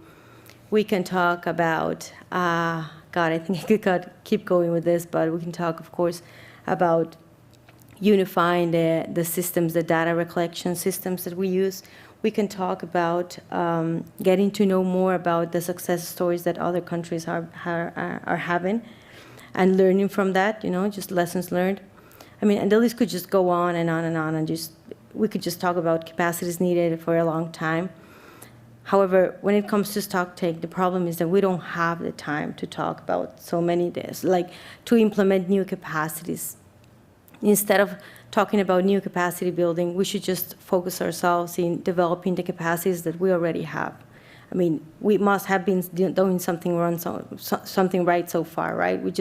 We instead of start creating and doing something from scratch, we can just start developing the capacities that we have already installed in our ministries, in our countries, and work from that in order to achieve the global Stocktake. For example, the convention, the Paris Agreement, already gave us tools to report. Most of our countries, if not all, already have national communications. We have adaptation communications. We have this information. We have these tools. It depends on us to use it right and just report the information that we have so far. And later on, maybe we can think about creating new capacities and then giving something else to the global Stocktake. But right now, let's use what we have for the time that we have and report on time. Thank you. Thank you very much, Mamadou and Jennifer.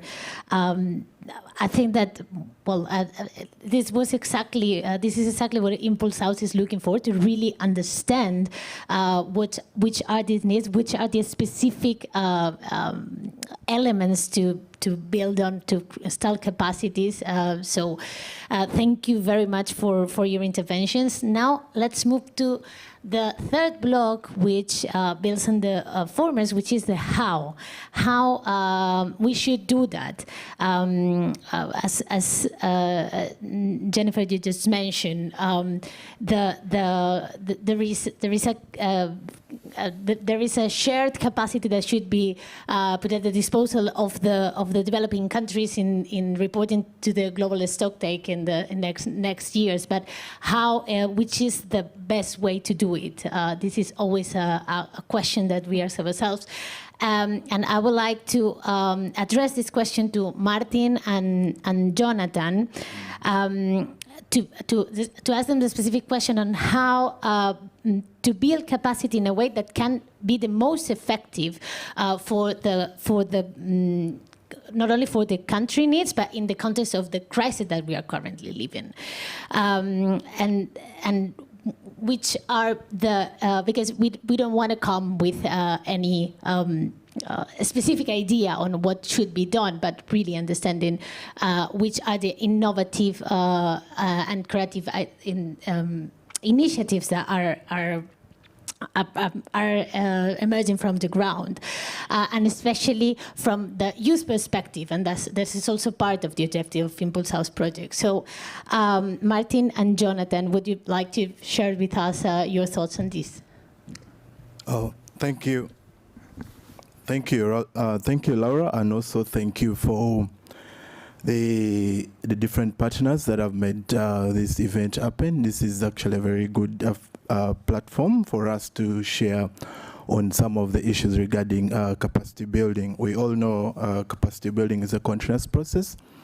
And in terms of the innovations that is happening, I'll just share some of them, what we are trying to do as Uganda in addressing or in implementing our the NDC.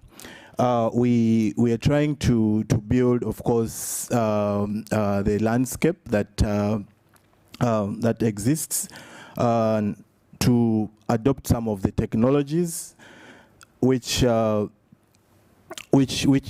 in regard with the implementing some of the climate actions or our NDC that we have in place. Of course, both looking at both at the national and also those existing technologies at the international.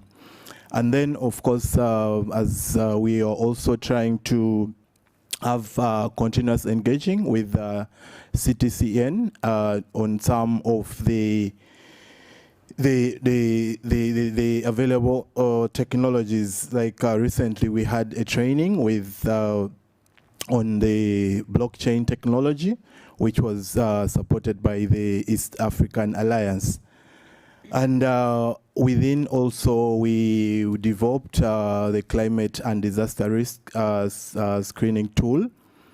And we've, of course, had to build capacity for the different actors, that's at the national level, with the different national focal points. And then also at the local levels, that's the local governments, we've had we had to build also capacities for the different representatives, what they call the training of trainers. We did in a number of local governments. We did around 204. So this is a continuous process. Like I already said, it's an ongoing process. We're trying to train them how they can do screening of climate and disasters at the initial stage when they're developing projects. And we've also, of course, we have established structures in terms of implementation. We have what they call, one of the committee, which is called the National Advisory Committee on Climate Change. This is a technical committee that the representative of the different actors from the different institutions, mostly the key sectors that we have in the country.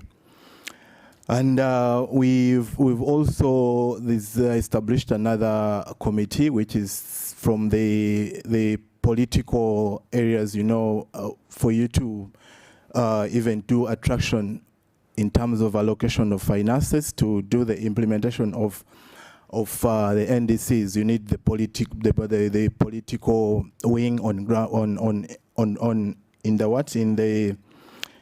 in the platform. So we've established what they call the Standing Committee on Climate Change, that has the representative of a number of the actors in Parliament. And then we're trying, this is an ongoing process, we're trying to come up with, we're developing a tool which is going to be used for measuring resilience. Thank you. Thank you very much for sharing these great experiences. Jonathan, if you can also share from Madagascar. Can I do it in French? Of course you can. Oui, merci beaucoup. Je tiens encore à remercier la Fondation Avina et Impulsoft pour son aide, pour qu'on puisse participer à la COP. C'est quelque chose de très très important pour notre pays. Et j'aimerais mentionner le fait que si on parle de renforcement de capacité pour notre pays, c'est déjà pris en compte dans tous nos documents de cadrage, à savoir les NDC et les PNA. Je pense que là n'est pas le gros problème en ce qui concerne le renforcement de capacité. C'est plutôt orienté vers, comme vous l'avez déjà dit, comment mettre en œuvre. Il y a des initiatives Il y a eu des renforcements de capacités dans plusieurs domaines, dans la question des finances, par exemple, à travers la GIZ, à travers l'appui de la GIZ. Nous avons eu des renforcements de capacités en matière de mise en œuvre des NDCs, de coordination de la part de la facilité d'adaptation. Mais une critique qu'on peut mentionner en matière de renforcement des capacités, c'est assez centralisé. Il y a des initiatives, comme je l'ai dit, de mobiliser les régions, les communes, mais c'est assez limité. Il faut dire que Madagascar est un pays vraiment énorme, 25 millions d'habitants, 592 000 km² de surface. Ce n'est pas facile de mobiliser toutes les structures. Il y a également une certaine réticence à absorber certains concepts, par exemple la notion de genre. Il y a une certaine réticence culturelle, je vais dire ça comme ça. Par exemple, si nous voulons mettre en place, par exemple, un projet de formation des femmes dans le sud de Madagascar, là, il y a encore une certaine réticence qui se pose aux femmes pour parler réellement de leurs problèmes. Et ça, c'est un blocage. Ce n'est pas que les initiatives ne sont pas là, mais c'est extrêmement difficile, des fois, de mobiliser ceux qui vont bénéficier de ce renforcement des capacités. Et il y a aussi quelque chose que je devrais mentionner, c'est la place de la recherche qui est encore très minime et qu'il faut encore mobiliser. Il y a des centres de recherche qui peuvent avoir de bons résultats, mais là encore, c'est extrêmement lié avec les questions de financement. Le financement de la recherche est assez limité à Madagascar. Et voilà pourquoi nous comptons aussi sur ce genre d'initiatives internationales pour pouvoir appuyer la recherche en lien avec le changement climatique. Et la dernière chose que je voudrais ajouter, c'est que le renforcement de capacité est aussi lié à un problème de gouvernance, chez nous de gouvernance décentralisée plus précisément. Il n'est pas très judicieux, par exemple, de mettre en place par exemple des documents de formation qui ne sont pas compatibles avec ce qui se passe au niveau local.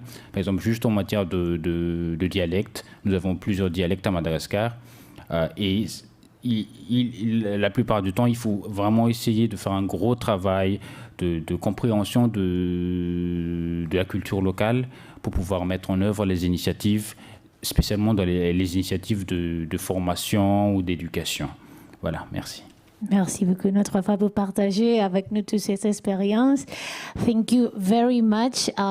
We've seen super interesting. I think I have many questions for each of the interventions that you've made on the capacities that are needed from the local perspective, the challenges that you're finding not only at the local level, but also to share all these experiences at the global space of climate governance in order to bring back to your countries the most adequate measures to be implemented in terms of implementation of NDCs and of the reporting process that it's coming in the next years. So before asking myself any question or inviting the audience to do so, I would like to invite Emmanuel, as I said at the beginning, from the United Nations University. A year ago, we started co-designing this process. So now, please, Emmanuel, I would like you to explain what is Simple South, what is behind all these elements that our fellow mates have shared with us. Thank you very much, Laura, for that introduction. And I think it's an honor to share this platform, and as well as to represent the United Nations University. Maybe as a key partner to this project, maybe it's important to start to give a little bit the meaning of Impulse Out. It's coming from two words, impulse and south, south representing the global south, and impulse in physics, we know it's an effect, that it's effect to cause a change in momentum. So what we aim, our focus in youth and women, it's to provoke this change, particularly at the national level. So it's still a project in implementation. It has been running now for 8 years. And so the practicality and the innovations, we are still to realize them. But having said that, maybe it's also important for me to share with you what we have done to define this question, the three questions that Laura has been posing, the where, the what, and how to do it with you, by starting with the where question. We started by analyzing the climate change profile and the engagement of countries in Africa, Latin America, and the Caribbean to the convention, and also the need to strengthen their capacity. So, and then after that, after analyzing that using indicators that was defined by us, we were able to identify this country where they have demonstrated leadership and their willingness to engage in this process at the UNFCCC level. So the next question, which was what to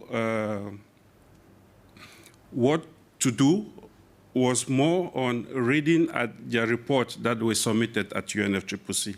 So reading this report, we identified common areas where there was a gap and a need, and then we came up with specific topics, and we asked them to prioritize which one is important. So based on their feedback, we came up, we selected one question, which it's the research focus of the project, and which is assessing the impact of climate change and climate risk. So, and then now we move on to how are we going to realize this? How are we going to implement this? Which is something that is still in the process, as I earlier mentioned. But where we intend to start, it's research led by institutions at the national level.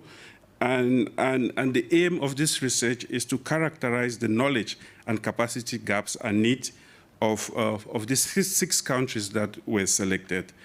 And while the research is going on, we also intend to run a capacity building or a training program for young professionals. And from this program, at the end, we are expected to select 6 projects, which is in reflection of the characterization or the mapping of these needs and gaps that we have identified. And this project will be supported through a kind of a solution lab so that they are implemented in this respective country. So basically, in summary, these are the 3 steps that we took in order to design this project and currently running the implementation of this project. So I will hand it over back to you, Laura. Thank you very much, Emmanuel from Fundación Avina. We are extremely happy to have this partnership with you and of course with Flaxo Ecuador, and start this path of strengthening the bonding between the 2 Souths, or more than 2, but between Latin America and Africa, to work and to collaborate for a more solid global South perspective, which is also at the core of Impulse South initiative. So I think that we made it. We are on time, so we still have time to open the floor for questions from the audience. So I will ask you to come here to the mic and ask them from them to the panel.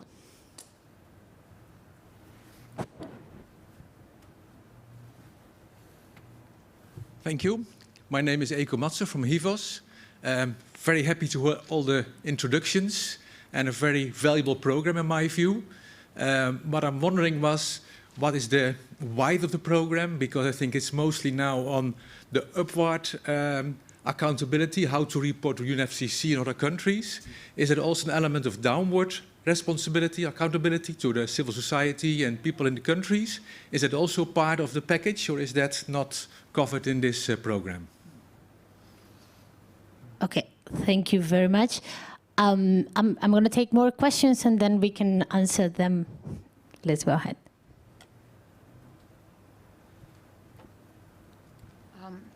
Hello, my name is Eileen. I am from the Global South. And my question is that conception of the Global South that is only in developing countries when we have Global South around the world. So even in this country, we have poverty and South. So that is my question of the why they always the same approach about South and North and all the same story that we have listened for, I don't know, 50 years. And also, what is the exchange that we can have with the countries to do what they want? I mean, for me, it's always to see that from the United Nations is to give all the ideas, because it's like they have some kind of entitled persons, and then say, you know, we are going to go to these developing countries in which we're going to teach how to do the things. And then we start to compare them, you know, to see this is going well, this is not. But it happened that countries have different perspective and different views. And what is the space for the countries or the communities or the governments to do what they want and not to be compared with others when the final aim here is not to be compared as a statistic plus more than, you know, get what we want. That's it. Thank you. Thank you very much. I don't know if there are more questions from. We have one more. 3, as this is the number of today. No. Okay. I don't know. So to answer Echo's question, I don't know, Emmanuel, if you want to answer to this question, and then I can complement from Fundación Avina perspective. Yes, maybe just to give from a project perspective what we intend to achieve, especially when we think about the capacity building aspect of the project. We intend to build capacity of youth, particularly those with a kind of we are expecting a diverse background, but to broadly classify what we intend to do, we have the policies, youth with policy background and youth with entrepreneurial background, which means that the solutions that they intend to develop will create jobs, will benefit the local community. So we intend at the end of this, what the project that they will develop in the solution lab, it's to create a kind of a startup that will be implemented locally. So we'll give them a kind of a seed fund to realize this project. So that is one concrete solution that creates an impact locally. With students or with youth with policy background, we intend to take them through the processes at UNFCCC so that they will be able to support their government in developing the report for the Global Stocktake process and also to report it in 2023 during the Global Stocktake event. So that is more or less a kind of a strategic perspective of the capacity building program that we have in the frame of the project.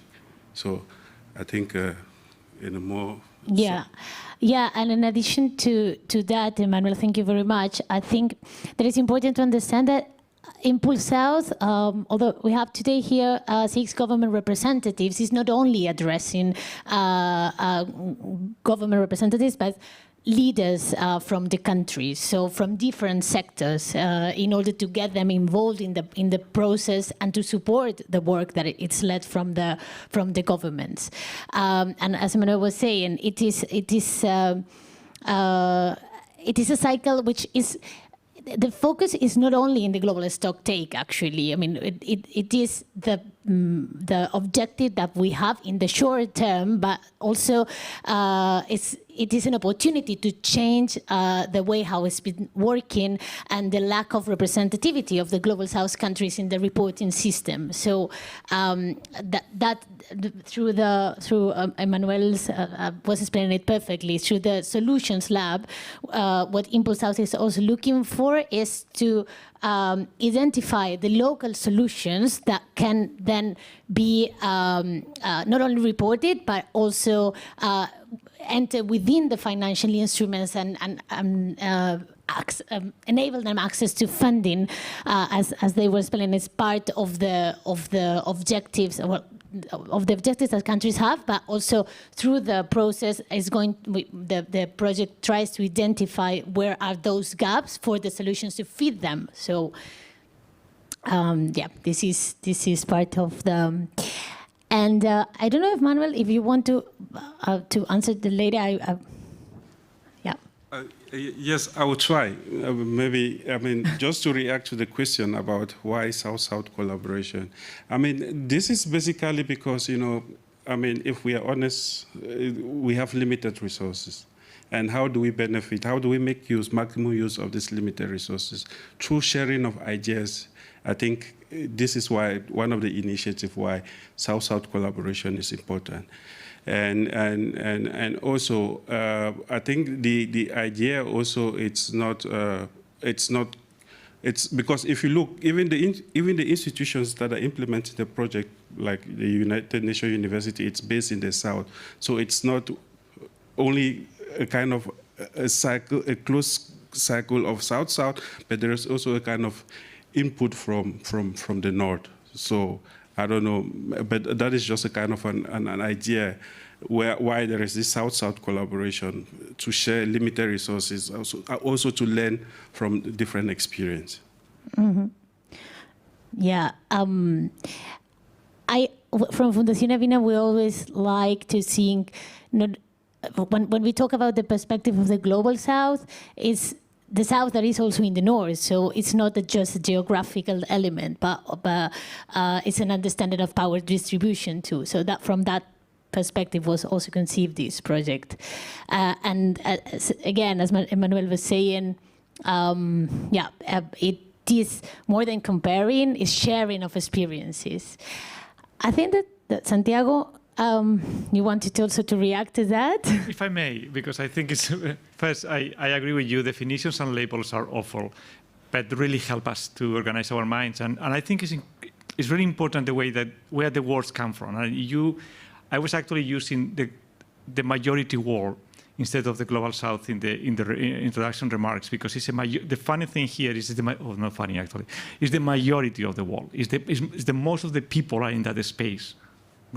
South, and I think that has been, but we have to be, I think this is a moment that we have to also remember, third world actually was not a pejorative word or term when it was created 50 years ago. It actually it came from an African leader to say we are not the East, we are not the West in the Cold War, we are the third war, we are the third way.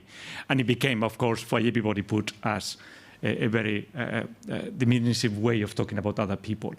I think don't look. My suggestion would be let's look beyond the words on the definition, because what is really important, and I think that's what we are hearing here, is that we have a system that needs to be challenged.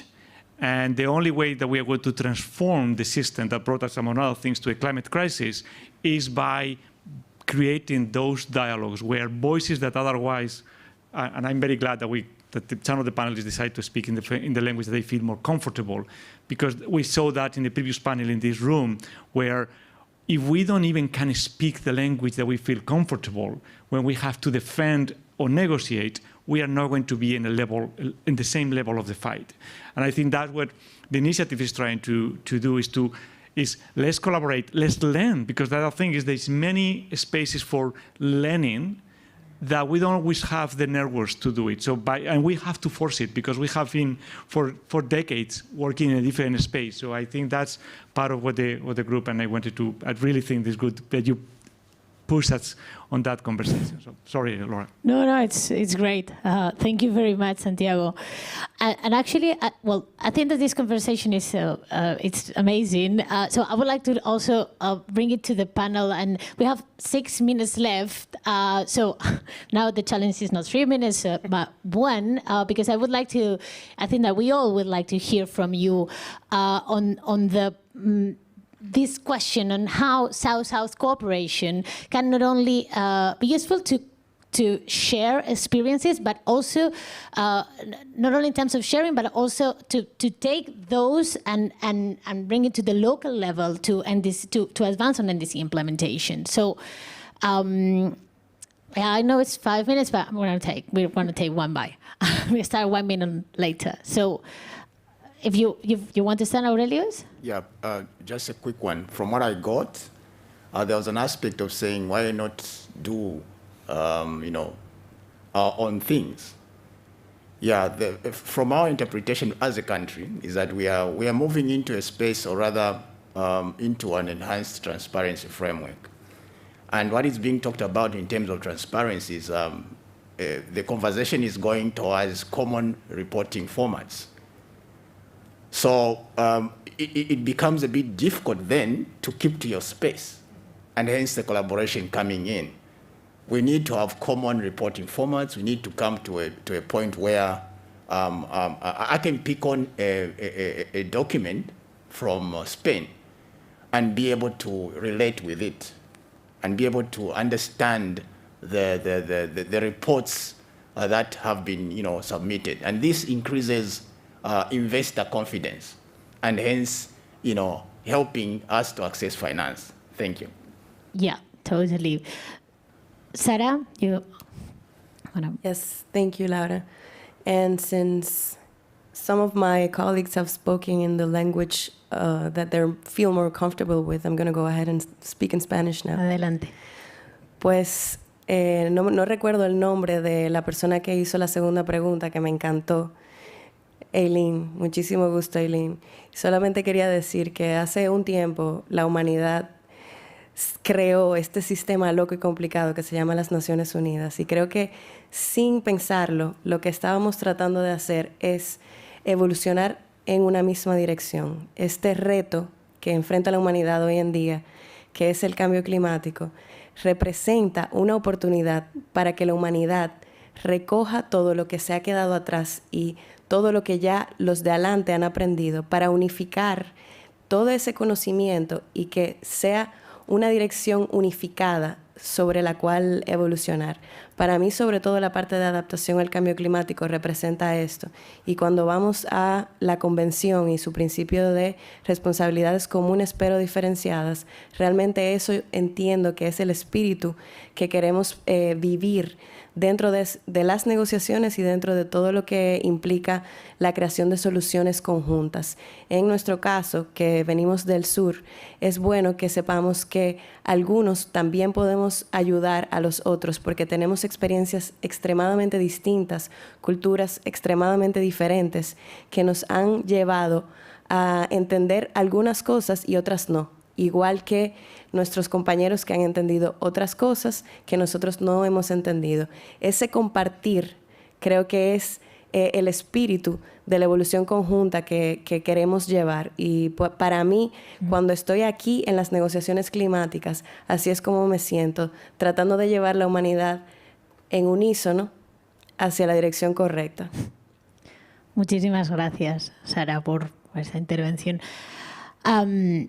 I don't know if would you like to add into this reflection on the value of the South-South collaboration and the spirit of the Global South, if vous voulez transmettre votre vision.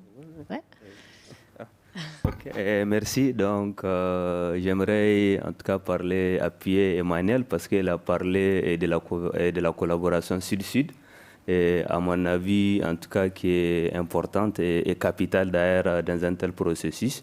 Tout simplement parce que c'est un des éléments d'ailleurs de renforcement des capacités, surtout en transfert de compétences, en transfert d'expériences, de bonnes pratiques, mais également en termes de formation et de renforcement des capacités, en tout cas des parties prenantes, surtout dans le domaine des changements climatiques, que ce soit en tout cas au niveau des pays, donc, mais également au niveau des acteurs. Merci. Jonathan? Oui, j'aimerais encore appuyer ce que Mahamadou a dit tout à l'heure. C'est que nous, en tant que pays, séparément, on n'a pas toutes les solutions.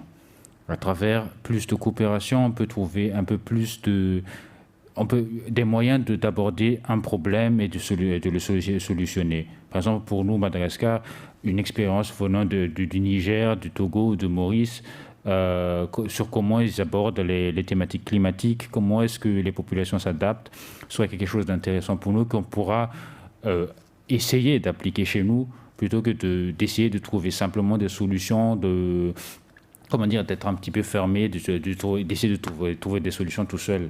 Donc, je maintiens encore que c'est toujours très, très important et très très utile d'avoir une coopération sud-sud et de collaborer un peu plus pour essayer de trouver des solutions qui sont applicables dans chacun des pays. Voilà.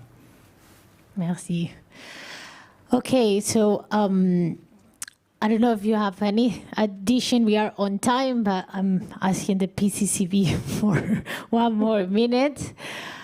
But otherwise, I think that we can close this great panel. Thank you very much. Thank you very much to you all to come and share with us this great conversation, to get their interest to know more about Impulse South. And we hope in next COP we can bring with these negotiations further. And thank you very much to you all for being here and your work. Thank you.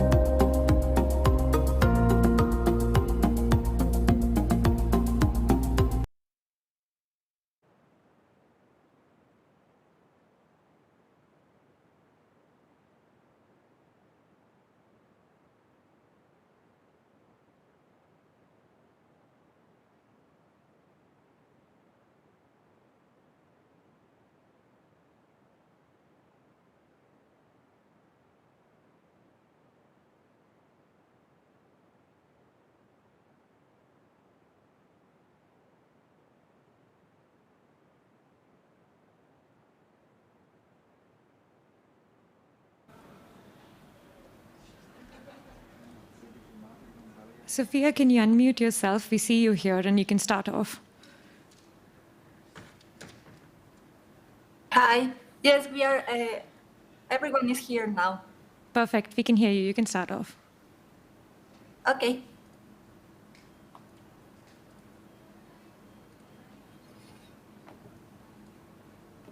Well, welcome to our panel, sharing experiences in the inclusion of the national determined contributions in the subnational territorial planning in Ecuador. The success of the Paris Agreement signed in 2015 depends entirely on the goals that the parties shape through the national determined contributions. In 2019, Ecuador presented its national determined contributions, and the compliance with this instrument depends on the contribution of various sectors, with the provincial decentralized autonomous governments being important actors at the local level due to its potential to address climate change through the implementation of mitigation and adaptation measures and actions. In Ecuador, the provincial governments have been building capacities in the last 6 years, which has allowed the creation of climate strategies and some provincial projects. However, most of the local actions haven't been incorporated into the implementation plan of the NDCs, due to a lack of knowledge about the NDC or studies needed for its incorporation into the plan. Within this context, FARO, along with the Consortium of Provincial Autonomous Governments of Ecuador, and with the technical assistance of the Climate Help Desk program that is led by the Global Alliance for Low Emissions Development Strategies and managed by Let's LAC, developed a guide for the inclusion of the NDCs of Ecuador in the subnational local planning. Therefore, in this panel, we have 3 people that will talk about the shared experiences of the local governments in the implementation of the national determined contributions. Before I let them speak, I will tell you a little bit about these organizations. FARO is an Ecuadorian think tank that generates evidence to influence public policy and promotes best practices for social transformation and innovation. And we have a sustainable development and cities area where we are working to contribute to the implementation of the climate regime and the commitments signed by the country, as well as the 2030 Sustainable Development Agenda. On the other hand, the Consortium of Provincial Governments of Ecuador, CONGOPE, is the associative entity of the Provincial Autonomous Governments of Ecuador, which has as a primary responsibility the representation of the common institutional interest of the provincial governments. It specializes in capacity building for the public management of the provincial governments and contributes to strengthening the development process of the Ecuadorian provinces. Finally, Let's LAC is one of the 3 climate help desk advisory initiatives for the NDC support clusters, the Let's GP and Partnership on Transparency in the Paris Agreement. First, in this panel, will speak Catherine Bocanegra. She is in person, and then other panelists are in this hybrid modality in a virtual session. So Catherine will talk about the role of Let's LAC as a platform for strengthening knowledge on climate change. Catherine is an economist and project manager that have worked on climate change for more than 7 years. Since 2018, she has been part of the team that leads the technical secretariat of the Let's LAC regional platform. And also she's in charge of the technical assistance service Climate Help Desk. Her work includes the development of participatory methodologies to promote peer learning through communities of practice on priority issues identified by members and international cooperation partners in order to support the countries that lead different topics to learn and advance together and share that learning with the countries that are starting their work on priority subjects. So welcome, Catherine. Good morning, good afternoon to everyone. My name is Caterine Bocanegra, and as Sofia said, I'm project manager and part of the core team that manage the technical secretariat, a regional platform, Let's Slack. And I'm in charge of the coordination of the technical assistance service provided by the platform called Climate Helpdesk. I'm glad to have the opportunity to share and here to be talking about this regional platform and one of the services that we provide. Let's Slack is a platform that encourages the collaboration and action in Latin America and the Caribbean countries that supports the implementation of the NDC and LETS, part of the Global Alliance of Resilient and Low Emissions Developer Strategy, LETS-GP. The main actions lines are first connect to promote the collaboration and avoid duplicating efforts in our region, and strengthen the capacities and make visible experience, good practices, and solutions in the region. All these oriented to experts and practitioners. Let's Slack is hosted by Libélula, a private consultant company based in Peru, Lima, and is supported by GIZ. Also, we have a steering committee confirmed by all these cooperation institutions and governments that you can see in your print. The Climate Helpdesk is a global advisory network providing rapid, high-quality, short-term technical assistance for developing countries. It offers different types of service and is adapted to each of these beneficiaries that request that assistance, but we offer advice and assistance of methods and tools for evaluating LETS options, helps with the review of greenhouse inventories for specific sectors, as well as provided strategies and measures to mobilize the public and private investment in the priority of NDC and LETS, among others. It's a joint service offered by two global initiatives, LETS Global Partnership and its regional platforms, such as Let's Slack, and as well as the Partnership of Transparency in the Paris Agreement, PATPA. The Climate Helpdesk operates through the support and funding of the International Climate Initiative, ICI, of the German Federal Ministry for the Environment, Nature and Conservation and Nuclear Safety, VMU. The Secretariat of the Climate Helpdesk is hosted by GIC Support Project for the implementation of the Paris Agreement. One of the assistance that we provide, you can see in your print, this is an examples of assistance that we provided in the past and now. I'm going to mention some of them. First, there's a technical assistance that we provide to Guatemala and Mexico to adapt a tool in circular economy for the private sector. So now these companies that have the access to this tool can adapt and realize how they are aligning their strategy and their activities to this circular economy tool. Also, we have these experiences with this association in Costa Rica. The name is Asobiogas, and we focus in strengthening their capacities to develop projects to funds.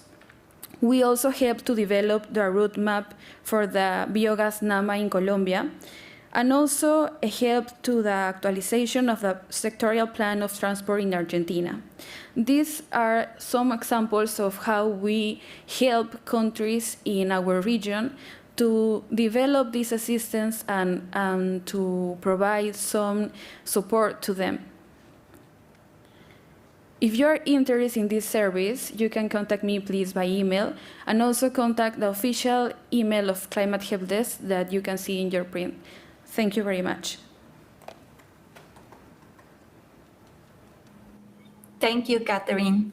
Next, we will have the presentation from Wilson Luis Lechon. He will speak about the subnational actions to contribute to the NDC in Ecuador. He is Director of Environmental Management of the Consortium of Provincial Governments of Ecuador, CONGOPE. He supports and advises the 23 provincial governments of Ecuador on technical aspects related to climate and environmental management. He also has experience working with subnational governments and is a member of regional and global networks on climate change and biodiversity. Welcome, Wilson.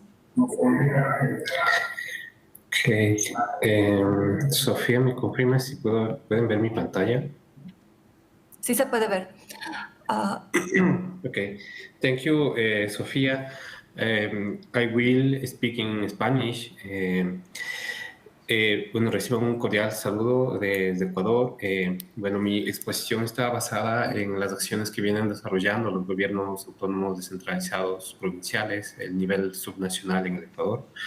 Quiero partir señalando que a nivel local, en el tema del incremento de temperatura en un escenario futuro, tenemos una probabilidad de incremento de 1 grado centígrado entre el 2011 y 2040, y de igual manera en el tema de lluvias extremas, un incremento de 15 y 30 días en los próximos 30 años.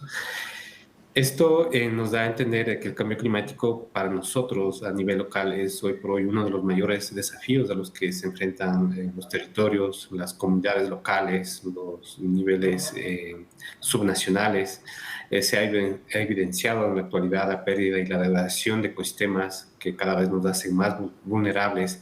De esta manera, evidenciando a través de sequías, inundaciones, incendios forestales y pérdidas de vida humana, y también la migración por factores climáticos a las grandes ciudades o entre ciudades.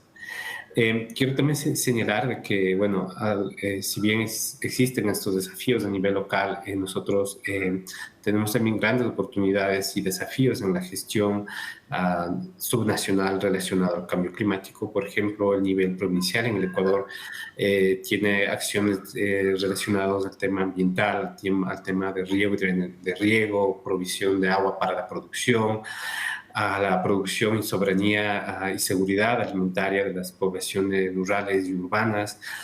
También desarrolla acciones relacionadas a garantizar la conectividad entre sectores urbanos y rurales, y una planificación territorial, económica y ambiental a nivel subnacional.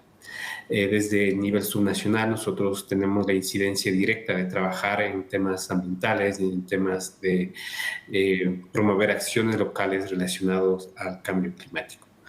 El rol del nivel provincial tiene un importante trabajo. Cumplimos el rol del gobierno intermedio. Nosotros cumplimos esa función de conectar el nivel nacional con el nivel subnacional y local, particularmente con el nivel municipal y parroquial. Y todas las acciones que nosotros realizamos a nivel subnacional pues están relacionados al tema vial, el tema uso del suelo, gestión ambiental y también el tema social.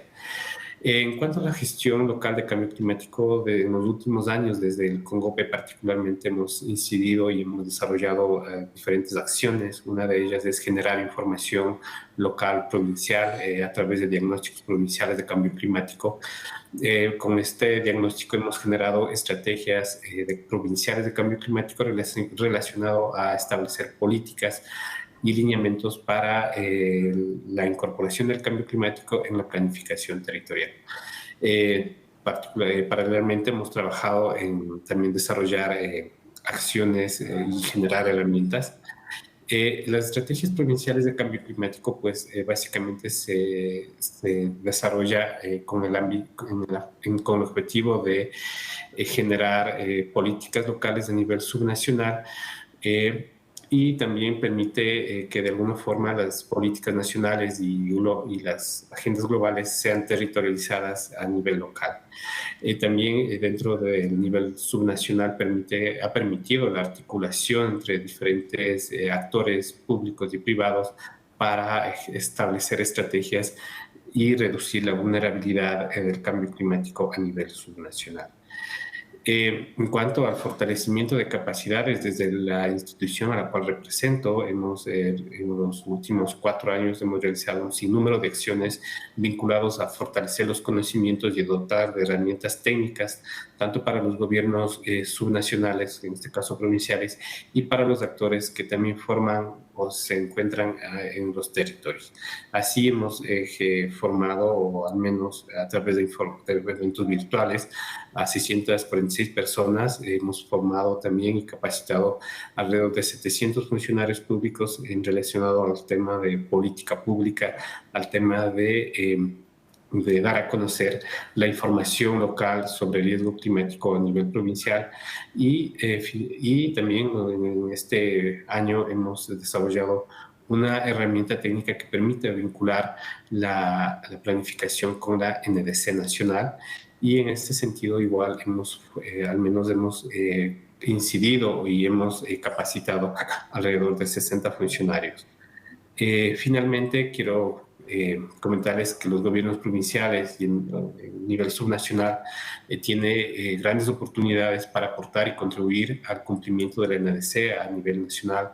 El nivel provincial tiene acciones encaminadas a la producción, a la sostenibilidad ambiental, a la infraestructura y al desarrollo y a la gestión social, y en ese marco están desarrollando a nivel local diferentes acciones que están vinculadas a contribuir con las metas nacionales del NDC. Es un primer paso que nosotros estamos dando a nivel nacional y de verificar cómo el nivel local está contribuyendo a la NDC. De hecho, también pues, existen grandes desafíos y que en eso trabajaremos en los siguientes años. Muchísimas gracias.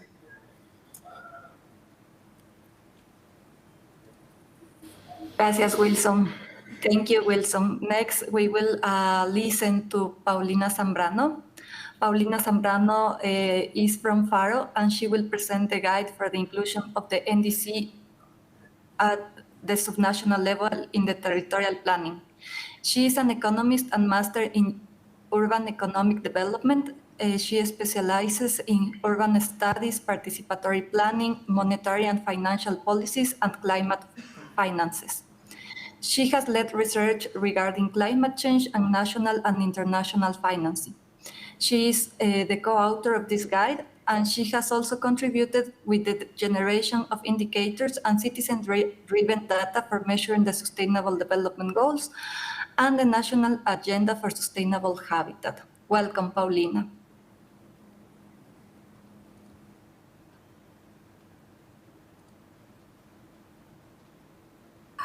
Thank you, Sophia. I don't know if you are able to see my screen.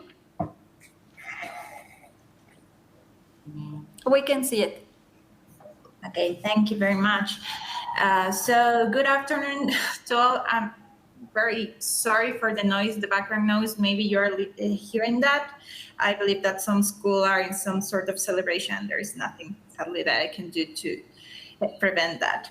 I first want to start by thanking the organizers of the COP26 for giving us this space, for sharing the experiences in the construction of this guide that is giving tips for including the NDCs into the subnational planning in Ecuador, and of course to all my fellow panelists. So as Sophie mentioned, I will present the guide for including the NDCs at the subnational territorial planning.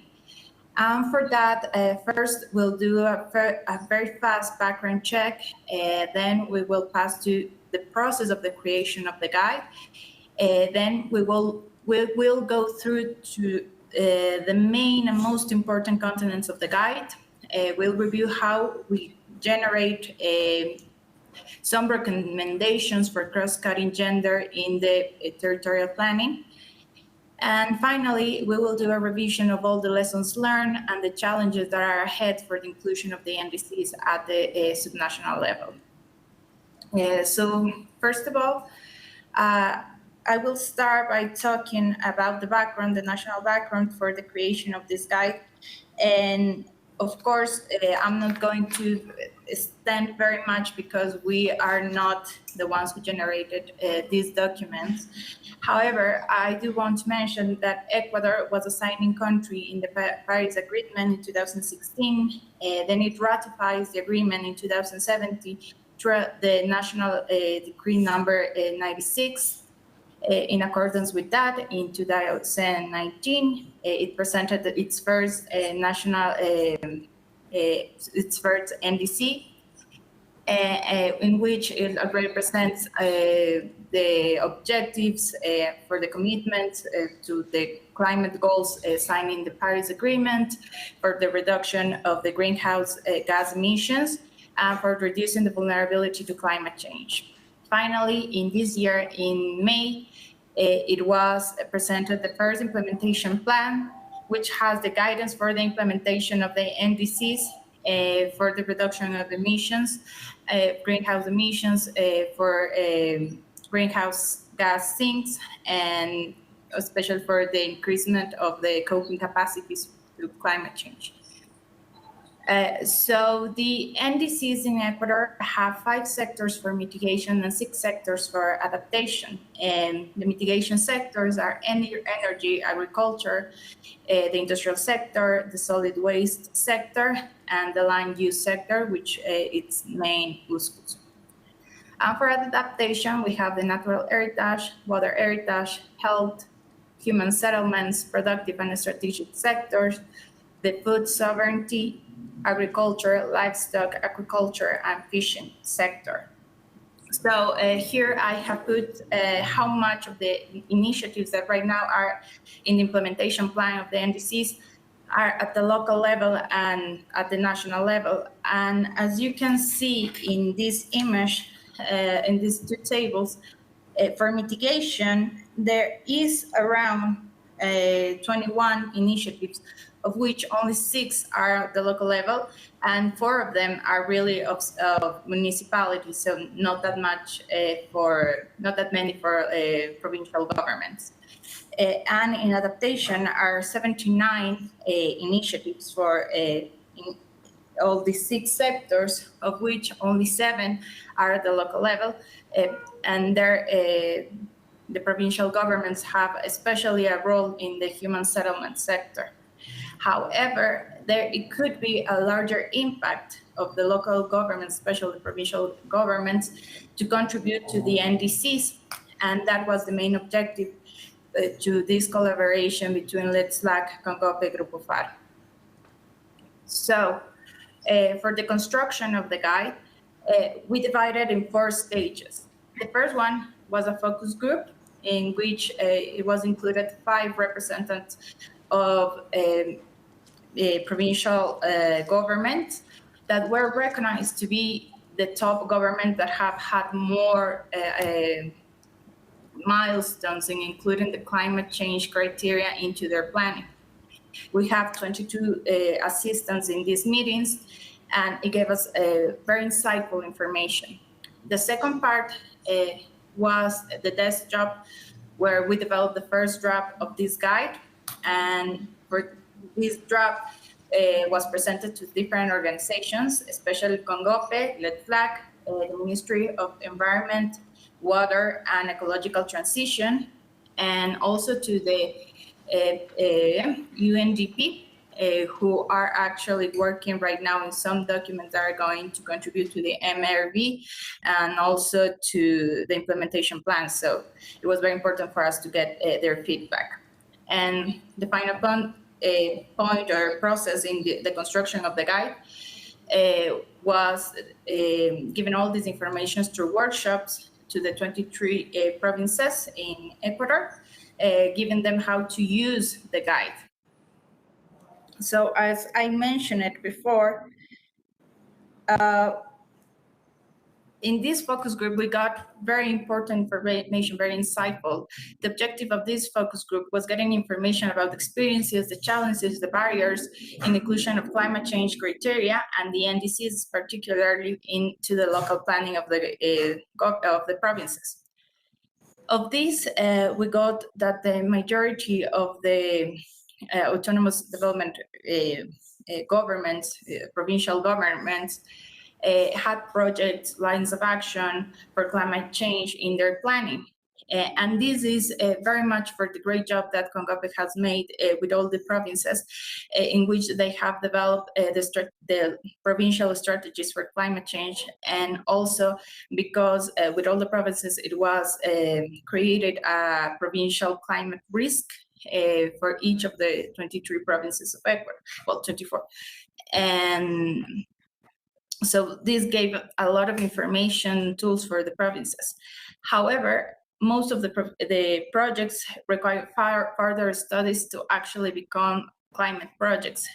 Currently, most of them were only development projects that didn't have the characteristics to actually be included in documents of the implementation plan.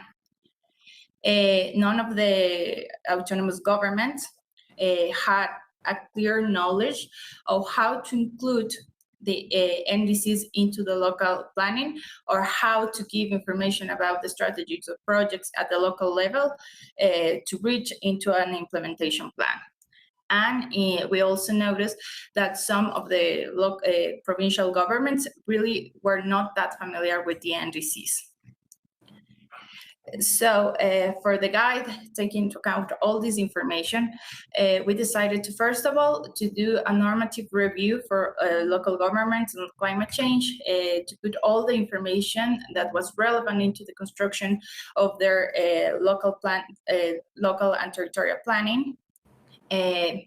Then we did a fast review of the NDCs, putting it into the most democratic language, because sometimes we realized that was one of the main issues to the comprehension of the NDCs.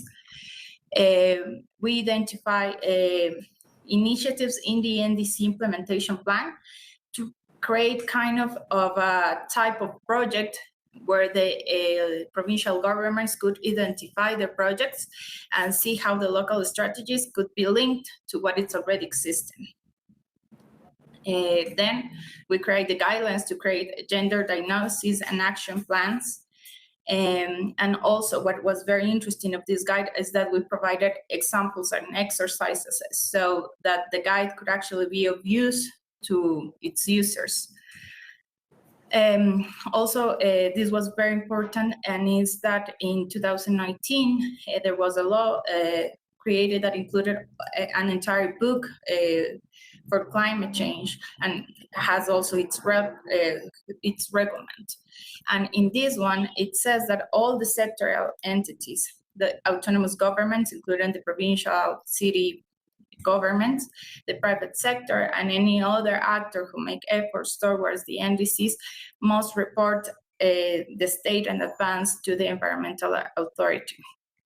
So by law right now, all the provincial governments need to do all these steps and close the gap of information to be able to actually report all these actions that can or could contribute to the NDCs. So of course, this step of making the links between the local planning and the NDC was the largest challenge, to actually be able to put a different kind of language into something that could be comprehensible to the different stakeholders. So with that in mind, the first step that we took is to review all the provincial competences and identify which of them were aligned with the NDCs, Ecuadorian NDCs. Then we did an identification of the common topics within these strategies for climate change, provincial strategies for climate change, and see what were the kind of lines of action or projects that had been already proposed by these provinces, and trying to identify and group them really in common topics. Once we had those common topics, also we start to kind of make the smaller groups, getting into a sub-team that allowed to give a larger catalog for provinces to choose which kind of theme actually was more similar to the projects that they were actually proposing. Then we link the common topics with the NDCs, which allowed to link the NDC with the local initiatives. And finally, we offered them some indicators that were needed to actually climb into an implementation plan. So, of course, this is better if we see it with an example. So, for example, the competence in this project is in promoting the productive local activities, especially agro-production. This is stated by law into the competences of the provincial governments. The initiative was the reduction of carbon-based energy used in agriculture processes.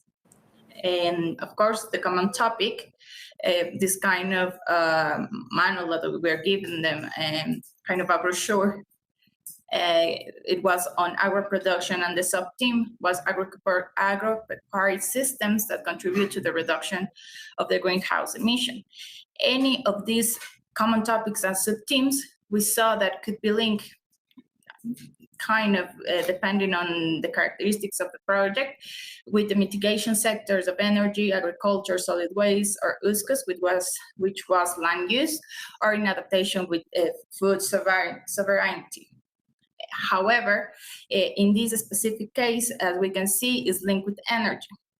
And of course, to be able to get into the implementation plan, the gap that it's needed, or the information gap that is needed to be addressed, is the estimation of the trend scenario mitigation scenario, actually be able to measure the greenhouse emission that is going to be reduced or that is going to be avoided in the mitigation scenario.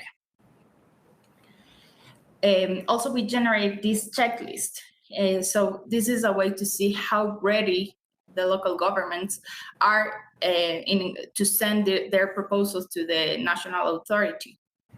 So this checklist we actually created in base of meetings that we have with the national authority, with the Ministry of Environment, Water and Ecological Transition, and with UNDP. And the first one is that the project is feasible, which means that it has all these studies already made. Secondly, if it contributes or not directly to the NDC, it has to contribute. Third, the project has a baseline and a gender-sensitive indicators. The initiative is going to be executed in the next 5 years, and this is because of the time frame of the implementation plans. And of course, if the initiative has co-benefits. So, of course, all of this information had to make sense with the framework for the construction of development of local and territorial plans within the country, which plans and the starting point, a diagnosis, an action plan, a management plan, and a result. This is the language that has to be follow for the creation of these documents, which are called PDOT for their translation in Spanish. So for that, we saw as the starting point the understanding of the scenarios, the sectors of mitigation and adaptation, the initiatives and the targets of the NDCs. So this was very important because we saw that there had been some international cooperation, local cooperation, of course, all the actions of CONGOPE, but some of this information hasn't been fully understood by the technicians in the provincial governments. The second step is having a diagnosis that includes climate risk. The third one is an action plan. And in the action now is already the proposal of how we are going to address these issues that have been found in the diagnosis. And for that is the determination of initiatives, projects that have a potential impact on the sectors determined by the NDCs. And the fourth one is to review and check and do the checklist, the one that we have just seen, of these initiatives that we feel that have some potential impact to the NDCs. And in this way, we can see if we are ready to actually send this proposal to the national authority to be included in the implementation plan, or if for this moment we can only be recognizing that there is that potential without being able to actually measure it or be able to actually include that in the balance that are sent from Ecuador to the COP. And of course, the final result is the local territorial plan that is linked with the NDC and or with the implementation plan of the NDC.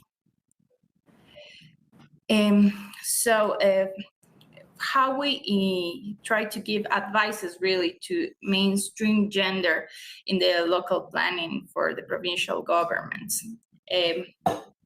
Some provincial governments had already a good insight about how to include gender into their projects, but some of them, they had included, for example, the participatory process, which is great, but they weren't able to see a way to include them in all the process.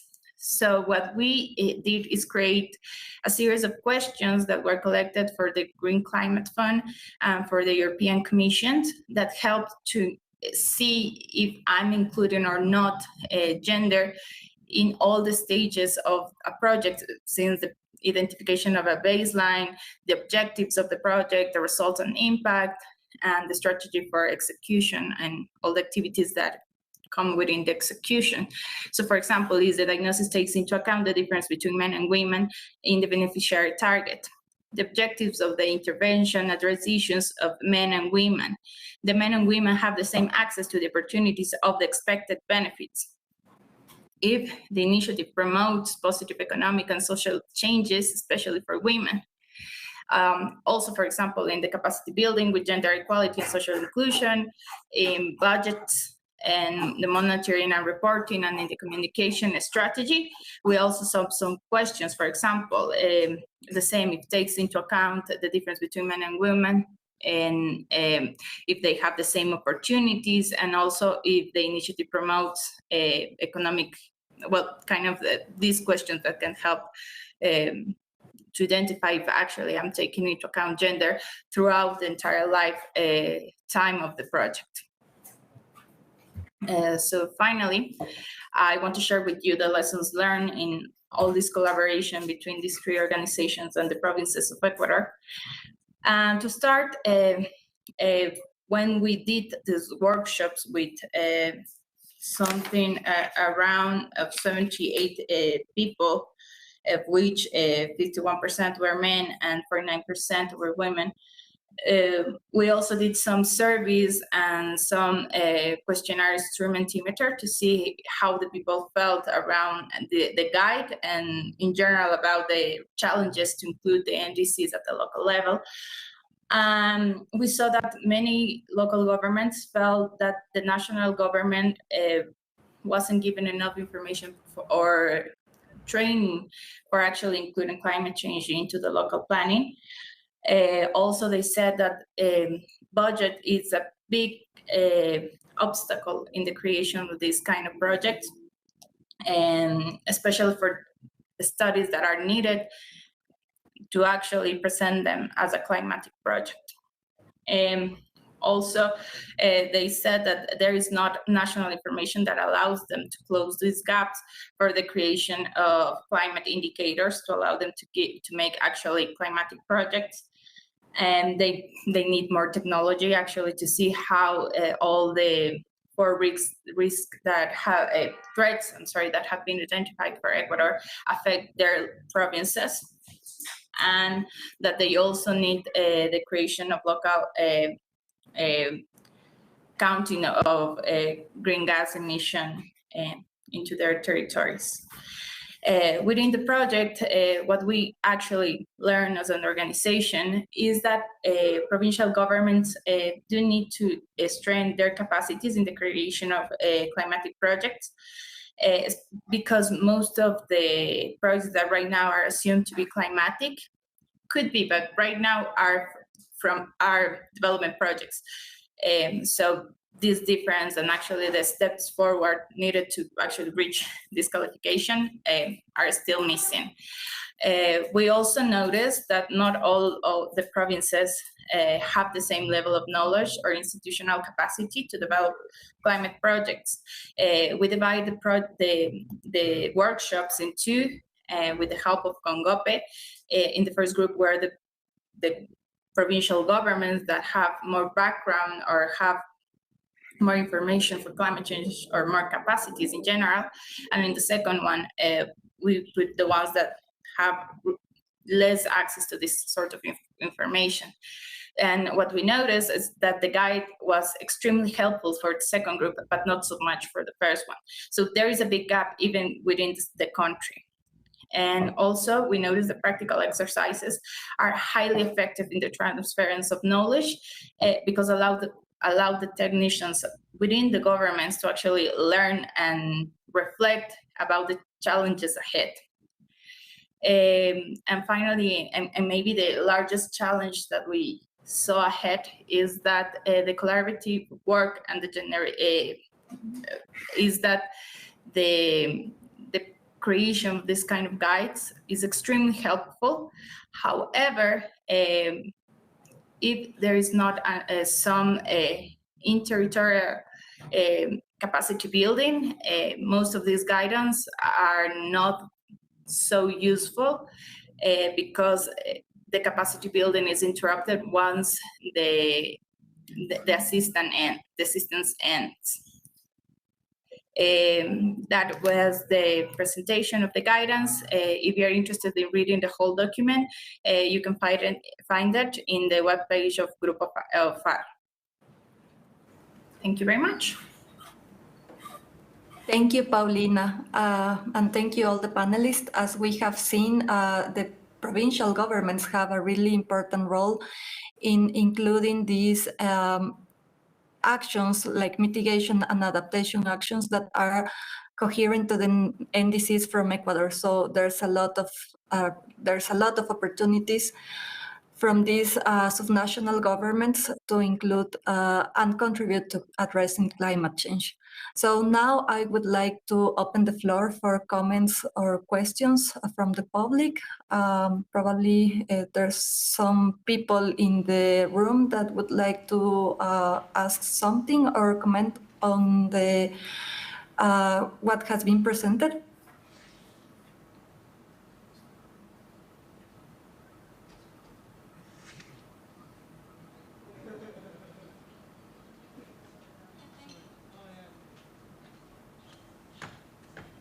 There are no questions from the floor. Okay, thank you very much. Catherine, maybe you can just share with us that document is also available in the webpage. Just give me a moment and I can check. Of course you can, yeah. We have a question. Yeah. Please. Thank you, Sofia, and all for the presentation. I wanted to ask, maybe you can reflect on what opportunities do you see for other countries to take this guide and adapt it to their own realities? Do you think it's something that's shareable, that can be adapted and used in other countries? Thank you. Thank you.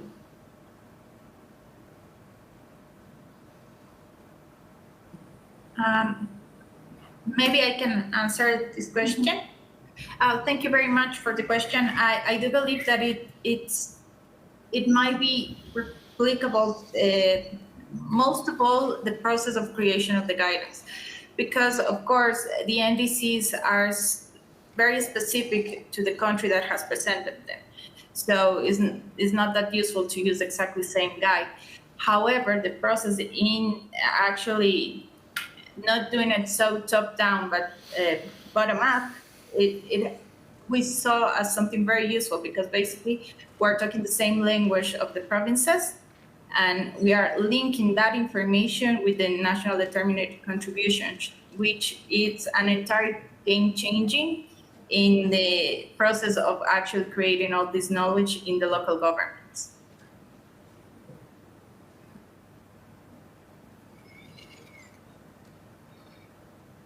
Someone else would like to add something? As Paulina said, I just would like to add that probably the methodology could be useful to share with other countries.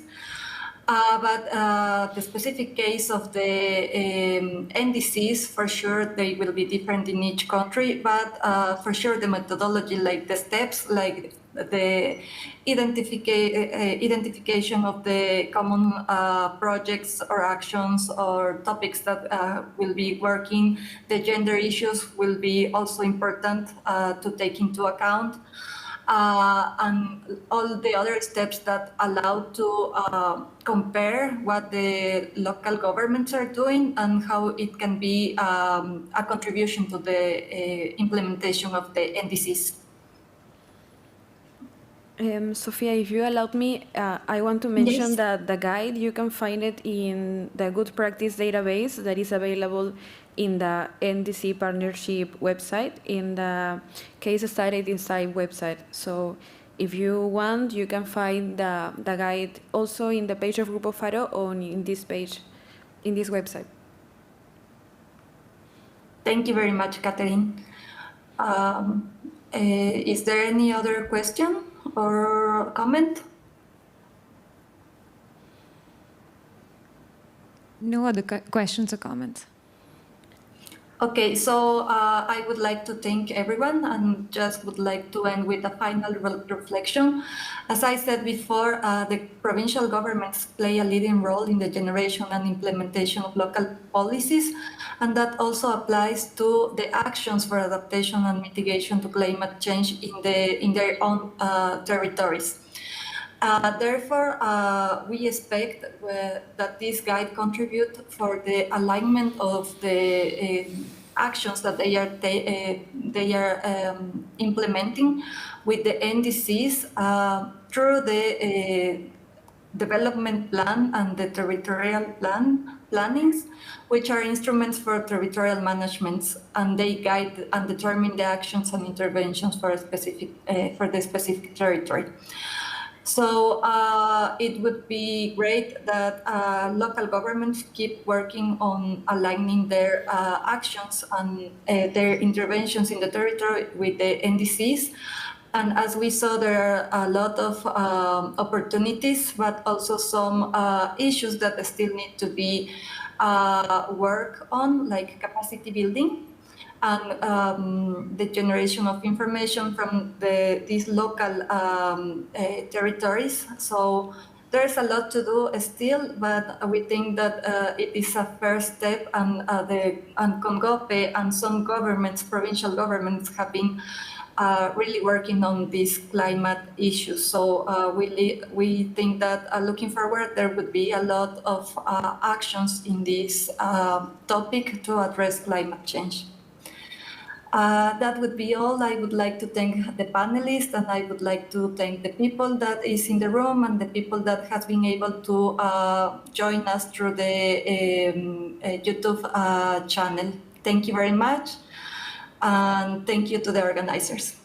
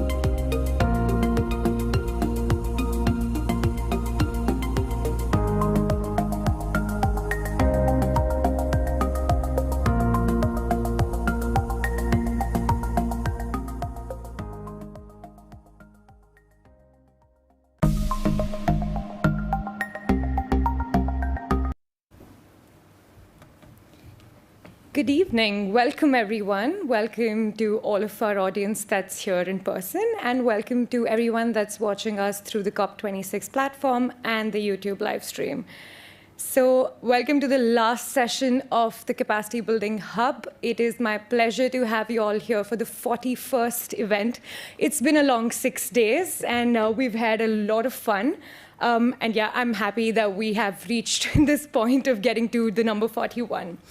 So just to set a little bit of context, my name is Radhi Datta. My pronouns are she, her. I support the capacity building efforts of the UN Climate Change Secretariat and the Paris Committee on Capacity Building, which is PCCB. There are going to be a lot of acronyms running around over here, so bear with us, and I will try and abbreviate all of them as much as I can.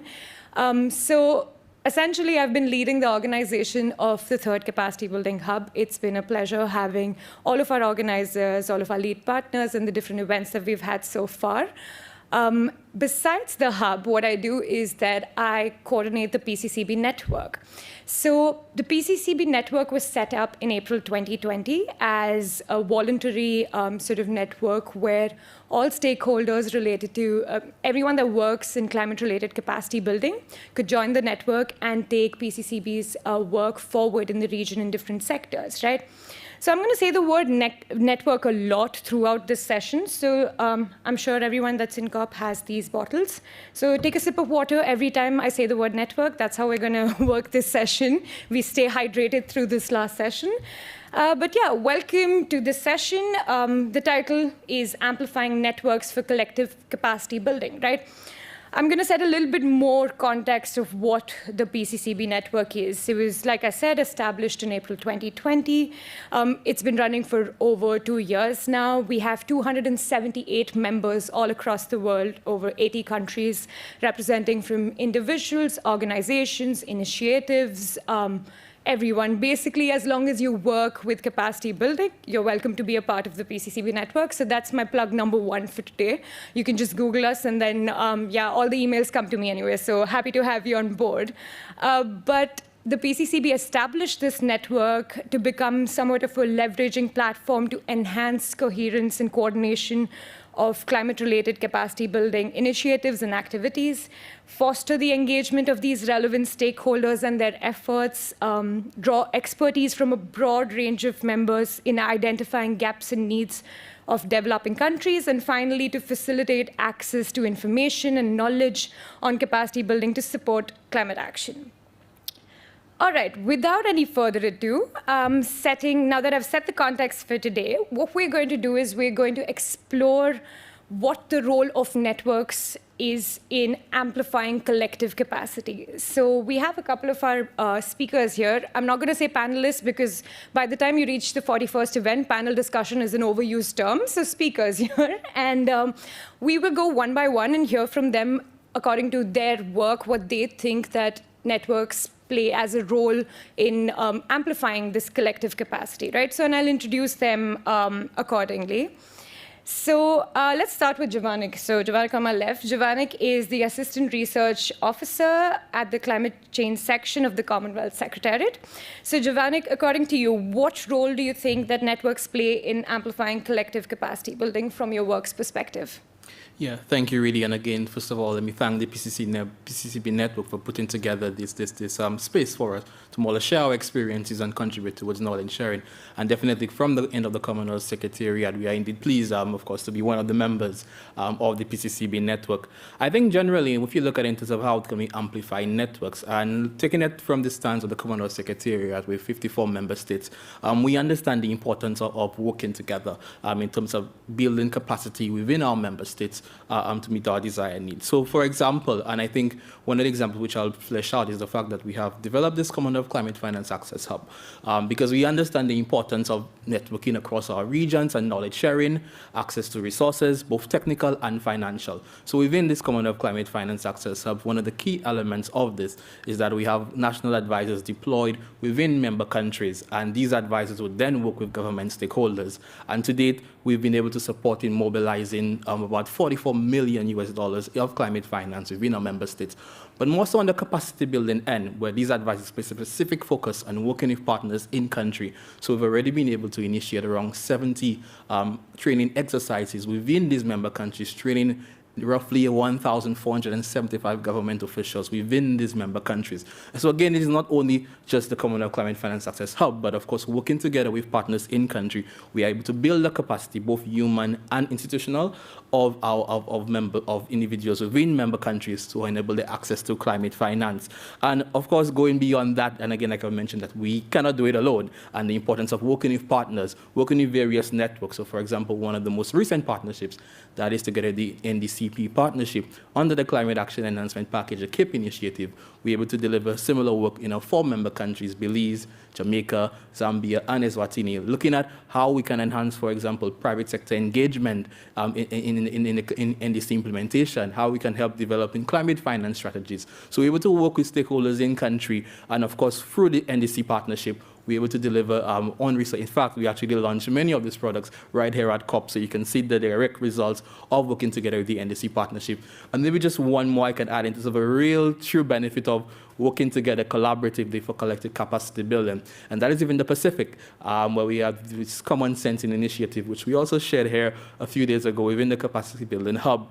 We're working together in Fiji, Solomon Islands, and Vanuatu. Together with a consortium of partners, we have UNITAR, UNISAT, and all the various entities within these countries, where we're looking at using satellite data to enhance access to climate finance. So we're utilizing this data to provide evidence-based data which can support in the development of climate finance proposals, which our advisors are supporting in member countries. So we see here that, of course, through the Commonwealth Secretariat providing the technical assistance, and of course, the other we have other partners who would have been providing that sort of in the platform, various entities all working together and utilizing this innovative platform that will allow us to enhance the capacity of officials within these member countries so that they can have that justification to enable to access to finance. And one of the recent elements to that is that we've also developed these right shop trainings where we actually aim to strengthen this by providing them with this direct training where they can actually apply the platform and see how it works and develop that data through this right sub training. So we've already done one in Fiji and Solomon Islands, and we're now going to be going shortly into Vanuatu, where we actually do this practical training in enhancing capacity for climate finance access. And again, like you can see, in all these initiatives I've mentioned thus far, it's working not only through our hub, but for partners both in country and also external partners that could allow us to amplify and have greater effect in delivering, enhancing the capacity and long-term capacity of member countries. Thank you so much, Jovanik. That was wonderfully put together, but also to bring numbers and examples to the table. Really appreciate that. But we'll move to our right now. So Jeanette Gurung, she's the founder and executive director of Women Organizing for Change in Agriculture and Natural Resource Management, WOCAN. Jeanette, according to your work, what do you think, what's the role of networks in amplifying collective capacity building? Thank you so much, Ridi, and thanks for the opportunity to be here. So WOCAN is a network. We have about 1,400 members in, I think, 113 countries, always growing. All of our members have expertise in climate-related sectors, so professional, technical expertise in agriculture, forestry, water management, land use sectors, all of whom have an interest in gender and expertise in gender. So with that group, it's a very rich group, and it allows WOCAN to collectively build the expertise further of that group, to become more experts in gender, for example, or also we've been training them, selected members across our network. We train them to become a cadre of our gender integration training, which we do around the world. So we've been able to build that. We've also been able to build their skills in research and the collection of data through consultative processes for which we've been used by the Green Climate Fund, for example, the World Bank, and some of these other countries where we're given the task of preparing gender action plans, which are required by climate fund mechanisms. And then the third way we use this network is we train them as well to be experts in the W+ standard, which is a standard that WOCAN created to measure, quantify, and monetize impacts for women's empowerment at the community level. So in order to provide, for WOCAN to provide technical backstopping for all these projects that want to use the W+, we need to have people across the world who have expertise for that. So we're able to do. I think the other benefit really is that, you know, we can aggregate. I mean, if it allows us, for example, if we had to fund, we just came from a GCF meeting, and always the question is, how do we get these big amounts of funding down to smaller entities? And I think this is another space we haven't yet really tapped into, where networks could be really effective, particularly for women and others who will never be able to show that they have the sufficient background and credit history in order to enable them to get that. So I think that's an area we should work on. Perfect. Thank you so much, Jeanette, for that. Like I said, when in the beginning I said I'm going to say the word networks a lot, and all of our speakers here are going to say that, we weren't kidding. Speaking of WOCAN, it's also a network within the PCCB network as well, so we see that going around a lot. What we will do now is that we will move to the hybrid element of things, and we will hear from Daniel Morchain. He's the Senior Policy Advisor, Adaptation Resilience Program at the International Institute for Sustainable Development, which is IIST, and IIST hosts the NAP Global Network.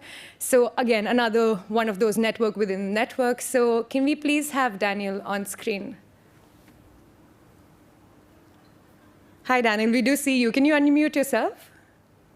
Yes, hi Reedy. Can you hear me all right? Yes, we can hear you. So according to your work, what do you think is the role of networks in amplifying collective capacity building? Great, thanks.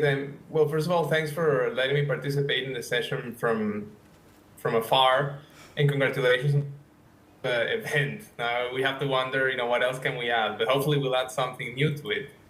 And I think that because so much funding is still on capacity building, is still channeled through Northern organizations, these organizations have a duty to design the type of capacity building programs that not only address these gaps, which are many, but that have a long-lasting effect, kind of like a structural effect in the way that climate action is understood and is acted upon.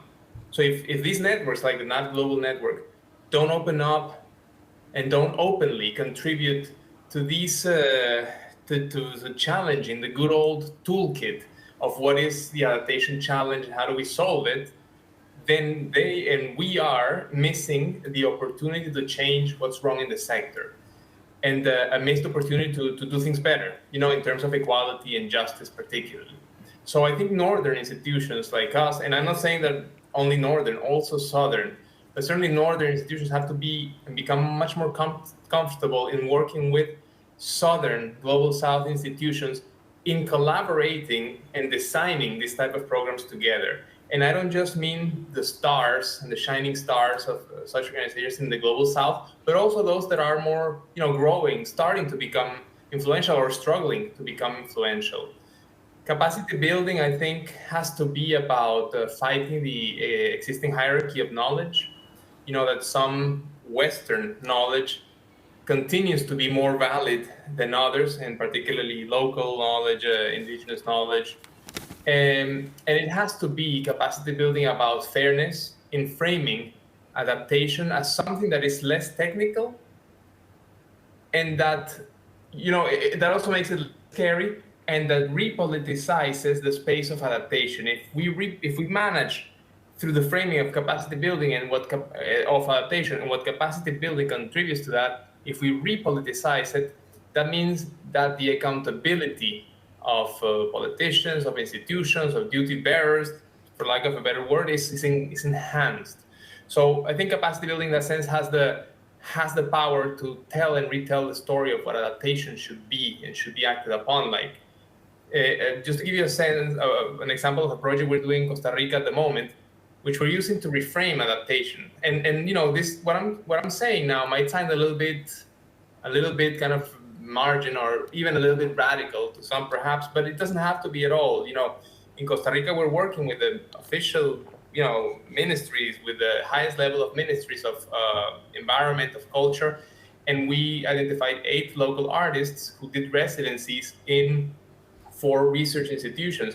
And through that collaboration, the artists not only learned about climate change, then in order to produce that and turn that into an artwork, but also worked with scientists to build their capacity, their understanding of what the climate challenge and the climate crisis is about, so that they, in their more sectoral, siloed approach, can themselves change and challenge their own mindset about what that should be. And if I have a minute, really, I'll just say that from the NAP Global Network, we have had, just to kind of link to what the colleagues have said before, the TTF, the Targeted Topic Forum, which is a long-term process of capacity building where we have worked with 23 countries and a multi-year program. And we have seen this capacity building as a process that starts with knowledge, identifying what the issues at hand are, producing knowledge, including case studies, doing a collective learning and knowledge sharing, and then turning that theory into actual adaptation projects through country support hub experiences. And this has included an important element of South-South learning, and that, of course, as I think we all know, is so important to move capacity building and make it more sustainable. Right. Thank you so much for that, Daniel. I see a couple of themes already coming out in the way that we're talking about, crossing boundaries and, having sectoral work and going to different regions. And I guess networks play a huge role in, sort of crossing those boundaries. Networks are really important in identifying the gaps and needs, but we forget that they are very pivotal in crossing those boundaries and breaking barriers, right? So I will move on to Liva now. Liva Kagure, is that how I say your last name? I mean, with an Indian name, I know what it's like to be mispronounced, but yeah, I did that okay, I guess.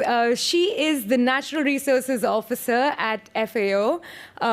Liva, according to your work, what do you think is the role of networks in enhancing and amplifying collective capacity building? Well, first of all, thank you for allowing us to be here and share our expertise from FAO's point of view. So in FAO, in the office that I'm working with, which is called Climate, Environment, and Biodiversity, in the Food and Agriculture Organization, and that also puts the lens of the food and agriculture systems and what is linked to AFOLU and LULUCF, again, all these terms. So that's the perspective we go into the networks, and we believe that the capacity building networks and platforms are at the heart of the capacity building itself. And in FAO, we host quite few of these kind of knowledge sharing platforms and networks. And let me give you some examples that are hosted by the office that I represent. So one of the networks that we host is called the Thematic Working Group on Agriculture, Food Security, and Land Use under the NDC partnership. And that's, I have to say, is the single and the only thematic working group under the NDC partnership. And so this is a country-led peer-to-peer learning kind of network where both countries, but also practitioners and also international organizations can share their expertise, experiences, and challenges that they are facing in relation to integrating agriculture and land use sectors in the NDCs. The other network that we are hosting is also called Transparency Network in Agriculture and Land Use Sectors.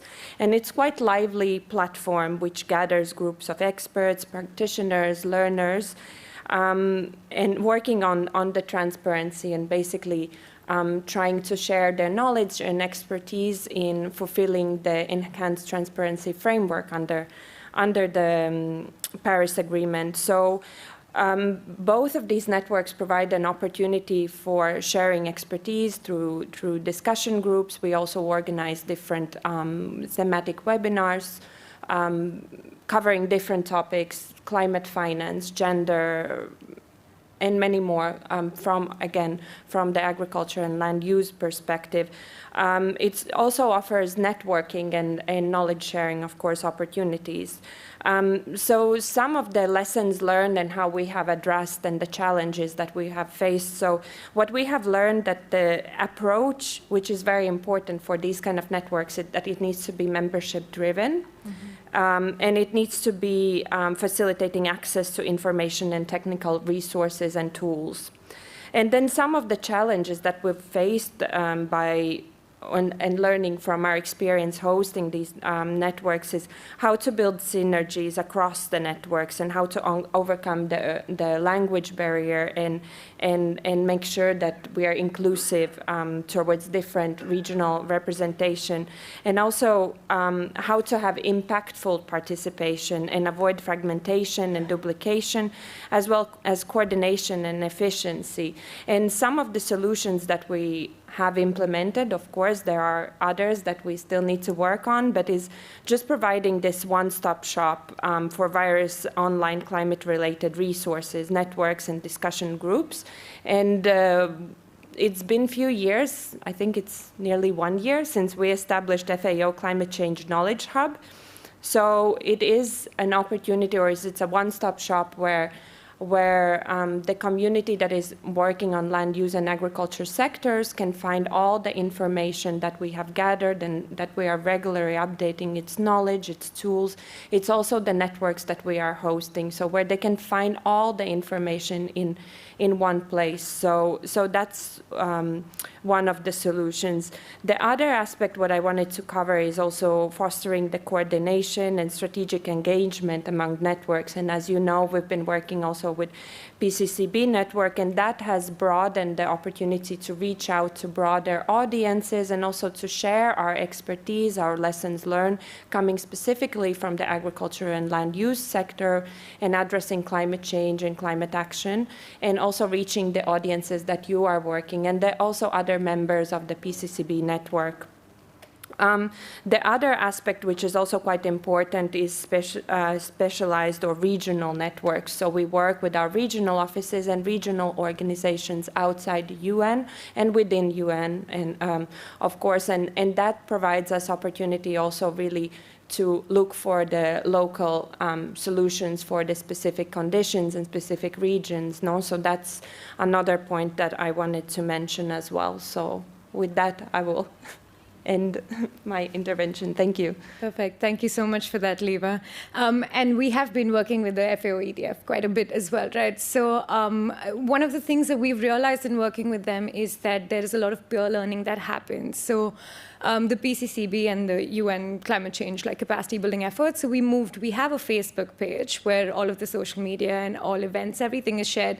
But we wanted to move this to LinkedIn. And we know that your networks are very active on LinkedIn. And so there's been a lot of peer learning that happens. And of course, while capacity building is quite broad, yours comes from a very thematic focus. And that kind of peer learning is very important. And then taking that to a regional level again is important.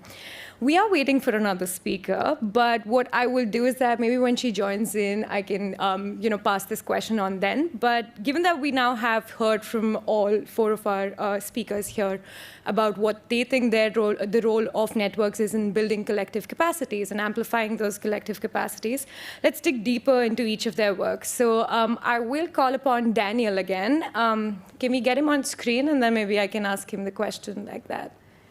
Perfect. Hi, Daniel. Yeah, we see you. So, Daniel, given that NAP Global Network is also, we've worked with you before as well. So what responsibility do you think that individual organizations and members of a network have in amplifying individual or organizational levels of capacity to a collective level, especially those networks like NAP Global Network? What concrete actions can or should these networks take? Thank you, Ridi. I think that, as I mentioned before, the fact that many organizations based in the global north have the opportunity through resources, through connections, through being based in the countries where the donor governments are, therefore they have kind of like a bit of an advantage. So it's important that these organizations really work with key players, in partnership with key players in the Global South. But not only, like I mentioned, with those key organizations, but that these organizations like ours, like the Global Network, that we serve as a force and promote the idea that there has to be collaboration with organizations representing the most vulnerable or marginalized or let's say, marginalized or misrepresented, or I should rather say underrepresented groups, and with those organizations that are uncomfortable for the powers that be, to put it like that. If we don't do that as a Northern organization, having this opportunity to push and drive the capacity building agenda, then we would be perpetuating the existing inequalities within the power dynamics. So that's one point. Another one is around the need to incorporate capacity building, capacity strengthening in all of the programs that we do. I'll give you an example. I recently completed a gender and human rights analysis for the Republic of the Marshall Islands. And there was a risk from the beginning. We identified that this would be just us kind of flying in. We didn't even fly in because of the pandemic, so even we couldn't go there, but we could just kind of fly in and fly out. And we said, no, a capacity building element has to be included in this process. And actually, in that sense, collaborating with the WRI, the World Resources Institute, in tandeming, with the adaptation mitigation side and building together a capacity building program to support, the people in the government of the Marshall Islands to also gain something additional from this collaboration. We must create networks in the global north and in the global south, must create opportunities for southern organizations to play a bigger role in adaptation projects and consortia in order to level the playing field. Sometimes we set up collaborations, but with a very unequal relationship. So we in the north would have a higher power in the consortium, in the arrangement, in the decision of where the funds go, and that shouldn't be like that. I think we should actively challenge and reject that idea.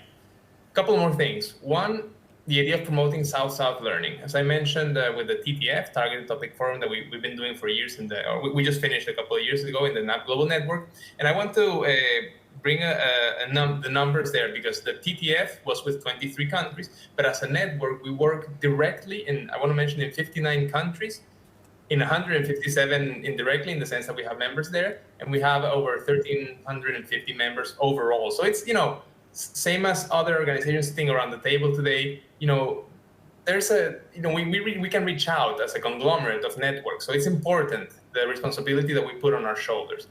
So we must also recognize the possible wins and the compromises needed in order to gain traction.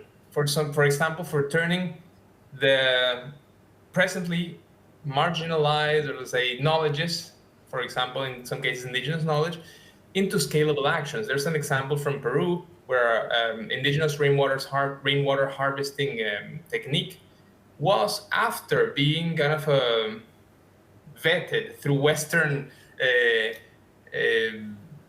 standards, in collaboration with some Western universities, it was kind of that traditional method was kind of updated to be more appropriate for the present climate conditions. And that made the government of Peru more willing to upscale and put money into it to upscale the activity. So I think that's also, we need to understand where there are these opportunities and recognize that in itself is not a bad thing. It can be a positive thing.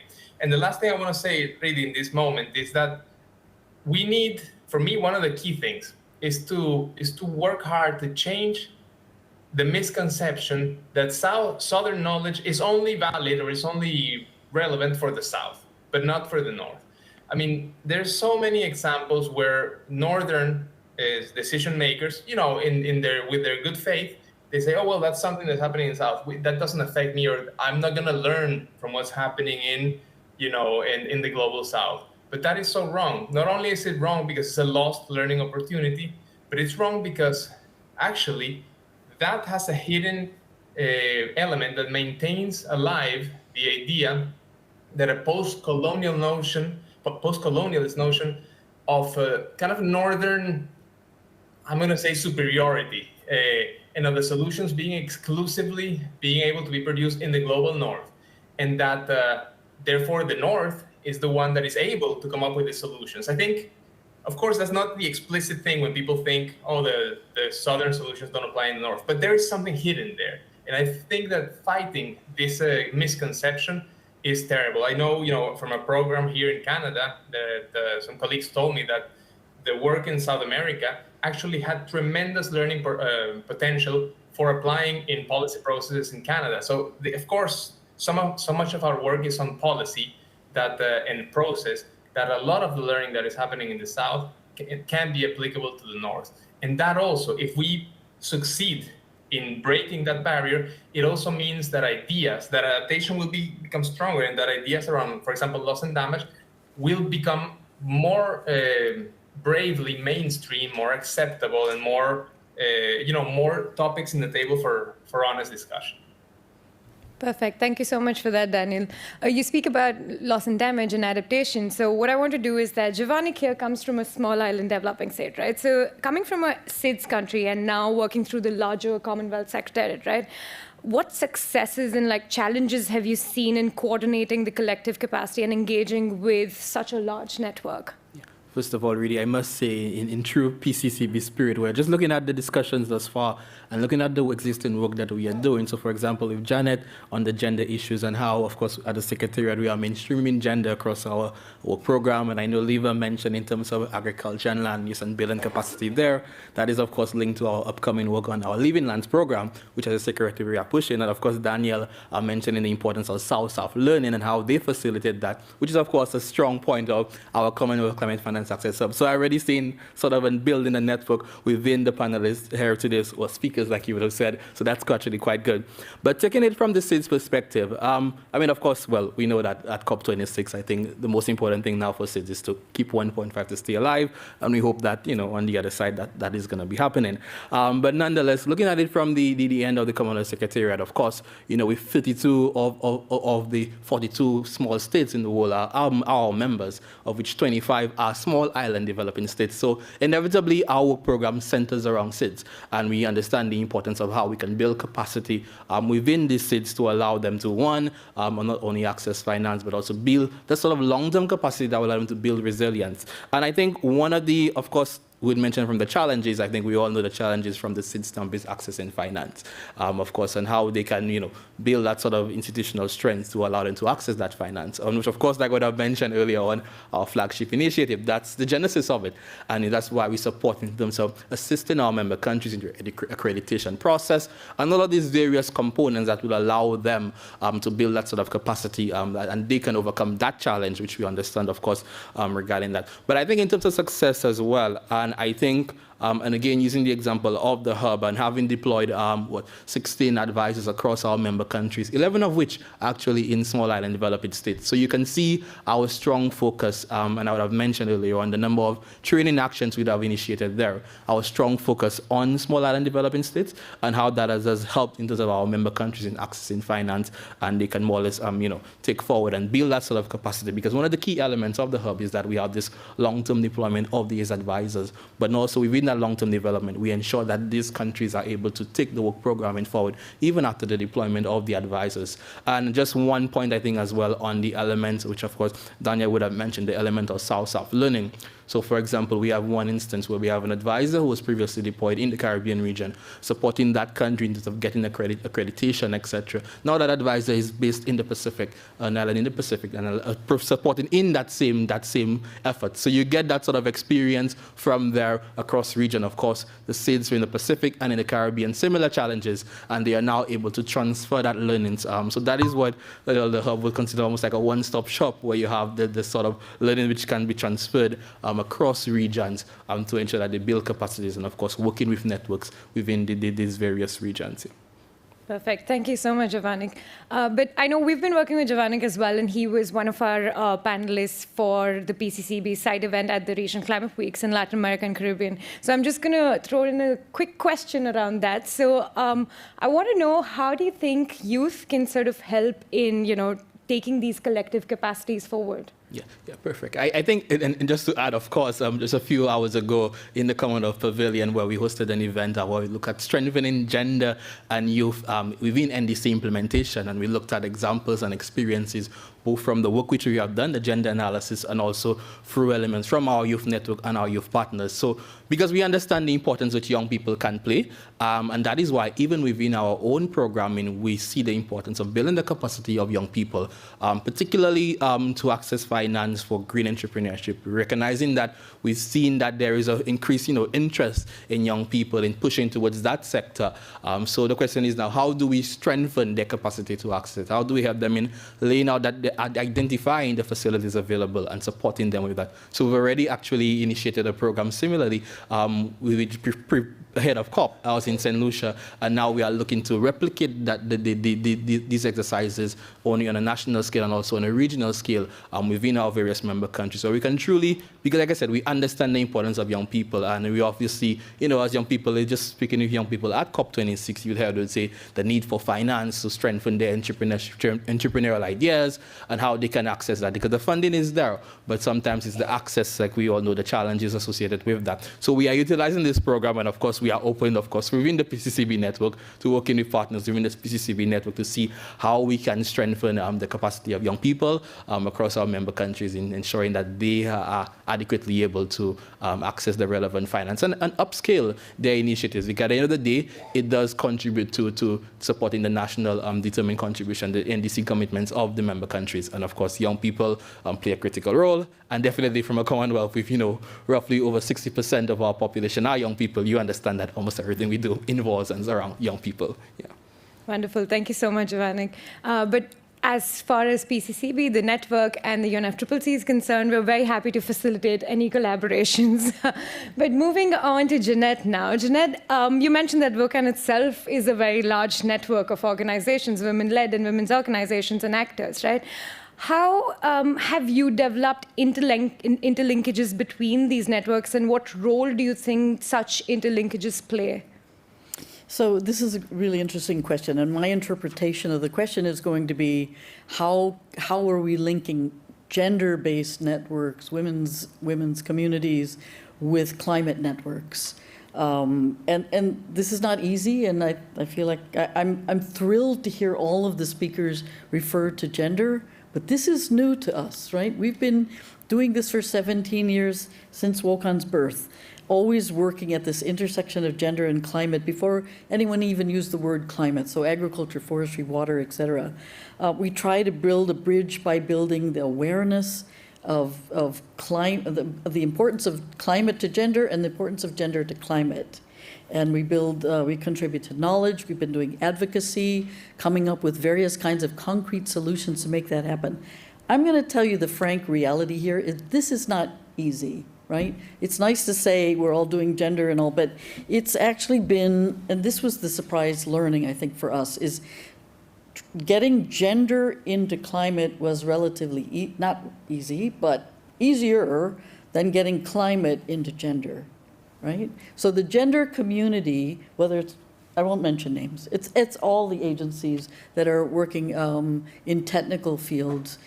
I think because it just makes practical sense, and especially for agencies like FAO and IFAD and others that we work with, the reality of rural communities means that we understand that without women's inclusion, for example, in whatever project is happening, it will not be successful. And that was just the stark reality. However, for gender communities, or it's been less clear to them as to why climate was important, why these sectors are important. And I've been trying to analyze this for a long time. Why is it the case? It may be due to biases we hear sometimes within women's organizations who are uncomfortable with technology. I heard this even yesterday. Uncomfortable with technological solutions to things.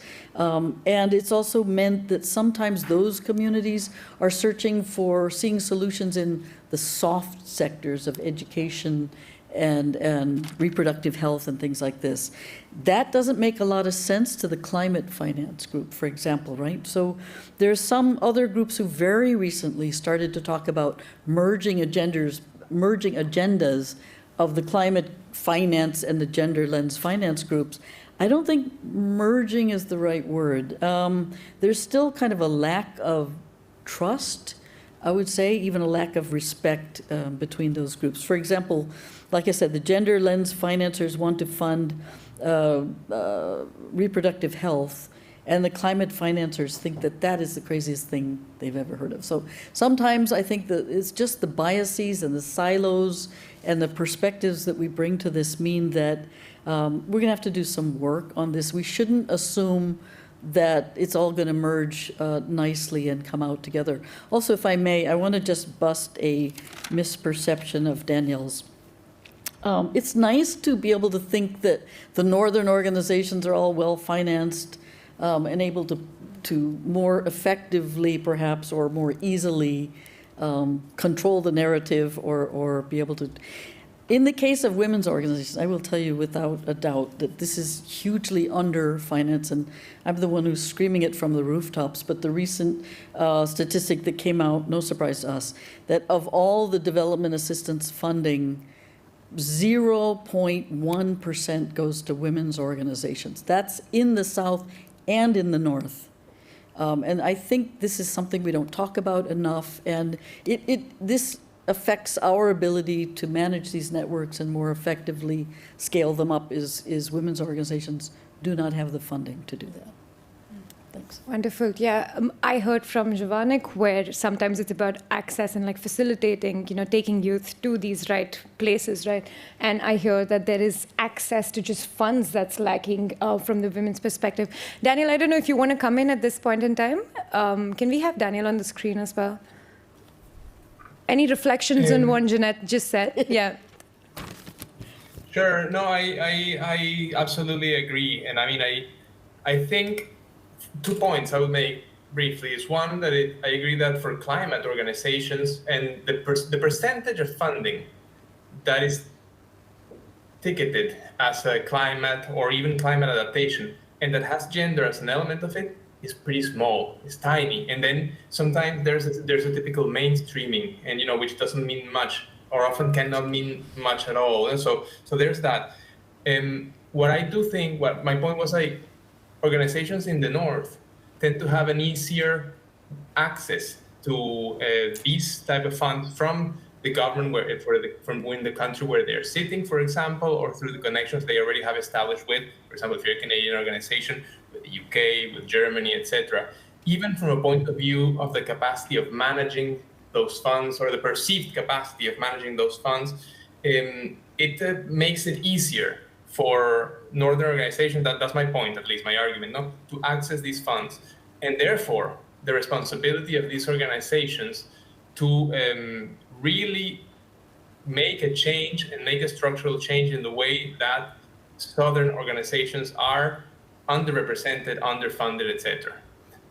I would leave it at that. Thanks. Perfect. Thank you so much, Daniel. Let's move on to Liva now. Liva, how does FAO utilize networks in its capacity building efforts, supporting the implementation of the nationally determined contributions, the NDCs, and the Sustainable Development Goals, SDGs? How could sectoral networks tie into larger ones to boost their impacts? Yeah, thank you for the question. And it's something that I briefly touched on. It's very important that we're collaborating with other networks and basically reaching to a broader audience and become more open to collaborate, as mentioned, PCCB network as well. And then you also nicely highlighted that we're quite active on different social media platforms and also other kind of knowledge professional networks. So that's one point. What we've been also considering for kind of broadening the outreach, or so it's also to ensure continuity and consistency. So that's very important because, of course, when you establish the network, it's very enthusiastic at the beginning. Everybody is very active. They are sharing their ideas and knowledge, and over time, it needs some boost. So it's very important that it's participation driven, but it's also kind of maybe guided by the hosting organization.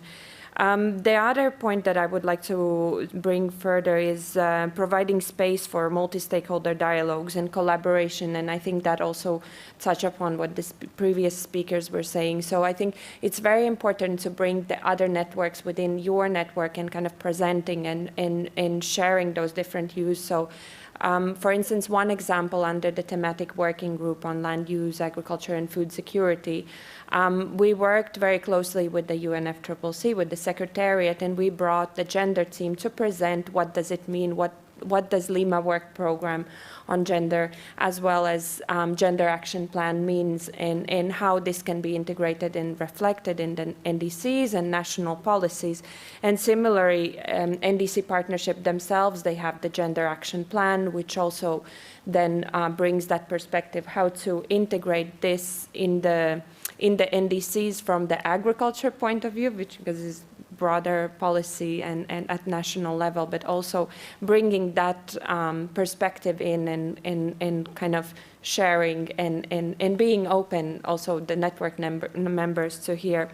And the other point is also very important, is remaining flexible and sensitive to the existing and emerging priorities of the members. So you cannot be just stagnating and saying that this is the aim of our network and we are not going beyond or so. So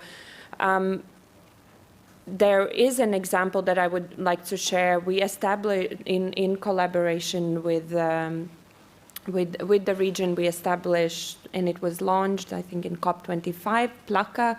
It's a regional platform for knowledge exchange on climate action in the agriculture sectors in Latin America and Caribbean.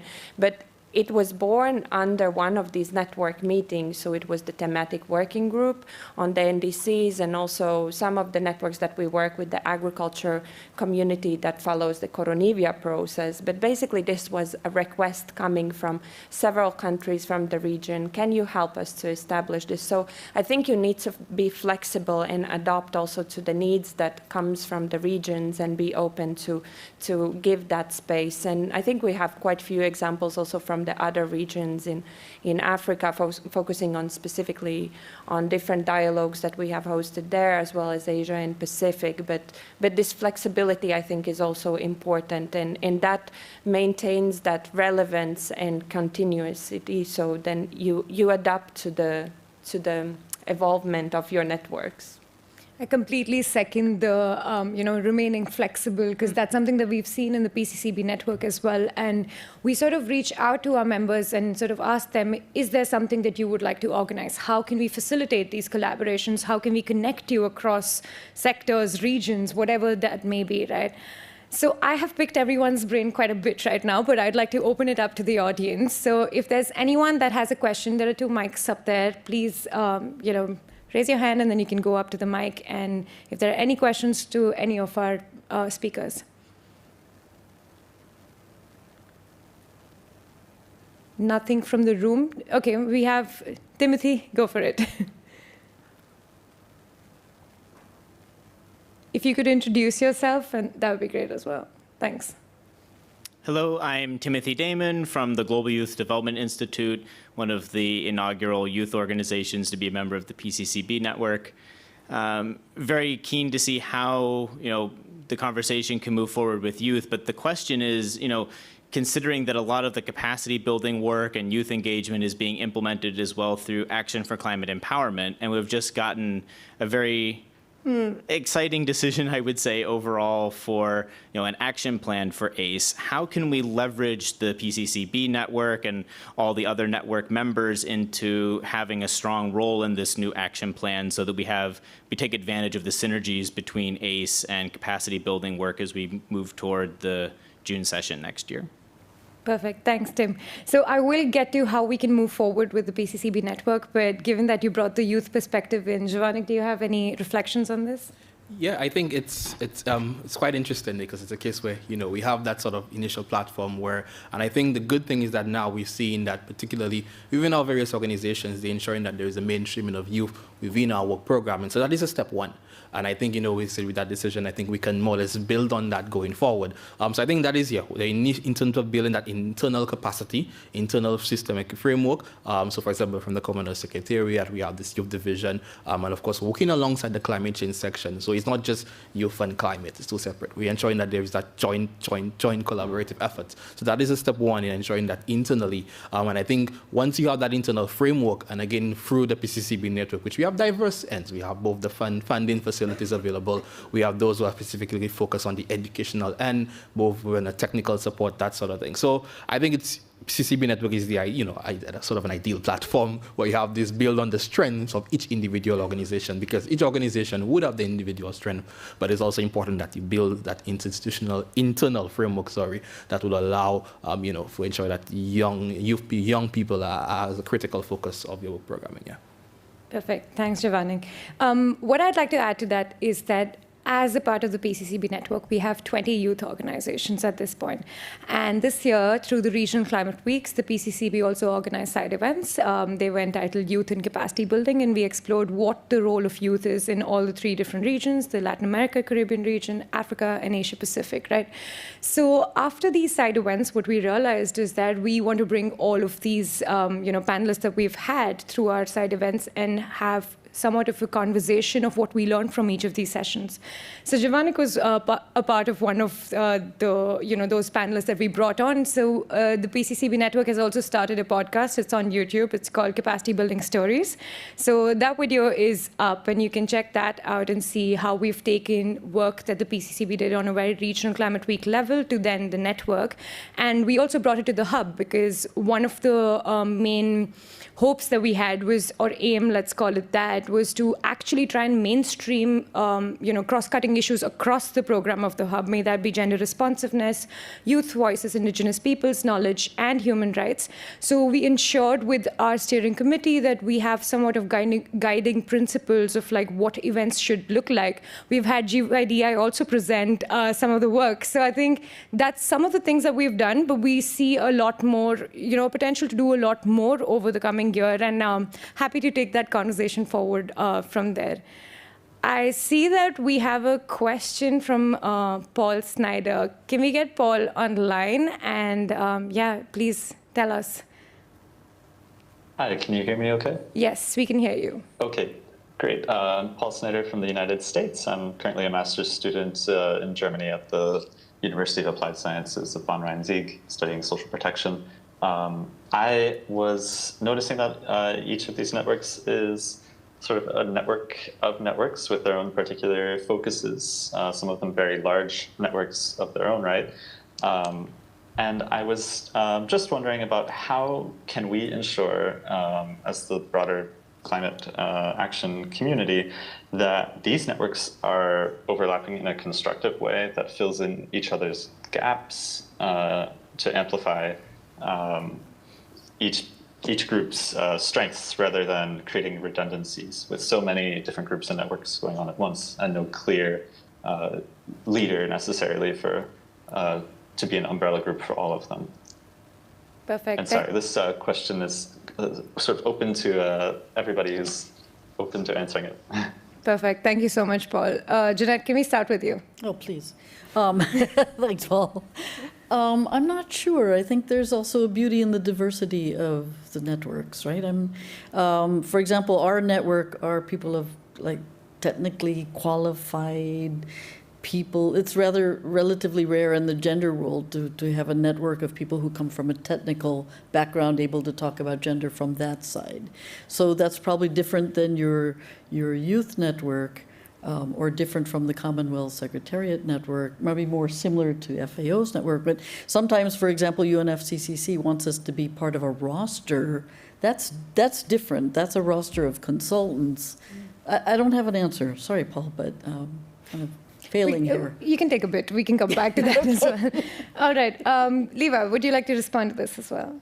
Yeah, sure. So I think one of the umbrella solutions if we may call it, I think the Paris Committee on Capacity Building can serve or can take that space, no? Because it brings all these thematic networks together, but at the same time, I think it's important, as you pointed out, to maintain some of the conversations separately, because obviously either they are sector or kind of approach specific if we speak about the gender or the youth, and also land and agriculture, and those are very, very specific, and where gender and youth comes in as a cross-cutting theme as well as climate change.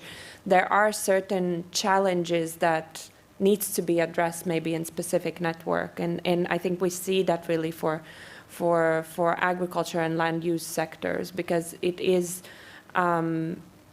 it's one. That's why I think also we have the Coronivia joint work on agriculture, which is also the only agriculture or the only COP decision which is sector specific, but it is because it's so important for the food security aspect, for reducing greenhouse gas emissions, for adapting, and then adapting to the climate change, and also bringing this socioeconomic dimension in, and so many people in the world are relying on this sector as their livelihoods and income. So I think there are very specific challenges that need to stay within networks, but as I said before, it's also important to feed in these umbrella networks, speak with other networks, and just network around. Wonderful. Like I said, we're all very hydrated now if we've been taking sips of water every time we've said network. Daniel, would you also like to respond to this? Can we have Daniel on screen? Thank you, Ridi. Thanks, Paul, for the question too. Yeah, I think in our particular case, often our initial counterparts as the NAP Global Network, and of course NAP stands for National Adaptation Planning, so it tends to be the national government, often the Ministry of Environment or Ministry of Environment and Energy or Sustainable Development. So in that sense, the ministry of the countries where we work in, whether it is in Latin America, Africa, Pacific, they serve often as a steering guide to, first they coordinate through the different people and different organizations, organizations that support them in a particular thematic. So there are some countries that are that find it easier, no? I want to be careful here, they find it less difficult to attract more funds than others. So those that find it less difficult can have a structure where they know, the support that normally provides the NAP Global Network, we're going to focus that on gender and monitoring and evaluation, for example. Whereas, and they kind of like figure out a little bit the game. There are other countries where they struggle a lot more to find, for several reasons, to attract that kind of funding. And in that sense, their responsibility, coming to your question, of then an organization like ours or organizations like of the colleagues sitting around the table, then I think we need to be a partner with that government, and not only with the government, but with the kind of organizations contributing to adaptation processes, to try to form a program that is inclusive and is kind of a complete, holistic, I guess. No, so even in those cases where we're working in countries that are quite mature in this process, for example, Peru, for example, Colombia, even in those countries, I think our role as an organization who is providing capacity building and development support is also to engage, not just in our case with the national government, but to ensure that this program is, to serve as an advisor on all of these different areas, how to make monitoring and evaluation more grounded, more relevant also to local communities. We have a responsibility to make those connections as well. Perfect. Thank you so much, Daniel. I see that we have another question from the floor, but quickly, Giovanni, would you like to answer Paul's question as well? Yeah, I think just to add briefly, and like I would have mentioned earlier on, I think we have just looking at these panelists here today, and look how I mentioned the linkages between what we do. And like Paul would have mentioned, the need to fill in the gaps. And I think PCCB Network serves as, almost like the sort of an ideal sort of umbrella organization where we have that sort of, and the diversity within that is actually a strength. And it's about looking at how can we leverage the strength within our individual, members within the network and to see how we can work together to fill the individual gaps. Because, for example, like with what FAO is doing in terms of agriculture and land use, within our Living Lands program, there would be some sort of gaps, maybe, that through working together, we can actually build on that. So I think that is why I think the PCCB network can serve as an ideal platform for that, yeah. Perfect. Thank you so much, Avanik. So we have one last question, time for one last question. Please introduce yourself. Hi, thank you very much. So I'm Nicholas, and I'm working for the Anticipation Hub. So that's basically a knowledge and exchange platform to help to scale up anticipatory action or early action that was launched last year. And I want to relate to a point that has been mentioned previously. So that's really important that, that you always take, or that the network really adapts to the shifting needs and priorities. And I've got a really practical questions. So how do you do this? How do you ensure this within your own work? So for instance, we do this via surveys or analyzing the conferences we organize, but I just wanted to know more about your experience. Really a very technical, practical question. Thanks. Thank you so much for that. Leva, do you want to take that one? And I can add something as well. Yeah. So through our networks and through the examples that I mentioned, I think we have built quite close relationship with our network members. So, and specifically for the thematic working group under the NDC partnership, we host annual workshops. So that gives an opportunity also meeting people in person and building these relationships and engaging in the discussions. Of course, these online surveys are important, and that's the way also for following up with the members. But I think these in-person consultations with the groups, with individual countries and the experts, and then through that, I think the recommendations or suggestions comes up. And I think the example that I mentioned on Plaka was exactly through in-person workshop that we hosted before COVID, still in Rome, bringing together people, and it was basically, there was this opportunity, there was this request, and we provided that space. We were able to provide that space. So I think it's really trying to find a way how you really engage personally with your network members, and you have that, how do you say, returned connection, no? So you communicate. It's not only kind of a virtual platform where we as a network facilitators are on one side, and then we have, I don't know, 100 participants, but we actually don't know who they are, no? So it's important to know who are your members and engage with them. Just to add to that, so the PCCB network is a pandemic baby. So we were essentially virtual the entire time, right? And we're also in our pilot phase. So we're playing it by ear and trying to see what kind of sticks, right? While some of our activities are, we ensure that we have these workshops that are running and that we have these annual meetings where we assess the needs of our members and see what we can do with them. And also at the same time, I think at the second annual network meeting, what we realized is that there was this need for more regional conversations, right? So given that that need came up, what we did was we set up these regional meetups, but we've just started them out, and we have to sort of see it through and see how it becomes a thing. But what I do recommend, which kind of worked for the PCCB network, was to have these conversations already, right? And reach out to people, because not always are you going to have network members reaching out to the facilitator, right? Sometimes you have to take that initiative of reaching out and making those collaborations. So that's something that we've learned. And just to add to what Leva said, being mindful of time, quick question, and then, we will wrap up for today. My name is Ahmed Abba Umar from the Association for Progressive African Youth, AJAP, Nigeria. With our mission is to work for the creation of framework of expression, valuing the construction of youth to the social and economic development of Africa. Our organization has strong focus on XDG Goal 4, which we believe that obtaining quality education is the foundation of sustainable development, in addition to improving the quality of life. Access to exclusive education will change the current challenge that we are facing due to climate change. But my question is there any specific requirement for organization to partner with the PCCB? Please, thank you. I can take that one. So the PCCB network is open to all interested stakeholders as long as you have some level of capacity building work that you focus on. It's open to individuals, initiatives, entities, anyone. So we have a very quick registration form on our website, and you literally just have to search PCCB network. It's the first thing that shows up on Google, and you can join in, and we can take the conversation from there. But I like that. That kind of wrapped it up. So just quickly, 30 seconds per person. Let's just hear from everyone. Daniel, can we start with you? Can we have Daniel on screen, please? You caught me off guard there. That's the point, Daniel. I will use the time to stress the point around the responsibility of network organizations to get a message around adaptation that is broad, that is inclusive, that is connected to grassroots, but also then connects to decision makers.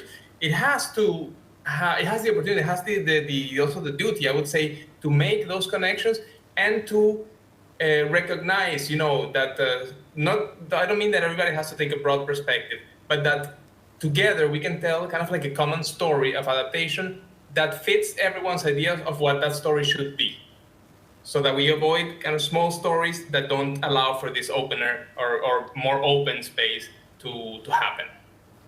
Perfect. Thank you so much, Daniel. Jeanette, can we come to you? Not really discussed here, but I think a really important point is we have to bring value to the members. I mean, who is a network for? And this is something we struggle with. If we can't bring something concrete of value to them, why should they continue to be part of the network? Wonderfully said. Jovanik, would you like to add?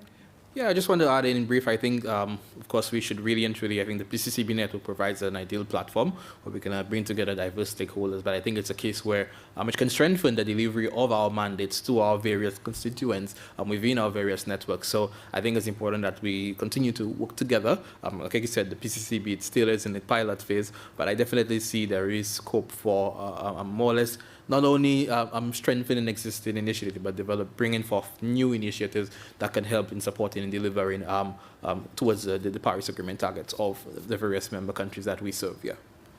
Perfect. Thank you, Giovanna. Cleva? Yeah, so I think it's also maybe something where already repeating myself, but I think responsibility as a coordinator, it's not just your members, it's also responsibility towards your members and in basically engaging and making the content interesting, even though if it's participation driven, but then it comes also to that flexibility, the content, what you can provide, and the opportunities that you can provide, and yeah, that also leads to continuity and sustainability, I guess, of your network. Lovely.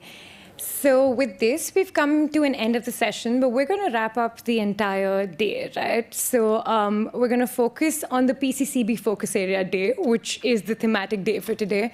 So with us, we have our colleague joining us from Bonn, Simone. Can we bring her up on screen? Hi, Simone. I hope you can see and hear me. Yes, maybe? We can see and hear you. Lovely to see you. Thank you very much.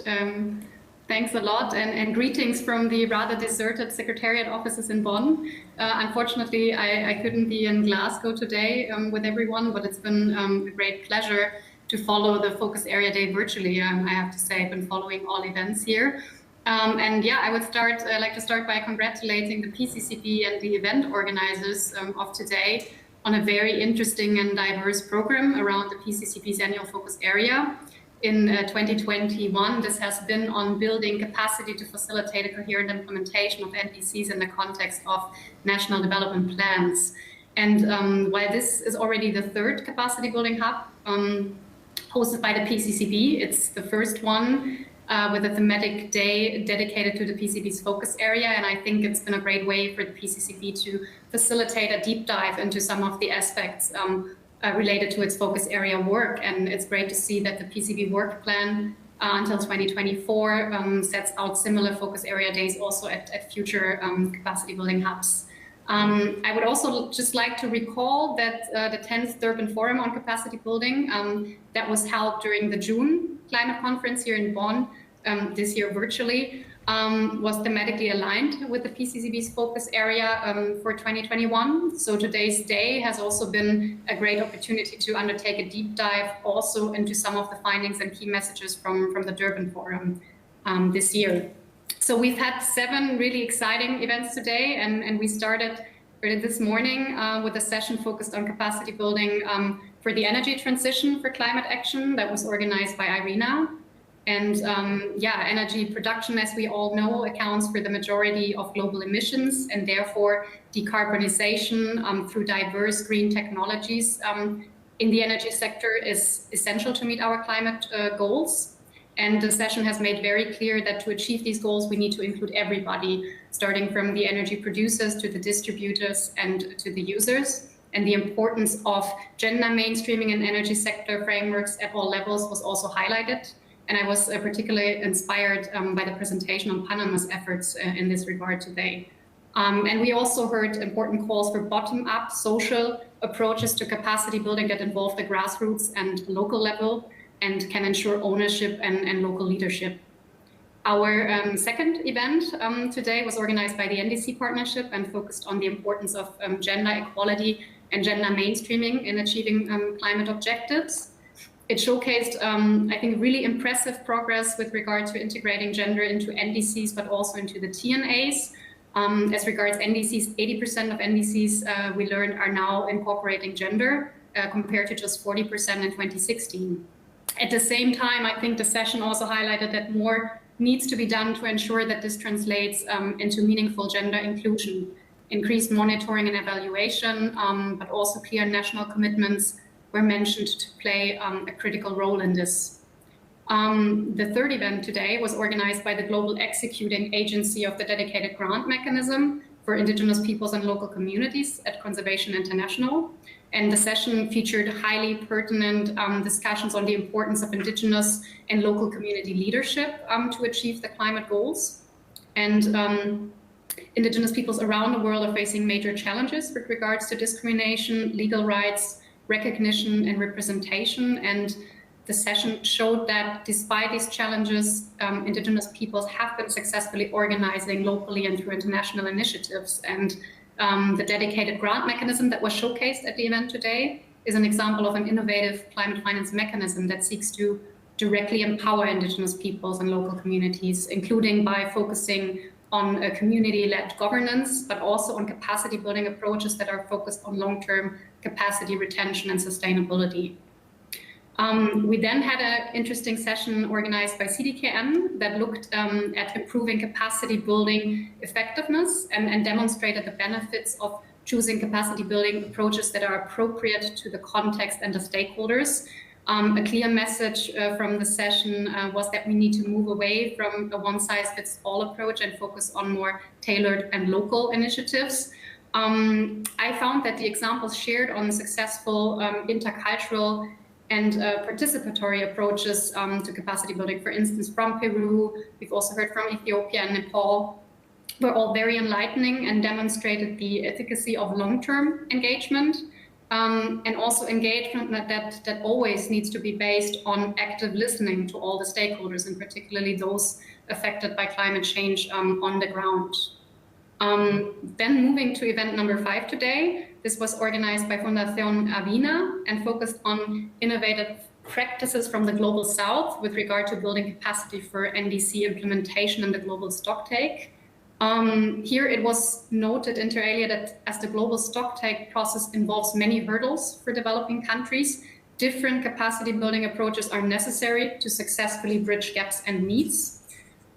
Specific challenges mentioned include data collection, M&E, technology, language access and financing, among others.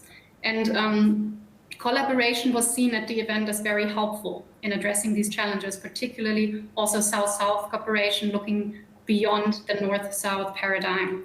The next event, organized by Grupo FARO, focused on sharing experiences regarding the process, lessons learned, and challenges ahead for the inclusion of the NDCs in subnational territorial planning. Latin American countries have been working towards adopting ambitious NDCs and climate goals along with capacity building to reach these goals. That was reported at the session, and it was also noted that often provinces within countries face especially significant climate challenges while having disproportionately less capacity to respond to these. And I thought it was very interesting to hear about the case of Ecuador, where a project on NDC inclusion in territorial planning at the subnational level identified the need for continuous capacity building processes within decentralized governments, especially with regard to strengthening the capacity for the creation of climate projects, and here enhancing knowledge and institutional capacity to develop climate projects aligned with the NDCs in particular. And then last but not least, it was great to see just now in the last session the PCCB network in action at the final event today, and which highlighted the important roles of networks in climate-related capacity building and amplifying collective action. I think your discussion just now reflected very well on some of the key challenges faced by networks and lessons learned made across existing networks, including, just to name a few, that networks need to be member-driven and inclusive, and that collaboration with organizations that are underrepresented is also essential. And I think the session also challenged the misconception that Southern knowledge is only for the South, and that actually the North has also a lot to learn from the South. Yeah, I think I've noticed quite a few common themes across the events today. One was the importance placed on cross-cutting issues such as gender responsiveness, the role of youth and indigenous people's rights and knowledge. I found it very encouraging to see how many projects, approaches, policies discussed today pay great attention to these issues. And at the same time, I think the discussions have also shown that a lot more needs to be done still. Another common theme across the day was the importance of access to financial resources and the need for capacity building support in this area. And what was also repeatedly highlighted today is the crucial role of institutional arrangements and also coordination mechanisms that support the integration of both climate but also development objectives across ministries and sectors on the national and subnational and local level. And another message that came out of several events today was that policies and plans need to be needs to integrate multiple and diverse actors, including civil society, academia, and the private sector, among others. Today's discussions, I think, complemented also findings from the Durban Forum on country ownership and local leadership in capacity building to ensure that interventions really speak to the local context and specific capacity gaps and needs of stakeholders on the ground. And here the adoption of a holistic approach that considers both technical but also institutional capacity building and is based on continuity and ownership is key. Yeah, and this, I think, would already conclude my recap of today's program, and I hope it did justice to the richness of the discussions that we've had all day. And yeah, with this, back to the PCCB and colleagues in Glasgow already. I wish you all a great capacity building hub closing and reception now.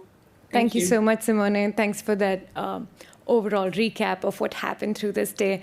With this, we come to the end of the 41st event of the third Capacity Building Hub. We've had 6 days, 38 organizations coming in. So we're going to move on to the closing, but I'd like to take this opportunity to thank Javanik, Jeanette, Daniel, and Lever. Thank you so much for being here. We've learned so much, and we want to continue working with you through the network, with your networks, from our network, all of that.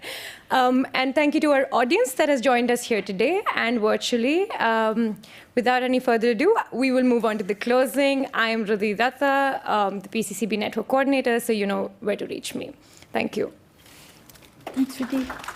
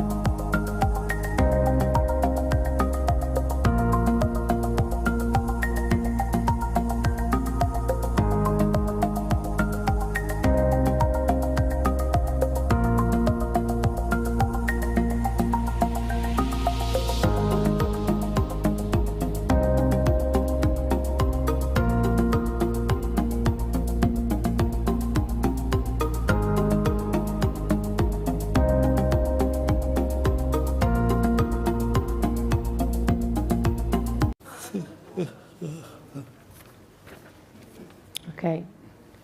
Maybe we can start, and a warm welcome to all of you here here in Glasgow physically and in a virtual mode. Thank you for staying with us at the Capacity Building Hub until now, and I'm glad to be here for the closing of the Capacity Building Hub here at COP26. As it has been said already, it was the third edition of the Capacity Building Hub. We started back in Katowice at COP24 with a pilot edition of the hub. Then we had in Madrid a very successful edition which expanded a lot the collaboration and the networking in the hub.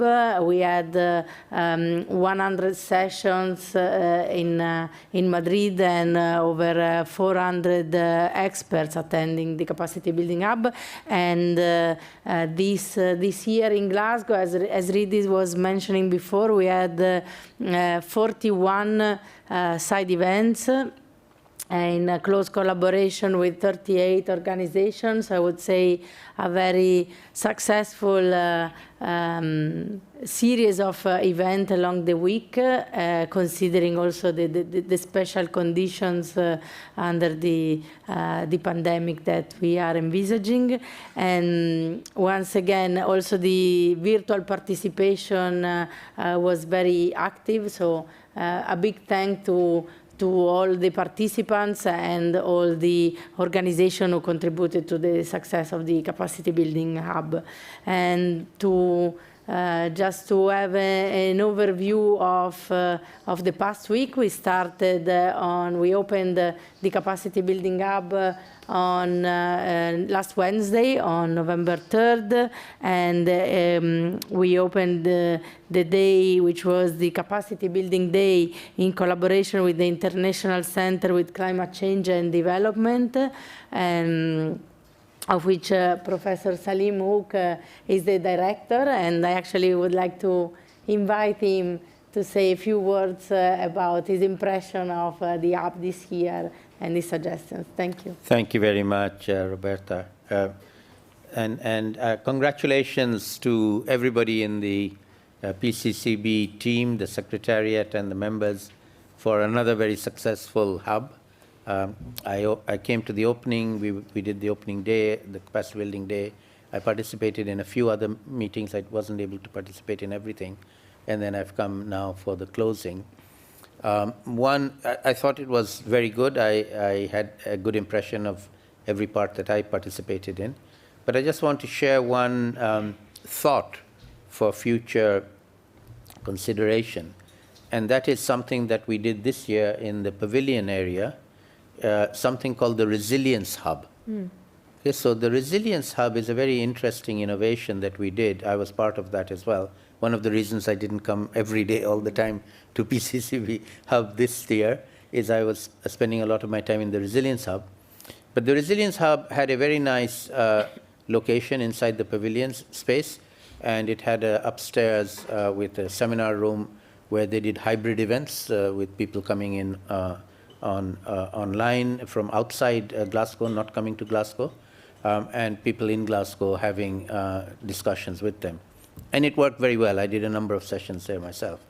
But the real innovation we did and we participated in for the Resilience Hub is a series of what we call satellite hubs. So the Resilience Hub in Glasgow had hybrid events going on from morning till evening. And it also supported a series of regional hubs in the Far East, in South Asia. My colleagues in ICAD in Dhaka ran the one in South Asia, and then Eastern Africa, and I think Western Africa. I don't remember how many they did altogether. And in each of these regions, a host organization played a role of convening and organizing. And these were entirely online virtual meetings of people in the region. And the purpose of the meeting was for them to network and talk about things that they're doing and sharing with each other. But one of the outcomes that we asked each of them to do was to provide a 5-minute video output from their session, is usually an hour long, a few were a little longer than an hour, to Glasgow. Right? So everybody did a message to Glasgow. And those messages have been playing in the Resilience Hub here downstairs in the pavilion area on the screen downstairs. They're continuously being shown there. And they are giving their inputs to Glasgow. And the whole premise of this experiment was to see whether we can get participation from around the world without coming to the COP, without being in Glasgow. And I think we did a reasonably good job of that, and something that the Capacity Building Hub might want to think about emulating next time, some satellite events off-site, and then inputs come to those of us who are in Glasgow. That way the participation increases. As you know, Glasgow had limited participation, at least with the initial red list countries of the United Kingdom.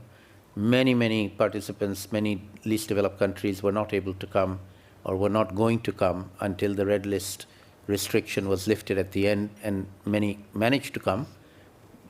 Many of them managed to come late. People are even arriving today who got their visas late and travel late. But nevertheless, we should think about not having everybody travel to the city of the COP. And can we encourage and enable participation from people who are not coming and facilitate that? Something to think about. Thank you. Thank you very much, Professor Aka, and indeed it's a very useful and good suggestion to reflect on this and the link to the Resilience Hub as well, but particularly this reflection on virtual contributions and on how to expand the participation in virtual mode, and we will absolutely consider it. In fact, so this Capacity Building Hub is intended exactly to be a space where to share ideas, collaborate, and at every session of the Capacity Building Hub, then the PCCB members reflect on the outcomes and what has been harnessed through the suggestions and ideas received. So once again, thank you very much, and thank you for your active participation and passion to this work. The second day of the Capacity Building Hub was Finance and Technology Day, which was organized in collaboration with SLIC and Trust.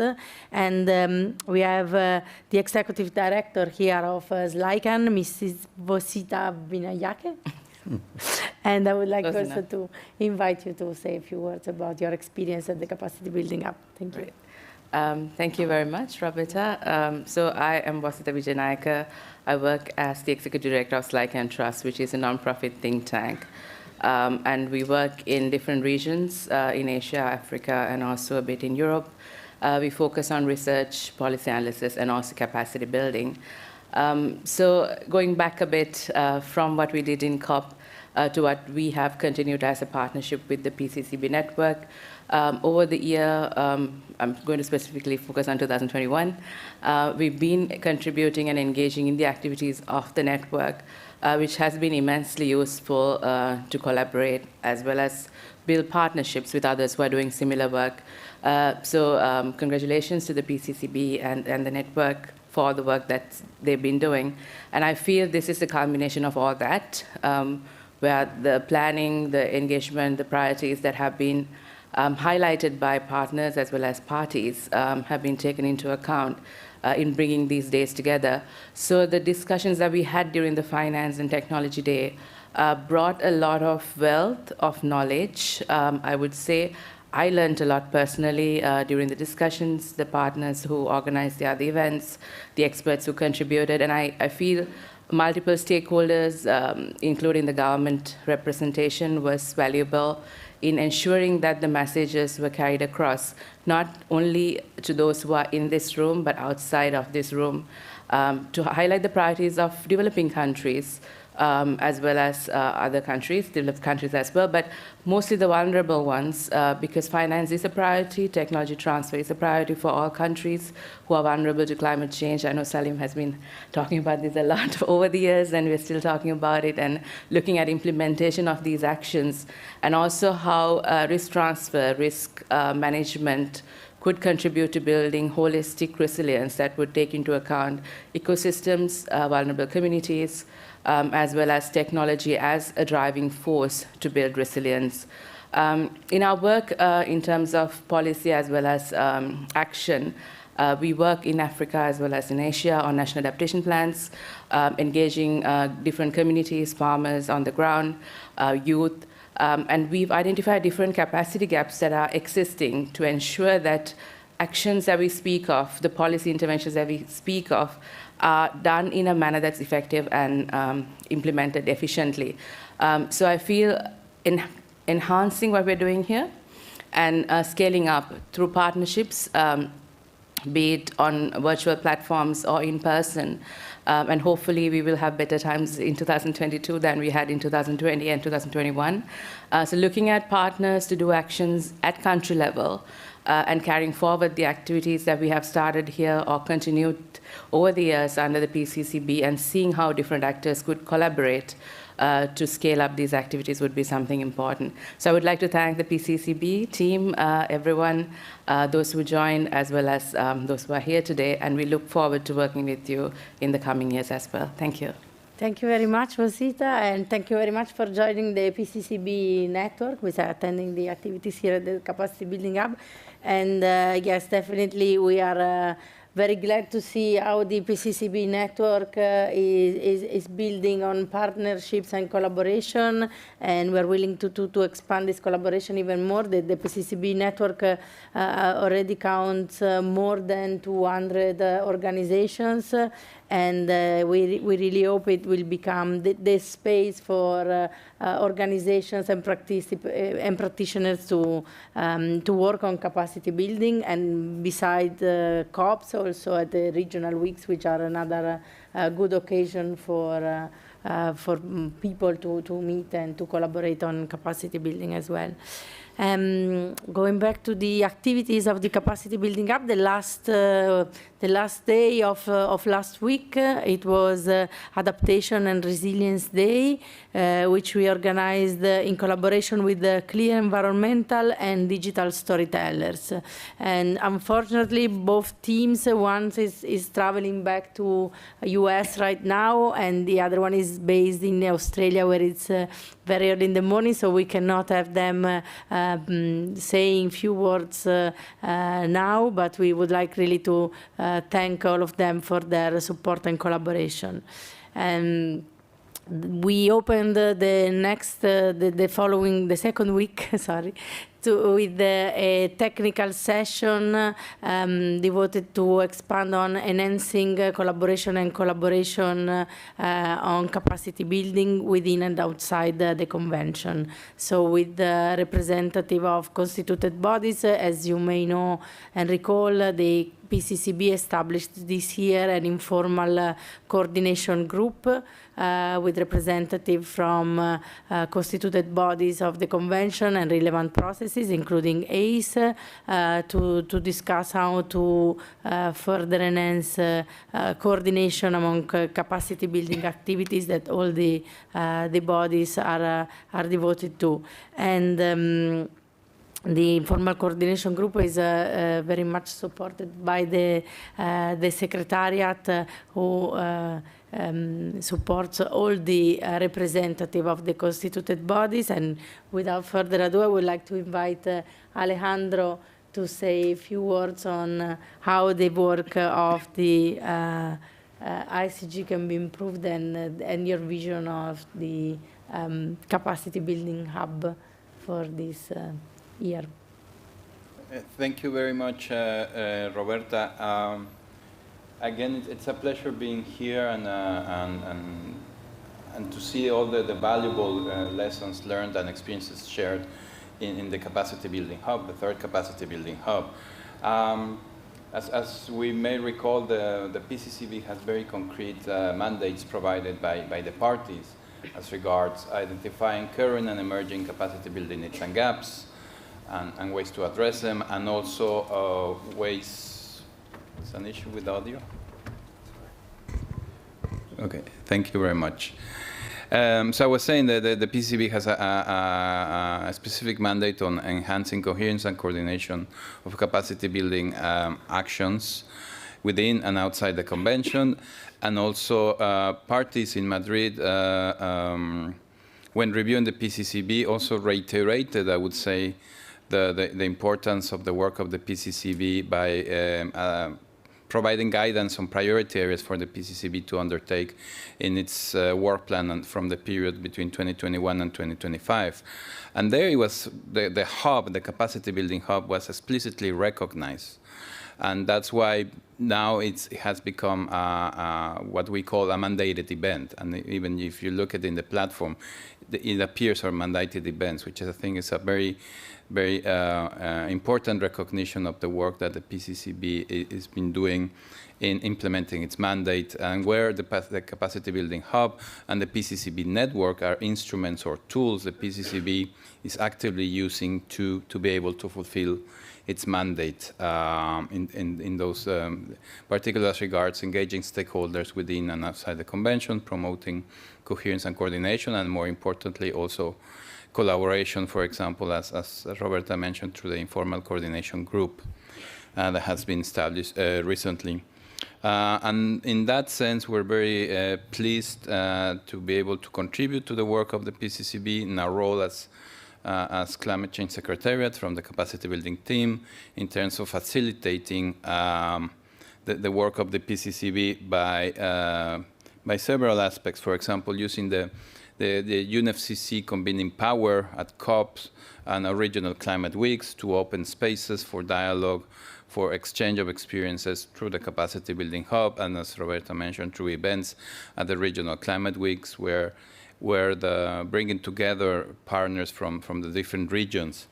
And also, maybe just to highlight that there's work after COP in the context of what happens here in the Capacity Building Hub and what happens in the context of the PCCB network. And it's very encouraging to see that members of the PCCB networks were the lead partners for several of the thematic days that took place here. And I think that shows the added value of the PCCB network in engaging actors and as mentioned in the session before this closing, the harnessing the power of networks within networks and benefiting from those exchanges. So after COP, what happens? Of course, there's a process of taking stock of what happened at the Capacity Building Hub, extracting lessons learned, and taking on board suggestions like those provided by Salim, on how they could be integrated in future hubs.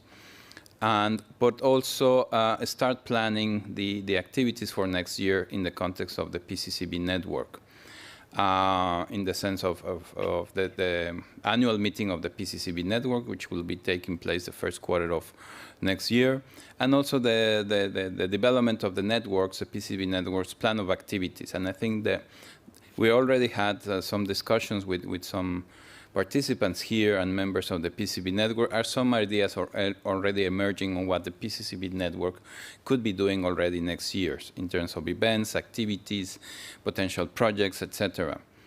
So that's one of the immediate next steps, also defining what would be the engagement of the PCCB through its network in the regional climate weeks. Again, aligned with the focus area of the PCCB, and also take into account, as my colleague Simone mentioned, the outcomes of the Durban Forum. So trying to make sure everything is aligned and connected as much as possible. And of course, we will have the fourth Capacity Building Hub next year at COP. And just stay tuned, because the expression of interest for events should be out 2 or 3 months before the COP. And again, that's an opportunity to continue this process and broadening even further the network. So that's a bit what I wanted to say, Roberta. And again, I would like to take this opportunity, if you allow me, to also express my thanks and recognition to the capacity building team, and their support to the organization of Capacity Building Hub. Particularly, well, Ridi is the face of the Capacity Building Hub and the PCCB network. So Ridi, now she's not in the room, but okay. But a big thanks, a word of thanks to Ridi, and but also others that are present here in Glasgow. So we have Monica, Julian, but also colleagues that are supporting him from Bonn. We heard from Simone, and we also have our colleagues Paul, Theresia, Rebecca, and Jackson. So a big word of thanks and appreciation to them. So thank you, and over to you, Roberta. Thank you very much, Alejandro. A big thank you also to you for what you do continuously, and I associate myself and the other PCCB members in thanking a lot the Secretariat's team supporting the PCCB, because it's a wonderful team for real. And I forgot to mention before one other big improvement which I wanted to underline about the capacity building hub of this year is the mention of the events in the daily program every day here at COP, which I think it's very useful, because of course there's the program of the capacity building hub on the web page, etc. But on the daily program really makes it very visible to participants. And over the last year we have been collaborating a lot also with COP presidency, and beside the PCCB network for the realization of the hub. But yesterday in particular was a day dedicated to the Catalyst for Climate Action initiative, and a capacity building initiative led by COP26 presidency. And we have Claire here in representation of the team of the COP26 presidency, which put together this huge amount of work. It was 4 working groups which provided very interesting and useful recommendations. But I let now Claire tell us a bit about the Catalyst Initiative for Climate Action. Great. Thank you very much, Roberta, and good evening, everyone. My name is Claire Holzer-Fleming, and I am the Capacity Building Negotiator for the UK COP26 Presidency team. And thank you very much, Ridi and Alejandro, for inviting me to speak here on behalf of the Presidency today. I'd like to start with a massive congratulations and echo everything Alejandro just said, in particular to Ridi, who has done a fantastic job in organising and spearheading the Capacity Building Hub. I can see lots of nodding around the room, I think clearly, and thumbs up. Clearly, I think the queues are pretty testament to how popular the Capacity Building Hub has been throughout the week. We've been really particularly impressed by the fact that this year has been live streamed, and how much they have really tried to focus on like key critical cross-cutting issues throughout all of the different sessions and topics and discussions. So yeah, a big shout out to the Capacity Building Hub, and a final shout out also to the tech team who has sat here throughout the whole thing, day in, day out, and through lots of different technical issues. That's on thanks to the Capacity Building Hub. In terms of the COP26 Catalyst, for those who aren't aware, the Catalyst is a UK presidency convened framework which aims to bring together key stakeholders to discuss capacity building challenges and come up with common solutions to like key challenges.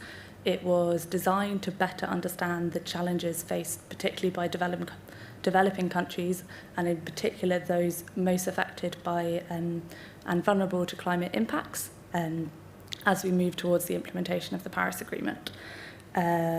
As Roberta mentioned, the Catalyst has 4 key action groups, which go under the 4 thematic themes of adaptation action, access to finance, transparency and reporting, and carbon markets participation. These 4 action groups have met throughout the year and also consulted more widely with a whole range of different and quite key stakeholders at the UN Regional Climate Weeks. As Roberta mentioned, yesterday we had the COP26 Catalyst Day, where all of the different action group partners led lots of different events, and then it culminated in a overarching recommendation session where the recommendations from the Catalyst were presented with the key themes discussed. I think I'll give you a quick summary of although the recommendations for the 4 different groups are quite distinct, there were 4 key themes that keep coming out, and I think we're taking as lessons. Number 1, that capacity building must have a long-term perspective and really focus on the local context of every individual country. Number 2, that national leadership really must dictate climate agenda and discussion. 3, peer-to-peer learning, particularly south-to-south learning and knowledge exchange is crucial. And 4, that we really need to simplify processes and improve particularly donor coordination. Those are 4 key themes. That's a bit of a pitch. Well, please join us tomorrow at the UK Pavilion at 6 p.m, where we're going to launch the COP26 Catalyst Call for Action. And there's a big publication on it, and lots of different parties and organisations have already endorsed it. And if you would like to endorse it, please come, read the recommendations, read the partnership statement, and join us. I'd like to end by thanking all of the different COP26 Catalyst partners for all of their efforts and time and participation throughout all of the year, and which they've given for free, which is fantastic, and we really, really couldn't have done it without them. And also thank you to the PCCB and the PCCB network, who we really look forward to collaborating with throughout the presidency year on how we can take the recommendations forward. Thank you very much. Thank you very much, Claire.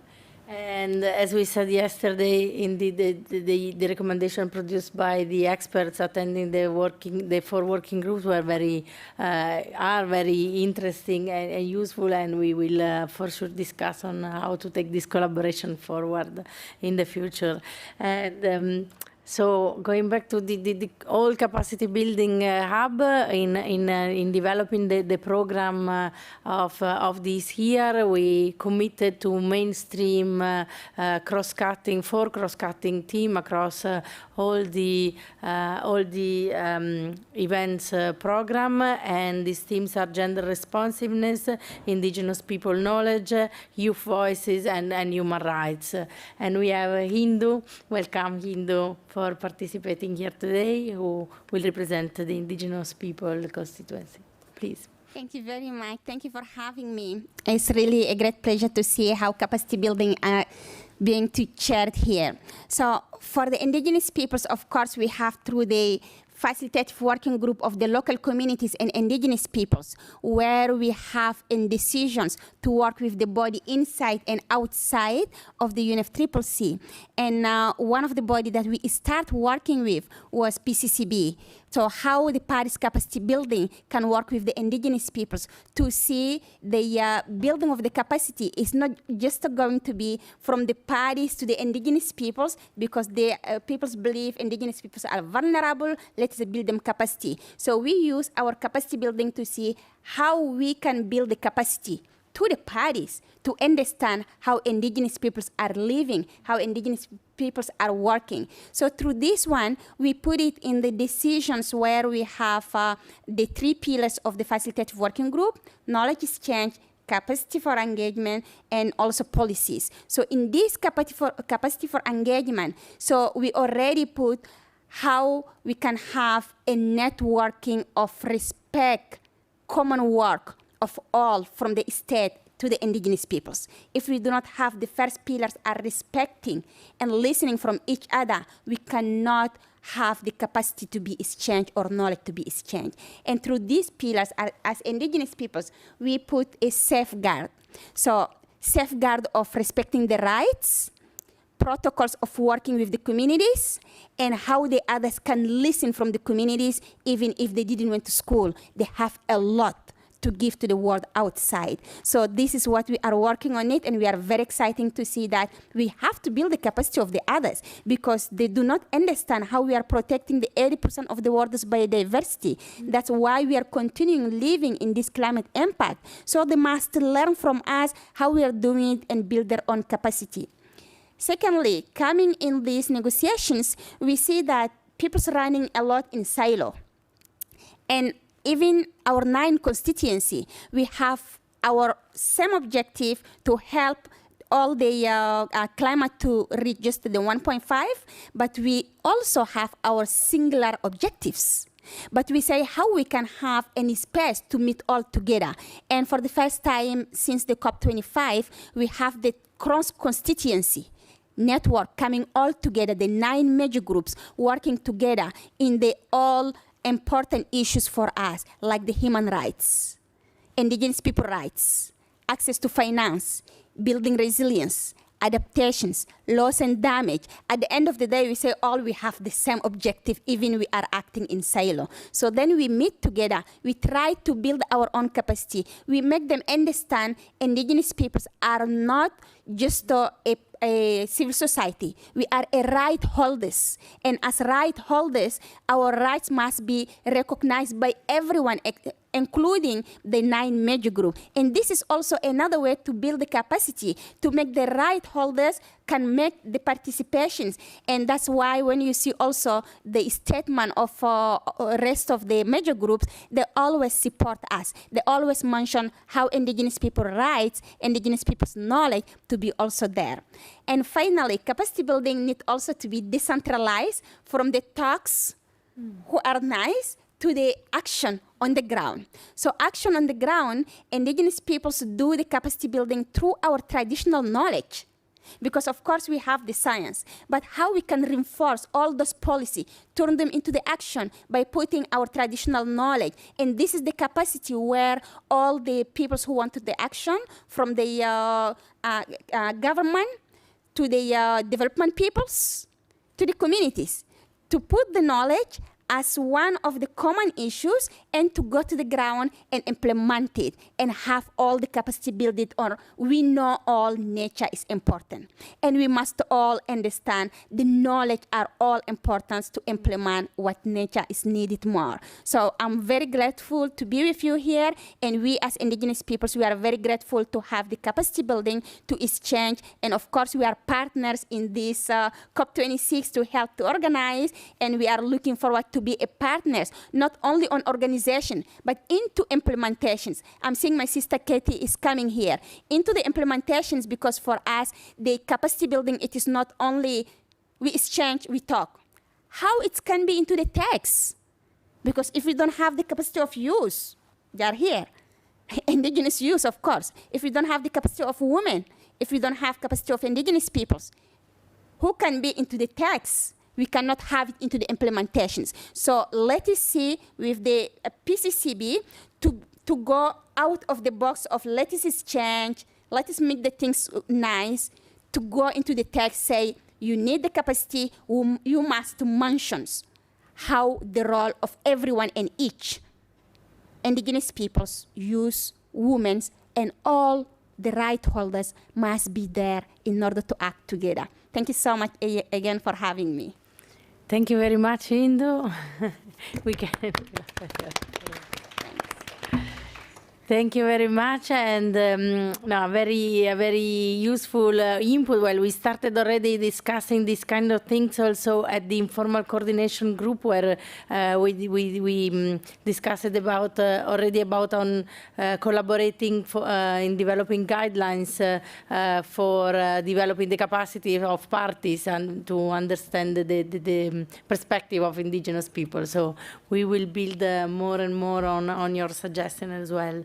And with this, I think we concluded the overview of the week of events here at the Capacity Building Hub. I would like just to thank one more the Secretariat's team and also the colleagues of the Secretariat's team of the tech team, who are Lou, Percy, Gavin, Paul, Joe, Odette, and Astrid, who helped us in running this capacity building up in a smooth way, and in ensuring the virtual attendance as well. So, as it has been mentioned already, we are closing the capacity building up for this year, but the work doesn't stop. We will take stock, as Alejandro said, about everything that happened and was discussed and was suggested here at this COP. And again, next year, as Alejandro said, a few months in advance of next COP, we will issued a call of interest for organizing the next capacity building hub. So you are all invited, of course, to join and to put forward your proposals. Thank you again very much, and good evening.